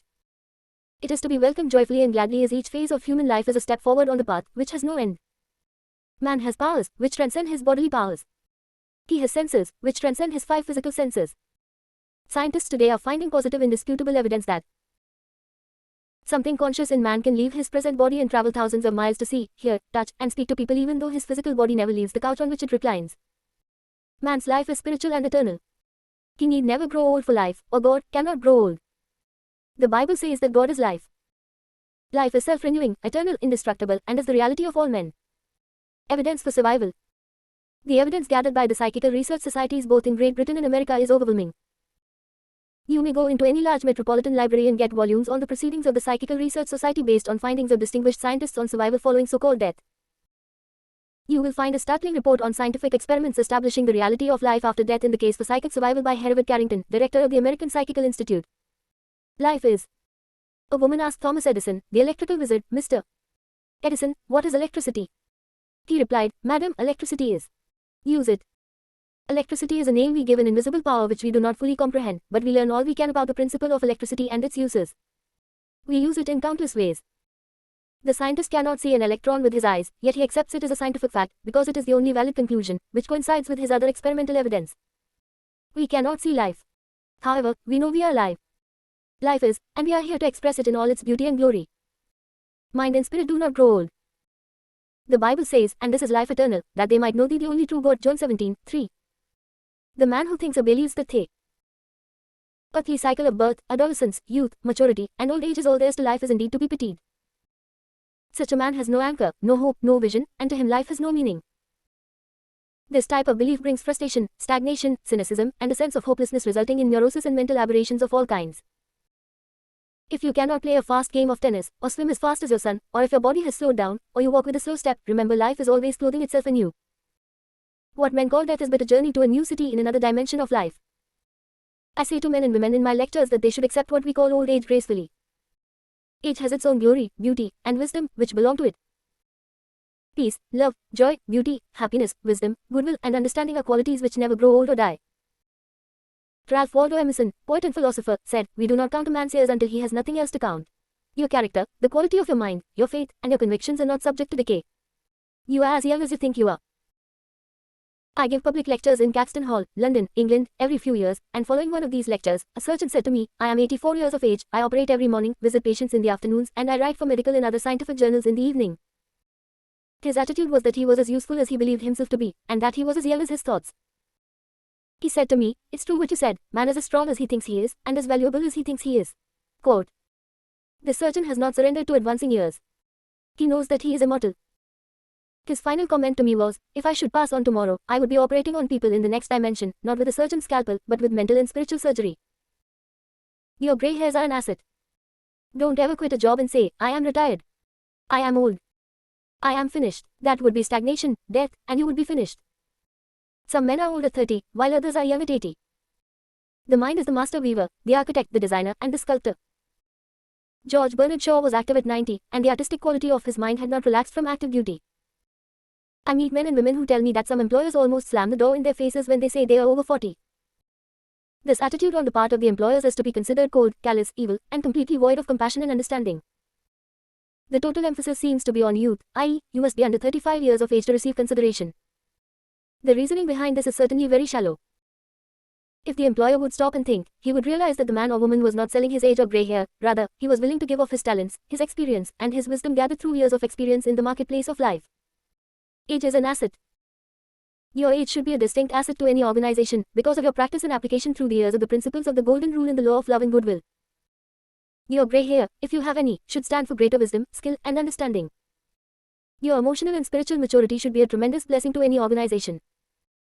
A man should not be asked to resign when he is 65 years of age. That is the time of life when he could be most useful in handling personal problems, making plans for the future, making decisions, and guiding others in the realm of creative ideas based on his experience and insight into the nature of the business. Be your age. A motion picture writer in Hollywood told me that he had to write scripts which would cater to the 12-year-old mind. This is a tragic state of affairs if the great masses of people are expected to become emotionally and spiritually mature. It means that the emphasis is placed on youth in spite of the fact that youth stands for inexperience, lack of discernment, and hasty judgment. I can keep up with the best of them. I am now thinking of a man 65 years of age who is trying frantically to keep young. He swims with young men every Sunday, goes on long hikes, plays tennis, and boasts of his prowess in physical powers, saying, "Look, I can keep up with the best of them." He should remember the great truth. As a man thinketh in his heart, so is he. Proverbs 23:7. Diets, exercises, and games of all kinds will not keep this man young. It is necessary for him to observe that he grows old or remains young in accordance with his processes of thinking. Your subconscious mind is conditioned by your thoughts. If your thoughts are constantly on the beautiful, the noble, and the good, you will remain young regardless of the chronological years. Fear of old age. Job said, "The thing which I greatly feared is come upon me." There are many people who fear old age and are uncertain about the future because they anticipate mental and physical deterioration as the years advance. What they think and feel comes to pass. You grow old when you lose interest in life, when you cease to dream, to hunger after new truths, and to search for new worlds to conquer. When your mind is open to new ideas, new interests, and when you raise the curtain and let in the sunshine and inspiration of new truths of life in the universe, you will be young and vital. You have much to give. If you are 65 and 95 years of age, realize you have much to give. You can help stabilize, advise, and direct the younger generation. You can give the benefit of your knowledge, your experience, and your wisdom. You can always look ahead, for at all times you are gazing into infinite life. You will find that you can never cease to unveil the glories and wonders of life. Try to learn something new every moment of the day, and you will find your mind will always be young. 110 years old. Some years ago, while lecturing in Bombay, India, I was introduced to a man who said he was 110 years old. He had the most beautiful face I have ever seen. He seemed transfigured by the radiance of an inner light. There was a rare beauty in his eyes indicating he had grown old in years with gladness and with no indication that his mind had dimmed its lights. Retirement, a new venture. Be sure that your mind never retires. It must be a parachute which is no good unless it opens up. Be open and receptive to new ideas. I have seen men of 65 and 70 retire. They seemed to rot away, and in a few months passed on. They obviously felt that life was at an end. Retirement can be a new venture, a new challenge, a new path, the beginning of the fulfillment of a long dream. It is inexpressibly depressing to hear a man say, "What shall I do now that I am retired?" He is saying in effect, "I am mentally and physically dead. My mind is bankrupt of ideas." All this is a false picture. The real truth is that you can accomplish more at 90 than you did at 60, because each day you are growing in wisdom and understanding of life in the universe through your new studies and interests. He graduated to a better job. An executive, who lives near me, was forced to retire a few months ago because he had reached the age of 65. He said to me, "I look upon my retirement as promotion from kindergarten to the first grade." He philosophized in this manner. He said that when he left high school, he went up the ladder by going to college. He realized this was a step forward in his education and understanding of life in general. Likewise, he added, now he could do the things he had always wanted to do, and therefore, his retirement was still another step forward on the ladder of life and wisdom. He came to the wise conclusion that he was no longer going to concentrate on making a living. Now he was going to give all his attention to living life. He is an amateur photographer, and he took additional courses on the subject. He took a trip around the world and took movies of famous places. He now lectures before various groups, lodges, and clubs and is in popular demand. There are countless ways of taking an interest in something worthwhile outside yourself. Become enthusiastic over new creative ideas, make spiritual progress, and continue to learn and to grow. In this manner you remain young in heart, because you are hungering and thirsting after new truths, and your body will reflect your thinking at all times. You must be a producer and not a prisoner of society. The newspapers are taking cognizance of the fact that the voting population of the elderly in California elections is increasing by leaps and bounds. This means that their voices will be heard in the legislature of the state and also in the halls of Congress. I believe there will be enacted a federal law prohibiting employers from discrimination against men and women because of age. A man of 65 years may be younger mentally, physically, and psychologically than many men of 30. It is stupid and ridiculous to tell a man he cannot be hired because he is over 40. It is like saying to him that he is ready for the scrap heap or the junk pile. What is a man of 40 or over to do? Must he bury his talents and hide his light under a bushel? Men who are deprived and prevented from working because of age must be sustained by government treasuries at county, state, and federal levels. The many organizations who refuse to hire them and benefit from their wisdom and experience will be taxed to support them. This is a form of financial suicide. Man is here to enjoy the fruit of his labor, and he is here to be a producer and not a prisoner of society, which compels him to idleness. Man's body slows down gradually as he advances through the years, but his conscious mind can be made much more active, alert, alive, and quickened by the inspiration from his subconscious mind. His mind, in reality, never grows old. Oh, that I were as in months past, as in the days when God preserved me. When his candle shined upon my head, and when by his light I walked through darkness. As I was in the days of my youth, when the secret of God was upon my tabernacle. Job 29, 2-4. Secret of youth. To recapture the days of your youth, feel the miraculous, healing, self-renewing power of your subconscious mind moving through your whole being. Know and feel that you are inspired, lifted up, rejuvenated, revitalized, and recharged spiritually. You can bubble over with enthusiasm and joy, as in the days of your youth, for the simple reason that you can always mentally and emotionally recapture the joyous state. The candle, which shines upon your head, is divine intelligence and reveals to you everything you need to know. It enables you to affirm the presence of your good, regardless of appearances. You walk by the guidance of your subconscious mind because you know that the dawn appears and the shadows flee away. Get a vision. Instead of saying, I am old, say, I am wise in the way of the divine life. Don't let the corporation, newspapers, or statistics hold a picture before you of old age, declining years, decrepitude, senility, and uselessness. Reject it, for it is a lie. Refuse to be hypnotized by such propaganda. Affirm life, not death. Get a vision of yourself as happy, radiant, successful, serene, and powerful. Your mind does not grow old. Former President Herbert Hoover, now 88 years old, is very active and is performing monumental work. I interviewed him a few years ago in his suite at the Waldorf Astoria, New York City. I found him healthy, happy, vigorous, and full of life and enthusiasm. He was keeping several secretaries busy handling his correspondence and was himself writing books of a political and historical nature. Like all great men, I found him affable, genial, amiable, loving, and most understanding. His mental acumen and sagacity gave me the thrill of a lifetime. He is a deeply religious man and is full of faith in God and in the triumph of the eternal truth of life. He was subjected to a barrage of criticism and condemnation in the years of the Great Depression, but he weathered the storm and did not grow old in hatred, resentment, ill will, and bitterness. On the contrary, he went into the silence of his soul and communing with the divine presence within him, he found peace, which is the power of the heart of God. His mind active at 99. My father learned the French language at 65 years of age, and became an authority on it at 70. He made a study of Gaelic when he was over 60, and became an acknowledged and famous teacher of the subject. He assisted my sister in a school of higher learning and continued to do so until he passed away at 99. 99. His mind was as clear at 99 as it was when he was 20. Moreover, his handwriting and his reasoning powers had improved with age. Truly, you are as old as you think and feel. We need our senior citizens. Marcus Pausius Cato, the Roman patriot, learned Greek at 80. Madame Ernestine Schumann-Heink, the great German-American contralto, reached the pinnacle of her musical success after she became a grandmother. It is wonderful to behold the accomplishments of the oldsters. General Douglas MacArthur, Harry S. Truman, General Dwight David Eisenhower, and American financier Bernard Baruch are interesting, active, and contributing their talents and wisdom to the world. The Greek philosopher Socrates learned to play musical instruments when he was 80 years old. Michelangelo was painting his greatest canvases at 80. At 80, so Simonides won the prize for poetry, Goethe finished Faust, and Leopold von Ranke commenced his History of the World, which he finished at 92. Alfred Tennyson wrote a magnificent poem, Crossing the Bar, at 83. Isaac Newton was hard at work close to 85. At 88, John Wesley was directing, preaching, and guiding Methodism. We have several men of 95 years who come to my lectures, and they tell me they are in better health now than they were at 20. Let us place our senior citizens in high places and give them every opportunity to bring forth the flowers of paradise.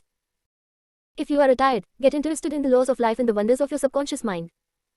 Do something you have always wanted to do. Study new subjects and investigate new ideas. Pray as follows. As the hart panteth after the water brooks, so panteth my soul after thee, O God. Psalms 42, 1. The fruits of old age. His flesh shall be fresher than a child's. He shall return to the days of his youth. Job 33, 25. Old age really means the contemplation of the truths of God from the highest standpoint. Realize that you are on an endless journey, a series of important steps in the ceaseless, tireless, endless ocean of life. Then, with the psalmist you will say, they shall bring forth fruit in old age. They shall be fat and flourishing. Psalms 92, 14. But the fruit of the Spirit is love, joy, peace, patience, gentleness, goodness, faith, meekness, temperance. Against such there is no law. Galatians 5:22. You are a child of infinite life, which knows no end, and you are a child of eternity. Profitable pointers. 1. Patience, kindness, love, goodwill, joy, happiness, wisdom, and understanding are qualities which never grow old. Cultivate them and express them and remain young in mind and body. 2. Some research physicians say that the neurotic fear of the effects of time may well be the cause of premature aging. 3. Age is not the flight of years. It is the dawn of wisdom in the mind of man. 4. The most productive years of your life can be from 65 to 95. 5. Welcome the advancing years. It means you are moving higher on the path of life which has no end. 6. God is life and that is your life now. Life is self-renewing, eternal, and indestructible and is the reality of all men. You live forever because your life is God's life. 7. Evidence of survival after death is overwhelming. Study Proceedings of the Psychical Research Society of Great Britain and America in your library. The work is based on scientific research by outstanding scientists for over 75 years. 8. You cannot see your mind, but you know you have a mind. You cannot see spirit, but you know that the spirit of the game, the spirit of the artist, the spirit of the musician, and the spirit of the speaker is real. Likewise, the spirit of goodness, truth, and beauty moving in your mind and heart are real. You cannot see life, but you know you are alive. 9. Old age may be called the contemplation of the truths of God from the highest standpoint. The joys of old age are greater than those of youth. Your mind is engaged in spiritual and mental athletics. Nature slows down your body so that you may have the opportunity to meditate on things divine. 10. We do not count a man's years until he has nothing else to count. Your faith and convictions are not subject to decay. 11. You are as young as you think you are. You are as strong as you think you are. You are as useful as you think you are. You are as young as your thoughts. 12. Your grey hairs are an asset. You are not selling your grey hairs. You are selling your talent, abilities, and wisdom which you have garnered through the years. 13. Diet and exercise won't keep you young. As a man thinketh, so is he. 14. Fear of old age can bring about physical and mental deterioration. The thing I greatly feared has come upon me. 15. You grow old when you cease to dream, and when you lose interest in life. You grow old if you are irritable, crotchety, petulant, and cantankerous. Fill your mind with the truths of God and radiate the sunshine of His love. This is youth. 16. Look ahead, for at all times you are gazing into infinite life. 17. Your retirement is a new venture. Take up new studies and new interests. You can now do the things you always wanted to do when you were so busy making a living. Give your attention to living life. 18. Become a producer and not a prisoner of society. Don't hide your light under a bushel. 19. The secret of youth is love, joy, inner peace, and laughter. In Him there is fullness of joy. In Him there is no darkness at all. 20. You are needed. Some of the great philosophers, artists, scientists, writers, and others accomplished their greatest work after they were 80 years old. 21. The fruits of old age are love, joy, peace, patience, gentleness, goodness, faith, meekness, and temperance. 22. You are a child of infinite life which knows no end. You are a child of eternity. You are wonderful. Part 2. Commentary and Teachings. By C. James Jensen. In the introduction, I described how I became acquainted with Dr. Joseph Murphy's teachings on the power of the incredible relationship between the conscious and subconscious mind, and ultimately taught 4-day seminars of this material for 11 years. Since Drive. Murphy's work was written over 50 years ago. There has been so much added to this field of study that further validates his creativity in introducing us to the power of the subconscious mind. As contemporary author Bruce H. Lipton, PhD, wrote in his remarkable book Spontaneous Evolution, the subconscious mind controls 95% of our behavior and gene-regulating cognitive activity through programs obtained primarily from the field of beliefs. When we take command of our own subconscious beliefs and emotions, individually and collectively, we take back creative control over our lives, too. In this part, I will lead you through my lessons and experiences, expanding on Dr. Murphy's teachings about the subconscious and how it manifests in our everyday lives. First, we will look at the interrelationship between our subconscious and conscious mind. I will then introduce you to superconscious and creative problem solving using a specific technique to access the universal field of knowledge that transcends all data stored in our subconscious minds. In chapter 23, we will look at how our self-concept is developed by our self-talk and how there's always a one-to-one relationship between our self-concept and our level of performance in every area of our lives. The final chapters offer a toolkit of practices that have transformed and elevated my life beyond what I could have ever imagined, both professionally and personally. This toolkit includes affirmations, visualizations, communication, resiliency, meditation, and leadership. You will also read several testimonials from colleagues at companies I managed who were taught these same tools. They graciously shared with me how these daily practices, in particular, affirmations and meditation, have added greatly to the success and quality of their lives. Mastering these tools yourself will improve every area of your life. Your performance, your relationships, your level of happiness and well-being. Wherever you are starting from, you will be ever closer to creating and enjoying the life you truly desire. 21. Understanding the true relationship between the conscious and subconscious mind. The reason there is so much chaos and misery in the world is because people do not understand the interaction of their conscious and subconscious minds. When these two principles work in accord, in concord, in peace, and synchronously together, you will have health, happiness, peace, and joy. There is no sickness or discord when the conscious and subconscious work together harmoniously and peacefully. Dr. Joseph Murphy. Let's look more closely at the interaction between the conscious and subconscious that Dr. Murphy speaks of, and how the data stored in our subconscious largely determines the decisions we make and how we behave. We have three areas of the mind that are the foundation for how we think, how we behave, how we create, and how we make decisions, both consciously and subconsciously. These are not three separate minds but three spheres of our one mind working together. 1. The conscious. 2. The subconscious. 3. The superconscious. One of the primary functions of the subconscious is to store data. It is the area of our mind that records and stores memory. In computer terms, we could think of it as a hard drive. Everything we have seen, heard, and experienced, and how we have felt about those experiences since birth are all stored in our subconscious or memory bank. Everything. That which we have forgotten can be retrieved through chemicals or age regression hypnosis. Many psychotherapists use hypnosis to rediscover early childhood traumas that may negatively impact a person's behavior as an adult. Powerful phobias and deep-rooted fears are often formulated as young children, and when we become adults we forget where they came from. But we know that certain circumstances or situations trigger what often is irrational behavior. Our negative habit patterns are stored in our subconscious. And as we learned from Dr. Murphy, the data stored in our subconscious largely determines our behavior. Since none of us have gone through life having had exactly the same experiences or data input, no two of us can be expected to act exactly the same way. This is why when we see someone reacting completely differently than we would in the same situation, we think they are crazy or something is wrong with them. All our behavior is conditioned by the data we have collected along the way that triggers our response. At the conscious level, 4 basic things occur. 1. We perceive incoming stimuli through our senses. 2. We go through a process of comparison or identification. 3. We analyze what we have identified. 4. We make a decision for directed action, reaction, or an action. So when we want to better understand our reactions, we can review the 4 functions of decision making for some insight. Perception. We perceive incoming stimuli in the conscious mind through our senses. We see, hear, feel, smell, or taste something. I will also add that we have a 6th sense, which is our intuition. Comparison. We simultaneously go into a subconscious to identify what we are perceiving. A car, an airplane, a boat, a bird, an elephant, a kind of food, a friend, an enemy, or something we have no data on whatsoever. Analysis. Once we have retrieved data telling us what we are perceiving, we ask ourselves, is this a good thing? A bad thing? Something that will make me happy? Sad? Comfortable? Uncomfortable? And so on. Decision. Based on this internal self-analysis, we make a decision for action, an action, or reaction. The bottom line. We are all making decisions based largely on our past experiences or data we have received about something that may or may not be the truth.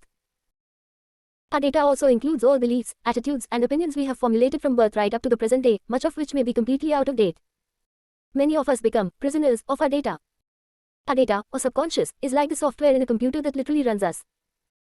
We all operate on certain programs, but many people don't realize that they are operating old programs or belief systems that may no longer be relevant to their lives.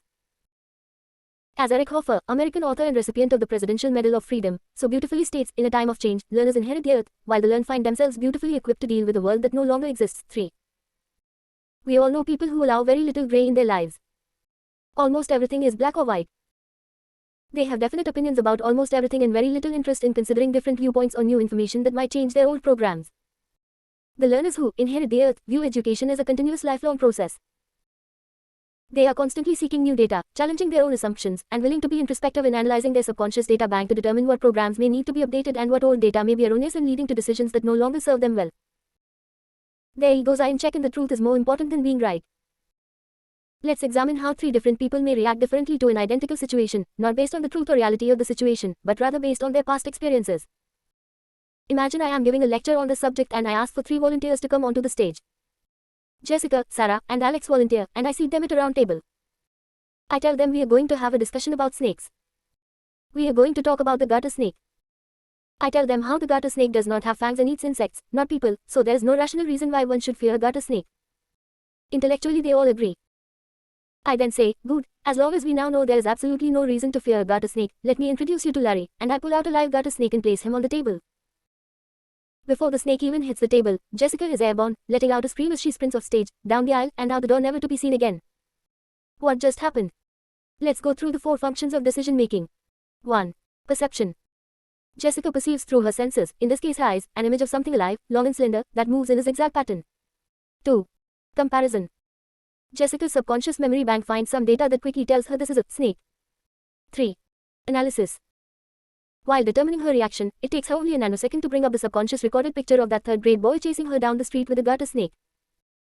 Jessica made a life decision at that time to never again get this close to a snake. In fact, if she is watching a movie and a snake appears on the screen, she will close her eyes or get up and leave the room. Just a picture of a snake can cause her anxiety and discomfort, not based on the reality of the situation but on past experience. Be assured, we all have snakes in our backgrounds that may still be causing irrational reactions to certain situations. 4. Decision. That's easy. Based on her analysis, Jessica makes a reactive decision and quickly exits. Now, how does Sarah react to the same situation? She was raised on a farm and has been around animals her entire life. Some of her favorite creatures are snakes. In fact, Sarah lives with a pet boa constrictor in her condo. Sarah goes through the same decision-making procedure as Jessica. 1. She perceives the object through her senses eyes. 2. By comparison she identifies the object as a snake. 3. A quick analysis stirs up warm feelings. 4. She makes a decision to move toward the snake and lovingly picks it up. Now let's get to Alex, who is rather nonplussed over the whole situation. He is neither drawn towards snakes, nor does he fear them, so he remains inactive or neutral. Our present decisions are based largely on our past experiences or information we have about something. We need to understand that we have also been conditioned to see certain things with a very subjective slant. This is where our prejudices come from. Once we have the tools to bring about positive changes in our lives and we really learn how to use those tools, we have an enormous opportunity to examine our subconscious to determine what data is no longer relevant to our current life experience. It's important to understand that when we perceive and identify something that strikes a negative habit pattern, the effect knocks out our analyzer and we behave how we have been conditioned to respond. Totally irrationally. By identifying our negative habit patterns, we can input new data into our subconscious that helps direct the reactions we desire, freeing us from the bonds of negative habit patterns. The third area of the mind is the supraconscious. Supra means above or beyond consciousness. Most of the research in this area of the supraconscious has been done since Drive. Murphy wrote his book in 1963, so he does not reference it. The supraconscious is our source of pure wisdom and creativity. As we will see in a subsequent chapter, it is in that area where we receive great inspiration and creative solutions, the area where the information needed to solve the situation transcends any data stored in our subconscious or memory bank. The supraconscious is also our source of intuition, impetus, and free energy when we are constructively motivated. People considered to be real geniuses seem to tap into this vast reservoir at will. To summarize, we have three areas of the mind that all interact with each other: the conscious, the subconscious, and the supraconscious. Unless we are aware of them and know how they interact, we are apt to drift through life on autopilot, always doing well in certain areas, poorly in others, and making the same mistakes over and over. Learning to understand the functions of each of these areas of the mind, plus the tools to revise old or outdated information and how to input new data, will help you achieve your goals with less effort, as you take true control of your life and direct it as you wish. Reflection practice. Take time today to reflect on a recent decision or reaction that was more negative than you would like. Examine what triggered it. Take the situation and break it down into the 4 steps of perception, comparison, analysis, and decision. Was the information behind your analysis accurate and up to date? Was your decision based on the reality of the situation? If not, you may learn that what drove your decision was an automatic response based on a past experience or memory, an old program or belief that may no longer be relevant. 22. The supraconscious and creative problem solving. The solution lies within the problem.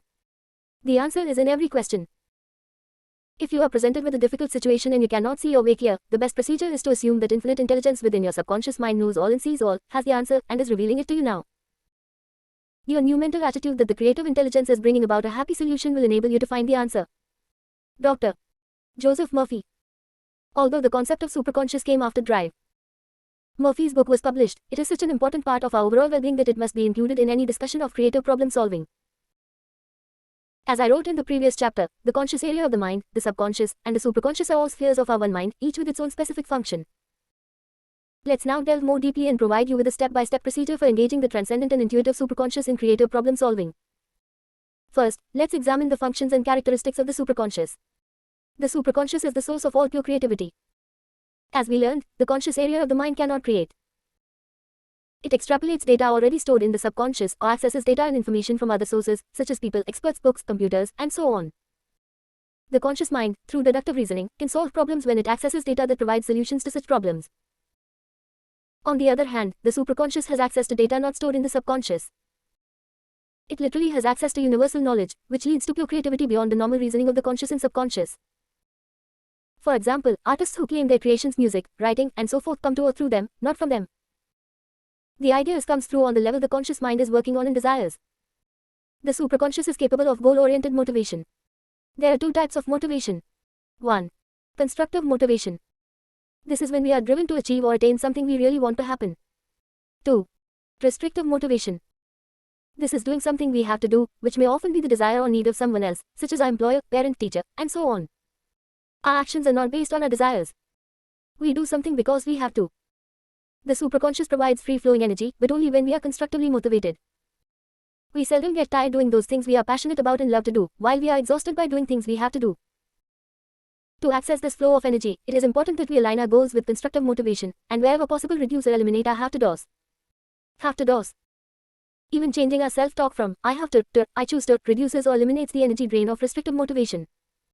The superconscious operates on a non-conscious level. You can't watch it. There is no place to look for it. The superconscious has its own separate computer system that solves any problem assigned to it by the conscious mind, returning the best possible solution at that time. At that time is important. If you choose not to use the superconscious solution when you receive it, you may want to ask it for the solution to your problem if variables are added to the equation over time. The superconscious may return to you the same solution you previously received, or a new solution more relevant to your problem or situation as it now stands. You don't need to use the superconscious to work on every problem. 90% can be solved by the conscious mind once it has access to data for such a solution. The superconscious has instant access to all data stored in the subconscious and can discriminate between valid and invalid data in computing. Remember, the data stored in our subconscious is the memory of prior experiences as well as the emotions associated with those experiences. It also contains facts that we learned earlier in our lives which may be completely erroneous or irrelevant to our present needs. Yet such erroneous data can often be a blockage to our perceiving the truth or reality of a given situation. The superconscious can lead us to the truth. The superconscious cannot compute on any problem while the conscious mind is occupied with that problem. When we worry a problem to death and can't seem to let go of it at the conscious level, we block the superconscious from providing the answer we desire and need. In this chapter, I will show you how to constructively turn problems over to the superconscious. Worrying is a great waste of time. When we have repeatedly tried and failed to consciously solve a problem, we turn the problem over to the superconscious knowing that we will receive the perfect answer or solution.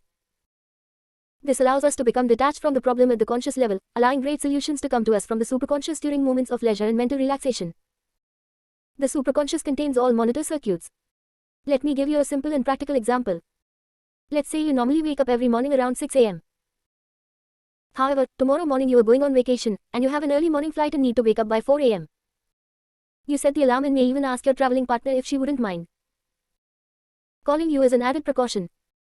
As you crawl into bed that night, you are telling yourself how important it is to get up at 4. The internal dialogue is a request from the conscious to the superconscious to be awakened at 4. You drift into a deep sleep and a few hours later you wake up with a start. You know it is much earlier than you normally wake up since it is still dark, and you roll over on your side to look at your digital clock, which reads 3:59 a.m. You reach over to turn off the alarm just as the clock moves to 4 o'clock and simultaneously the clock starts to buzz just as your hand turns off the alarm. You turn on the light, sit on the edge of the bed thinking about the fun vacation you are about to begin, and the phone rings with your friend telling you it's time to get up. But who really woke you up? Your superconscious woke you up because those were the instructions you gave it before you went to sleep. The superconscious never sleeps. The superconscious makes all our actions and their effects fit into a pattern consistent with our self-concept. If your self-concept about memory is, for example, I can never remember names, the superconscious will deliberately block our receiving the person's name in order to make our effects fit into a pattern consistent with the level of our self-concept. Remember, our self-concept determines our level of performance in any area of our life. See Chapter 23. If we don't change the picture of ourselves that's recorded in our subconscious, we will continue to act in the same way, over and over. The key is to change the picture. And we do that with our own self-talk using affirmation processes and techniques. See Chapter 24. 5 Steps to Creative Problem Solving.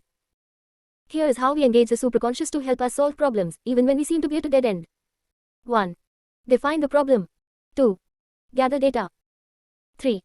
Attempt to consciously solve the problem. 4. If unsuccessful, turn the problem over to the superconscious. 5. Get your conscious mind busy elsewhere.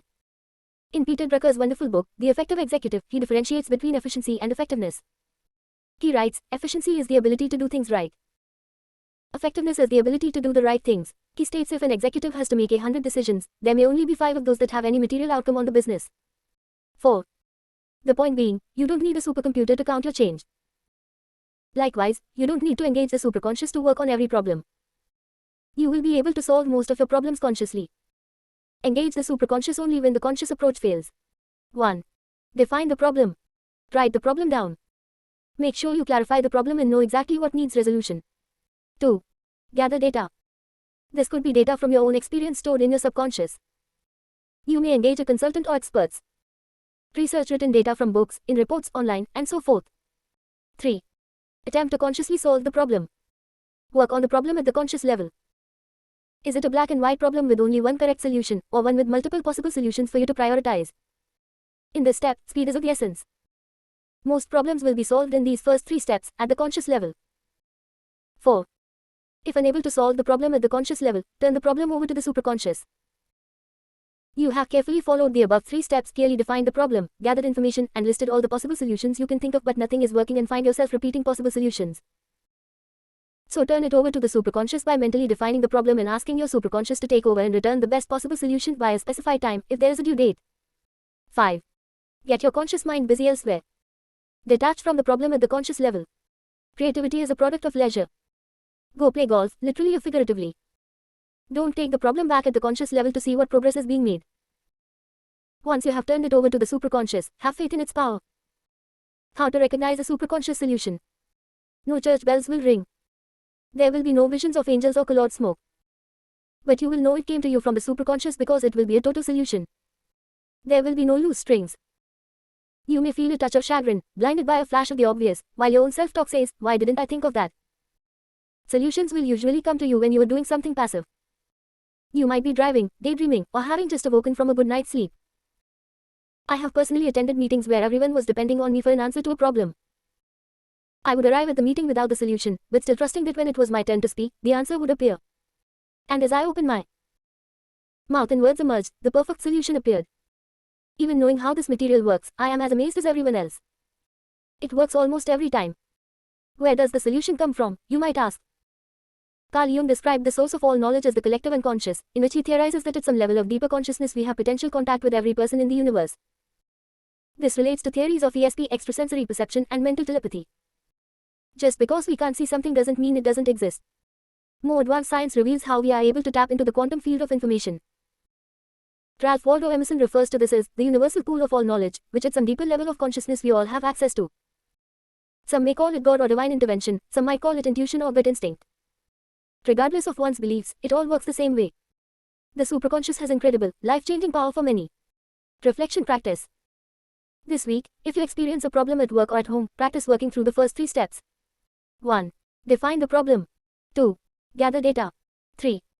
Attempt to consciously solve the problem. If you are unable to consciously find a solution, ask your superconscious to help by following the last 2 steps. 1. Turn the problem over to the superconscious. 2. Get your conscious mind busy elsewhere. Remember, being able to relax the conscious mind allows the superconscious to tap into a creative and universal source of wisdom. If you find it relaxing to garden, walk, jog, or meditate, do that as a way to calm your active mind so that a superconscious solution can arise from within. 23. Self-talk and self-concept. The law of the mind is the law of belief. All your experiences, events, conditions, and acts are the reactions of your subconscious mind to your thoughts. Remember, it is not the thing believed in, but the belief in your own mind, which brings about the result. Dr. Joseph Murphy. There may be nothing more powerful that affects our behavior and effectiveness than the beliefs and thoughts we create in our minds. The power of the law of belief largely determines the results of our endeavors, positively and negatively. As small children, we simply speak our thoughts out loud.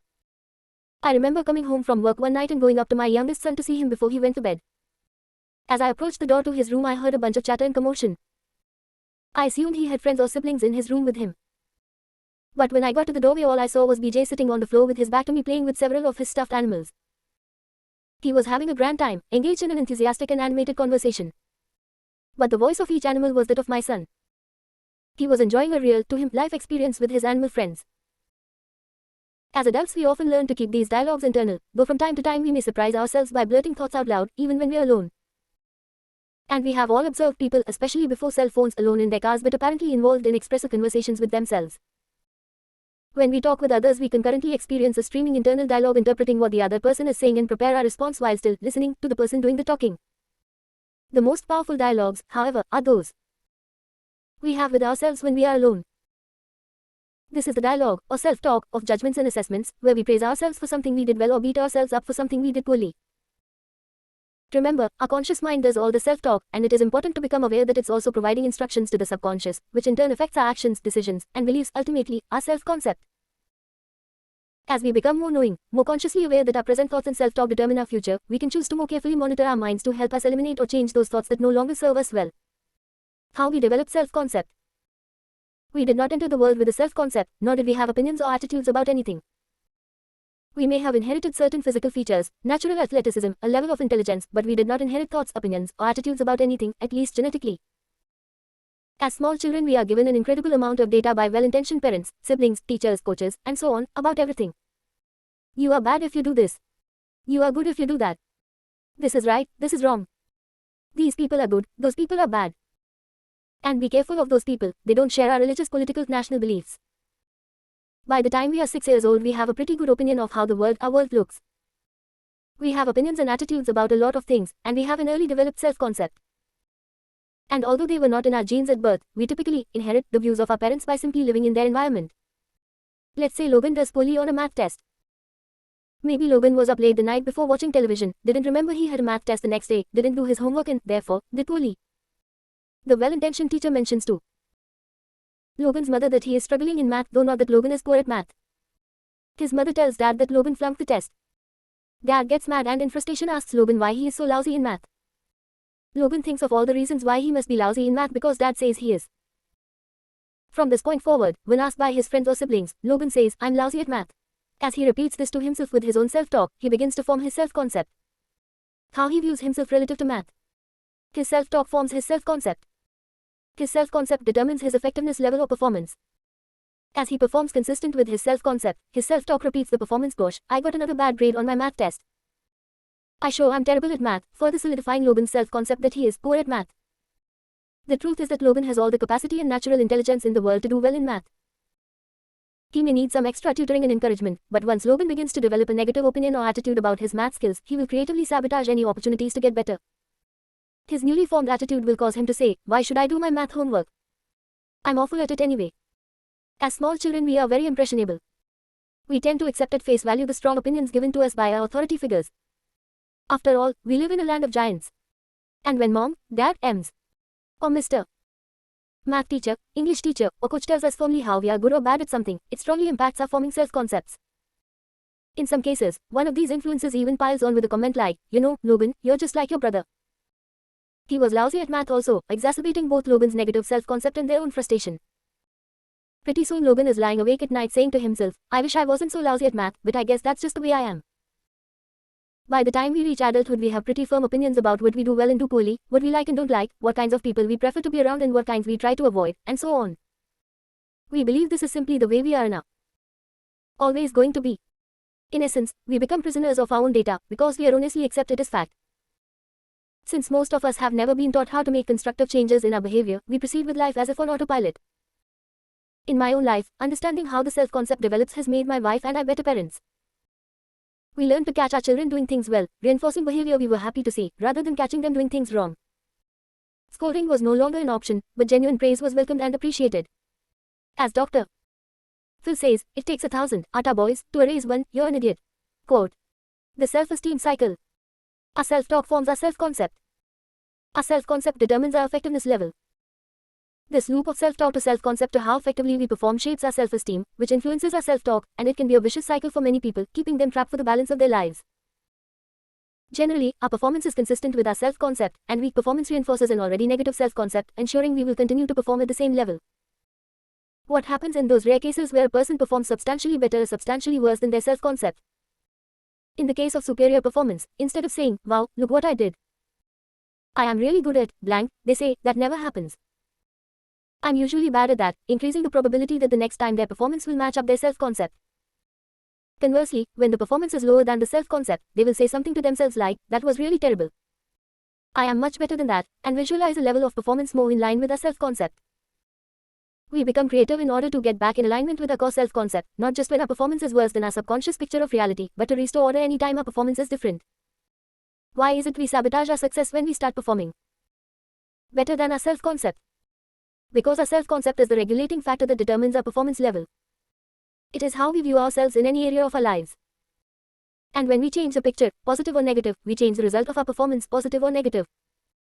If we want to truly improve our level of performance, we need to raise our core self-concepts.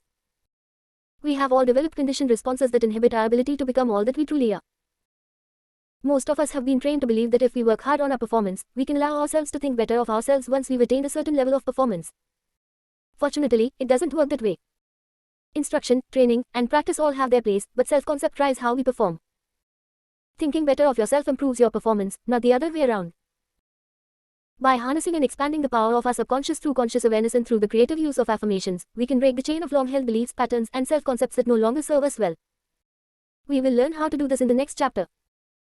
Atibak, a friend and colleague, shared with me his own realization of how self-talk and self-concept intertwine, and how empowering that knowledge can be if you want to break free of its negative hold. One of the most revealing factors to me was how we can go back in life and see the origins of our beliefs. How a person gets to be where they are in terms of strengths, weaknesses, things you think you're good at and things you think you're not good at. It gets down to understanding our self-talk and the power of the subconscious where many of these beliefs are stored, and no matter how much you try on a conscious basis to overcome them, they are very powerful. By understanding where I received some of my hang-ups, beliefs, and weaknesses, it is much easier to overcome them and develop new habits and beliefs that erase them. Understanding how this process of self-concept works allows you to move forward in life at your own pace without dragging anchors along with you. 5. Reflection practice. Consider these questions and write down your insights in a journal. What are your core self-concepts? How do your self-concepts affect your self-esteem? If your self-concept is hurting your self-esteem, identify possible sources for that belief or pattern. Examine if those sources may have created a negative habit of self-talk. Self-talk. More important, identify your positive self-concepts, how they were formed, and how your knowledge of that process can now assist in helping you erase what used to be a negative self-concept. 24. Affirmation and visualization techniques. It is essential that you take charge of your thoughts so as to bring forth only desirable conditions. When your mind thinks correctly, when you understand the truth, when the thoughts deposited in your subconscious mind are constructive, harmonious, and peaceful, the magic working power of your subconscious will respond and bring about harmonious conditions, agreeable surroundings, and the best of everything. Dr. Joseph Murphy. Let's examine how the constructive use of affirmations can help reprogram our subconscious with updated, relevant, and truthful data that is consistent with who and what we want to be today, not who we used to be. An affirmation is a statement of fact or belief, positive or negative, that tends to lead you toward the end result you expect. The statement of fact or belief may or may not be true, but we believe it to be true and act accordingly. Also, the expected end result may not be what you wanted. But by believing, I have never been good at blank, you resign yourself to that limiting truth and program your subconscious with consistent data regarding your limitation, so that the subconscious ensures your behavior will consistently support your belief. You and I have been using affirmations our entire lives. Any statement we make to ourselves or others that follows, I am, or I, is an affirmation. The following are all affirmations. I am a great spouse. I am a lousy spouse. I am a loving and patient parent. I always lose my temper.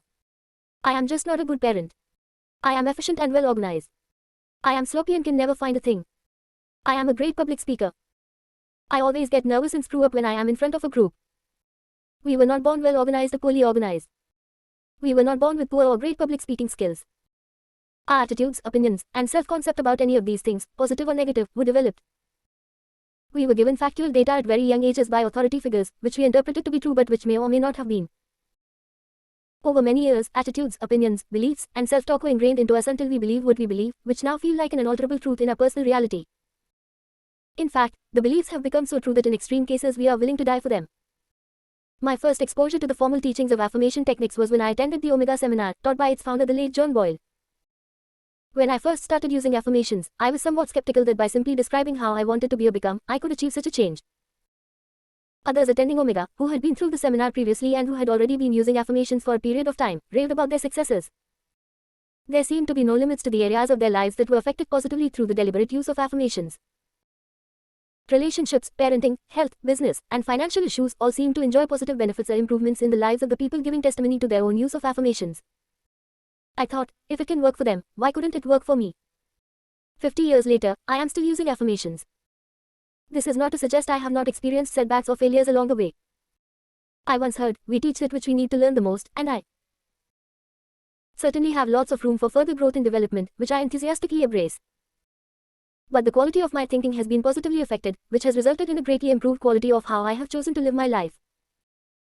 One of our former employees, Linda Cresswell, also attests to how affirmations not only benefit a company or organization, but also carry over into our personal lives. Affirmations have been part of my life since Jim Jensen first introduced me to the concept many years ago. I was fortunate enough to have the job of presenting motivational goal-setting seminars to the employees of our company. The employees benefited greatly, thus benefiting the company. I believe, however, that I was the greatest recipient of the value of what I was teaching. In the beginning, there was a huge chunk of new information I needed to absorb and become comfortable with enough to present to an audience, with the ability to field questions and facilitate conversations. Along the way, I still had a life, and it took a while to incorporate this new information into my daily habits. Those habits had to change in many ways, one of which was being away from home for a very large amount of time. I was at that time living with my best friend and her fiancé. We always joked that we were the original Three's Company, and we got along very well. A short time after I began my new venture, I started feeling an uncomfortable presence when I was interacting with my roommates. I stewed about it for a time and then thought to myself, well, if you are preaching this stuff in your seminars, you might want to put it to the test in your own life. That's an example of an aha moment. So, following all the guidelines of writing good affirmations, I designed one addressing my situation and began affirming it daily. In a matter of just a few weeks, my roommates changed. The negative feelings lifted and the situation changed for good. So, you see, by affirming a positive statement of the situation I felt was negative, somehow my subconscious set about to propel me into actions that brought about the desired end result. This is only one of the many things I was able to bring about in my life with positive affirmations. The value is tremendous, but it doesn't simply happen because you want it to happen. It takes work and careful attention to the details of creating your affirmations. Then, of course, you must do them. They are mental exercises and, just like physical exercises, if you don't do them, nothing changes. 6. The affirmation process. Presuming you have a list of goals or needs, use affirmations as a supplemental technique to assist you in attaining them.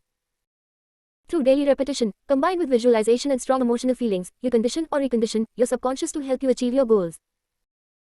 To write an affirmation, construct a sentence in first person, present tense, describing the end result you desire as if it were already true today. In other words, you don't say, my relationship with blank will get better, or my business will improve, i.e., hope for something better in the future. Rather, you write the affirmation, I enjoy an excellent relationship with blank and it gets stronger every day, or I am a very successful business person and find ways to improve my business each day. Let's say you want to use affirmations to achieve a health goal. Let's use losing weight as an example. If getting on the scale today reports that your current reality is that you weigh 225 pounds and you develop a new goal to weigh 195 pounds, you would develop an affirmation that reads, I look good and feel good at 195 pounds. This is written in the first person, present tense as though it were true today. You would not write the affirmation, I am not overweight. The emphasis there is on being overweight, which is exactly the picture you don't want to create. You may also develop a couple of supportive affirmations such as, I eat only enough to maintain my perfect weight of 195 pounds, or I enjoy exercising every day and never miss a day. Remember, our affirmations are intended to bring about a change in our behavior. The affirmation, I look good and feel good at 195 pounds, does not give us permission to move our bed next to the refrigerator. Your affirmation should support visualizations that form the picture of success in your mind as you would like it to be.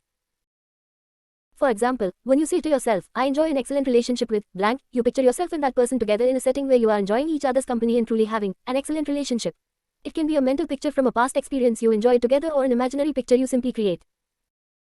Either picture, actual or imaginary, is recorded in the subconscious mind as though it actually happened, provided that you reinforce the picture with the last step. Strong, positive emotional support. The purpose of languaged words is to create or access an image. It is this visualization of an image, not the words, that records in the subconscious along with the feelings and emotions associated with that image. This is why the visualization that supports the words, accompanied by feelings and emotions, is such a necessary step to the affirmation process. Now let me share with you 6 affirmations that have brought about substantial improvements in the lives of many. If this is your first use of affirmations, I recommend for the sake of simplicity and accessibility that you use just these for the first 30 days before adding additional affirmations. I love myself unconditionally. This is a link to all other goals. It is an affirmation you should fully expect to use for the rest of your life. It is an affirmation that continues to build high self-esteem. We cannot give more love to another than that which we have for ourselves. With small children, it is good to teach them to say, I like myself. Over time this transforms to, I love myself, which then transforms to, now that I love myself, I find that I love everyone. I never devalue myself or others with destructive self-criticism. It makes no sense to use the affirmation, I like myself, if we keep beating ourselves up with the meaning in destructive self-criticism. Some people with low self-esteem simply find it easier to accept a criticism than a compliment. To them I might say, what if your best friend talked all day long about you the way you talk about yourself all day? Would you like to hang out with that person? Of course not. Immediately cease all destructive self-criticism. Make that the old you. Return to the first affirmation, I love myself unconditionally. I have unconditional warm regards for all people at all times. The use of the word, all, is for emphasis. Certainly we cannot have warm regards for one who inflicts physical harm on their spouse, children, or others. We are simply seeking dose of opportunity to have unconditional warm regards for all people at all times. I am calm, peaceful, and healthy in both mind and body. The growing body of scientific evidence shows us that so many health problems are related to tension, stress, and our inability to relax. In a rapidly growing technology and information world, it seems like someone keeps turning up the speed on the treadmill. We run faster but don't seem to run farther. We need to proactively manage the stress in our lives. If we let stress accumulate and don't have healthy outlets to allow it to siphon off, such as exercise or meditation, we may subject ourselves to physical diseaseness. I am self-determined and allow others the same right. Most of us don't have a problem with the first half of this affirmation but may put up a little resistance when our business partner, spouse, or others exert their right to do the same. This resistance usually comes from our need to control what is deemed to be important to ourselves. Those who have strong opinions or views that differ from our own are often falsely perceived as against us, leading to sayings like, my way or they. Highway. In a more enlightened environment, the need to control evolves to the desire to influence. And those with contrary views are respected and free to share their opinions with no fear of unjust reprisal. All discussions are open and valued, and the affirmation, I am completely self-determined and allow others the same right, is a strong value within the organization and family when contrary views are acknowledged and respected. I am accountable for all my responses to other people and situations. This means simply assuming accountability for all of our actions and reactions to the data input we receive through reading and conversations with others and ourselves. People who don't assume this accountability tend to blame others. Anything that is not perfect or happens to go wrong is never their fault but always the fault of the incoming data that may be contrary to their own personal views. So we need to understand and be respectful that everyone is entitled to his or her own perceptions. And if their views are contrary to our own, we have no need to blame them for the differences.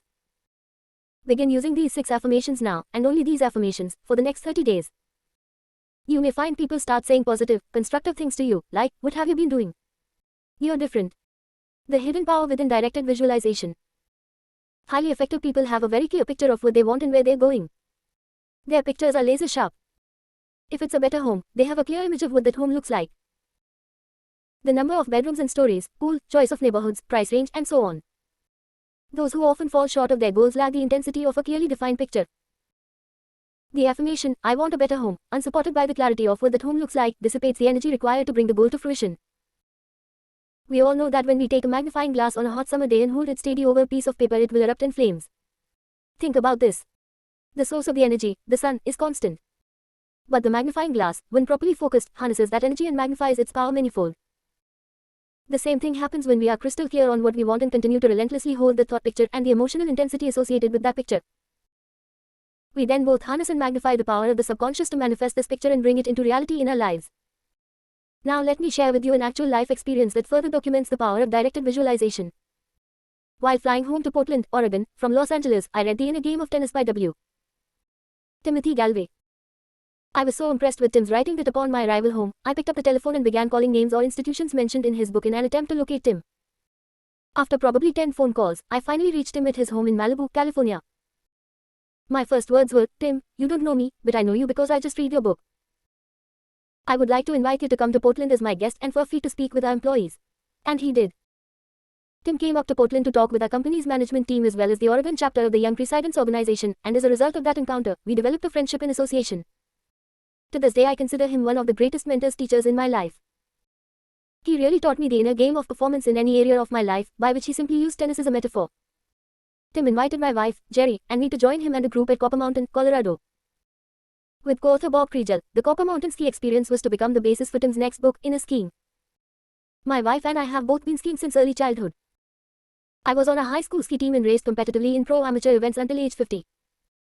Even as I write these words, my wife and I are enjoying the month skiing in Sun Valley, Idaho. My point being that I am not a stranger to skiing or conventional ski instruction. Approximately 30 of us gathered together at Copper Mountain to experience a week of inner skiing. As those of you who are skiers know, conventional ski instruction is very linear, where the instructor observes you for a couple of ski turns and then says, bend knees, or put more weight on the downhill ski. The whole process is very mechanical. None of this occurred at Copper Mountain, and yet our skiing proficiency increased dramatically. We began each day by grouping together after breakfast in one of the hotel's ballrooms where we were staying. We were in our ski attire and were invited to lie down on the carpet of the ballroom. We experienced a group deep relaxation exercise, and then with our eyes closed we were asked to visualize ourselves skiing. We were given several different visual scenarios such as different terrains, moguls, smooth slopes, steep slopes, and gentle slopes. In each scenario we were instructed to visualize ourselves skiing in that situation. We did this exercise for 30 to 45 minutes. We then adjourned and gathered with our respective groups, put on our skis, and hit the slopes. Once on the mountain, our instructor, really more a facilitator, would tell us he was going to go down the mountain making 10 to 15 turns, and then we were to follow and ski to him, one at a time.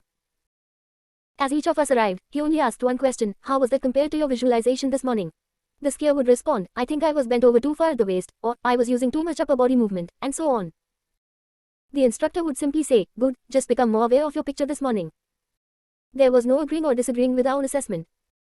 There was no correctional instruction, simply, be aware of your mental picture this morning. When you internally visualize yourself performing, you don't see yourself making mistakes. In skiing you don't visualize yourself falling, you see yourself skiing flawlessly. If you are visualizing your golf swing, you don't see yourself hitting the ball out of bounds, you see yourself hitting the ball down the center of the fairway or hitting the ball on the green next to the pin. If you are visualizing yourself playing the piano, you don't see yourself hitting the wrong keys. You see yourself playing the piece perfectly. This is a very important fact associated with visualizing performance, as it becomes the recorded subconscious picture and instructs how you are to perform. For anyone to try on his or her own. Self-one is always clamoring for attention and is the little voice that loves to judge everything. Since I have become aware of how distracting and destructive self-one can be, when he comes knocking on my door now, I gently, not too gently, tell him to buzz off, and I recenter myself in the present. Whatever you clearly visualize and imprint into your subconscious mind will actualize into your present reality. A colleague, Bob Sherwin, shared with me a testimonial extolling the virtues and power of visualization in manifesting his dream home. His first step was to write down in detail what his dream home was going to look and feel like, from how many bedrooms it would have to the size of the yard to the specific neighborhood he wanted to live in. Once he created his dream home visualization, he fueled that vision by tapping into his desire, imagination, and expectancy, turning his vision over to a higher source. With daily practice and focus, Bob's visualization became a reality. When he walked into his dream house for the first time, he was amazed to find that it was exactly as he'd imagined. I was so happy and in awe of what I was seeing. Everything I had written down and more was staring right back at me. The experience left a deep imprint on him, empowering him to realize that with focused attention, practice, and belief anything is possible. Thoughts, feelings, attitudes, beliefs, choices, and decisions are all the seeds that we plant every day. Our desires, fears, and imagination are the fuel to our creations. Life, God, source, or whatever you are comfortable with calling it, is the soil, water, and sunshine that germinates, sprouts, and grows our seeds. It is our job to choose what seeds we want to plant. What you sow, so shall ye reap. These are 2,000-year-old spiritual laws that are just as valid as the physical laws we live with, such as gravity. For best results, align with your Creator in your creations and choose wisely. 7. Reflection practice. Create your own affirmation with these 4 basic steps. 1. Write and repeat the affirmation to yourself in the first person present tense as though you have already achieved the goal. For example, I look good and feel good at gold pounds. I like person unconditionally and enjoy a very good relationship with him/her. 2. Create a visual image of yourself having achieved the affirmation. 3. Notice how good you feel having accomplished the affirmation. Savor the emotion. 4. Say the affirmation to yourself several times daily. 25.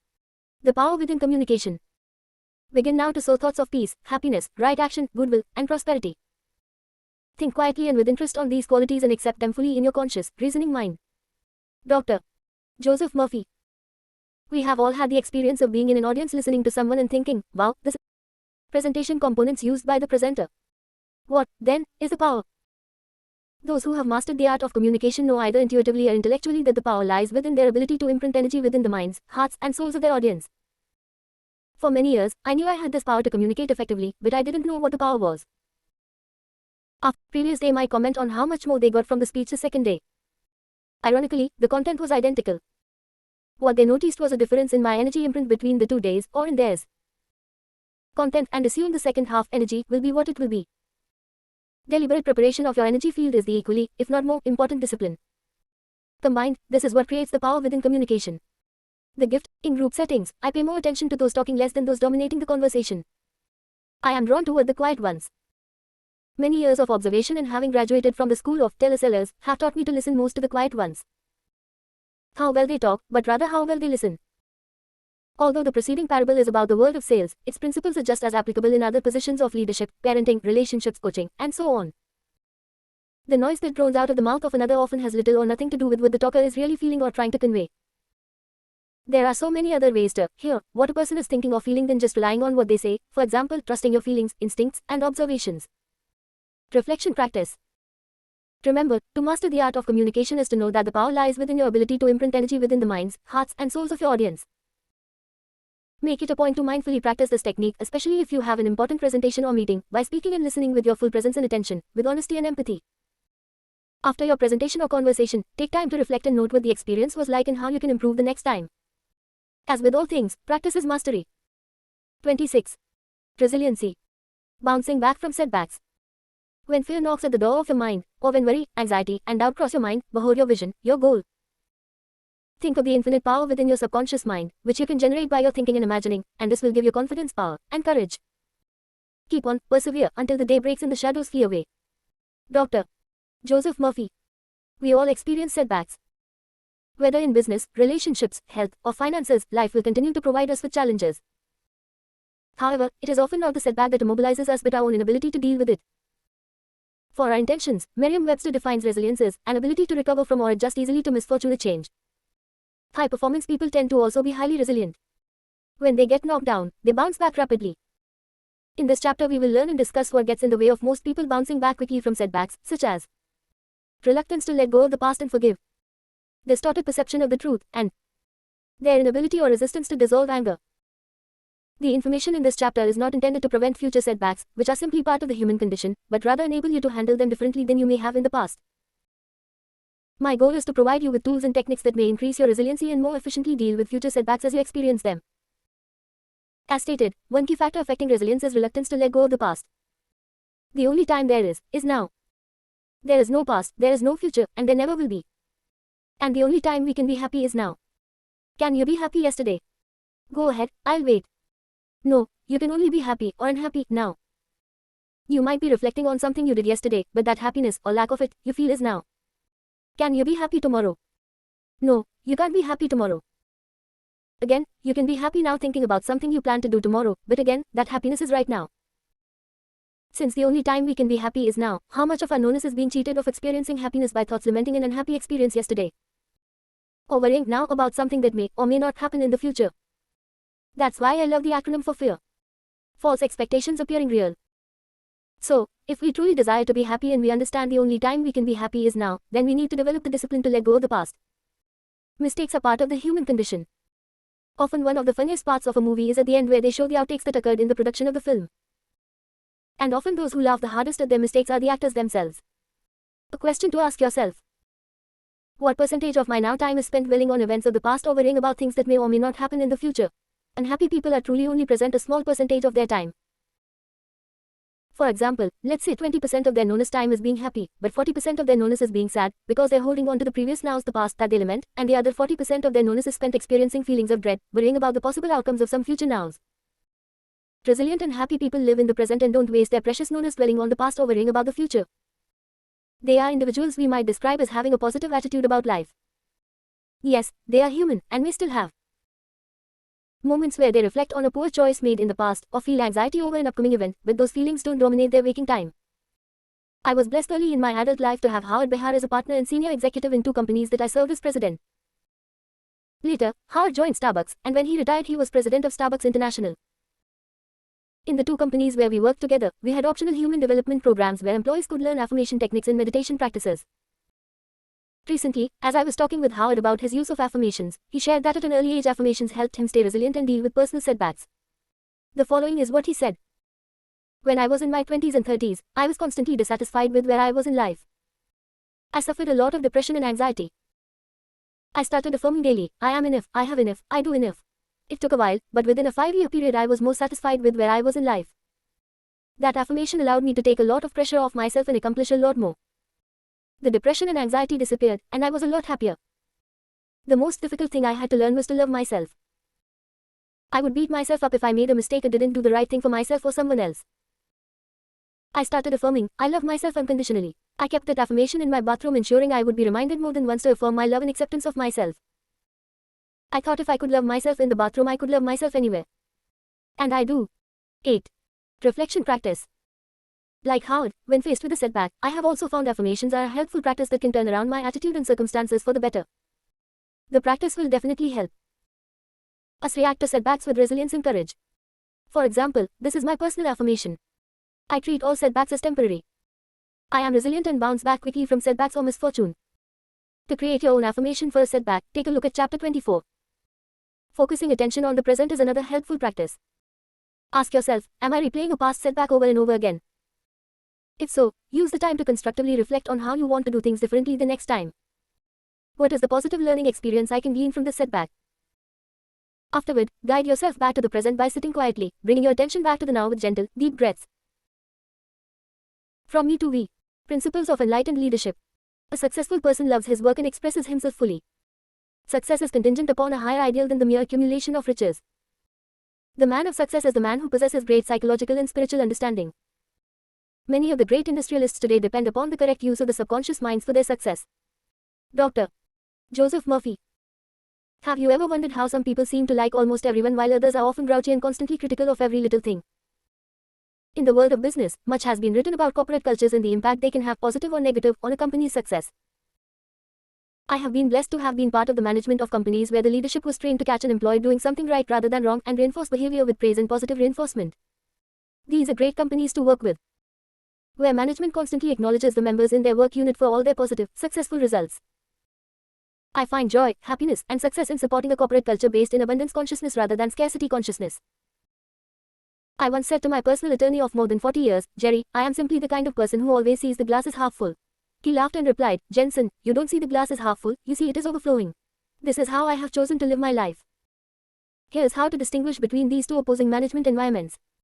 Abundance consciousness. Scarcity consciousness. Centered in love. Centered in fear. Trusts most everyone. Distrusts everyone.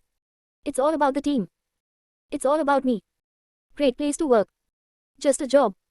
Purpose driven. Ego driven. Loyal to team. Primary loyalty to self. Learner. Lifelong learning. Learned. Already knows it all. The glass is half full. The glass is half empty. Produces energy. Produces exhaustion. Inclusive of all. Exclusive of most. Creative listener. Teller seller.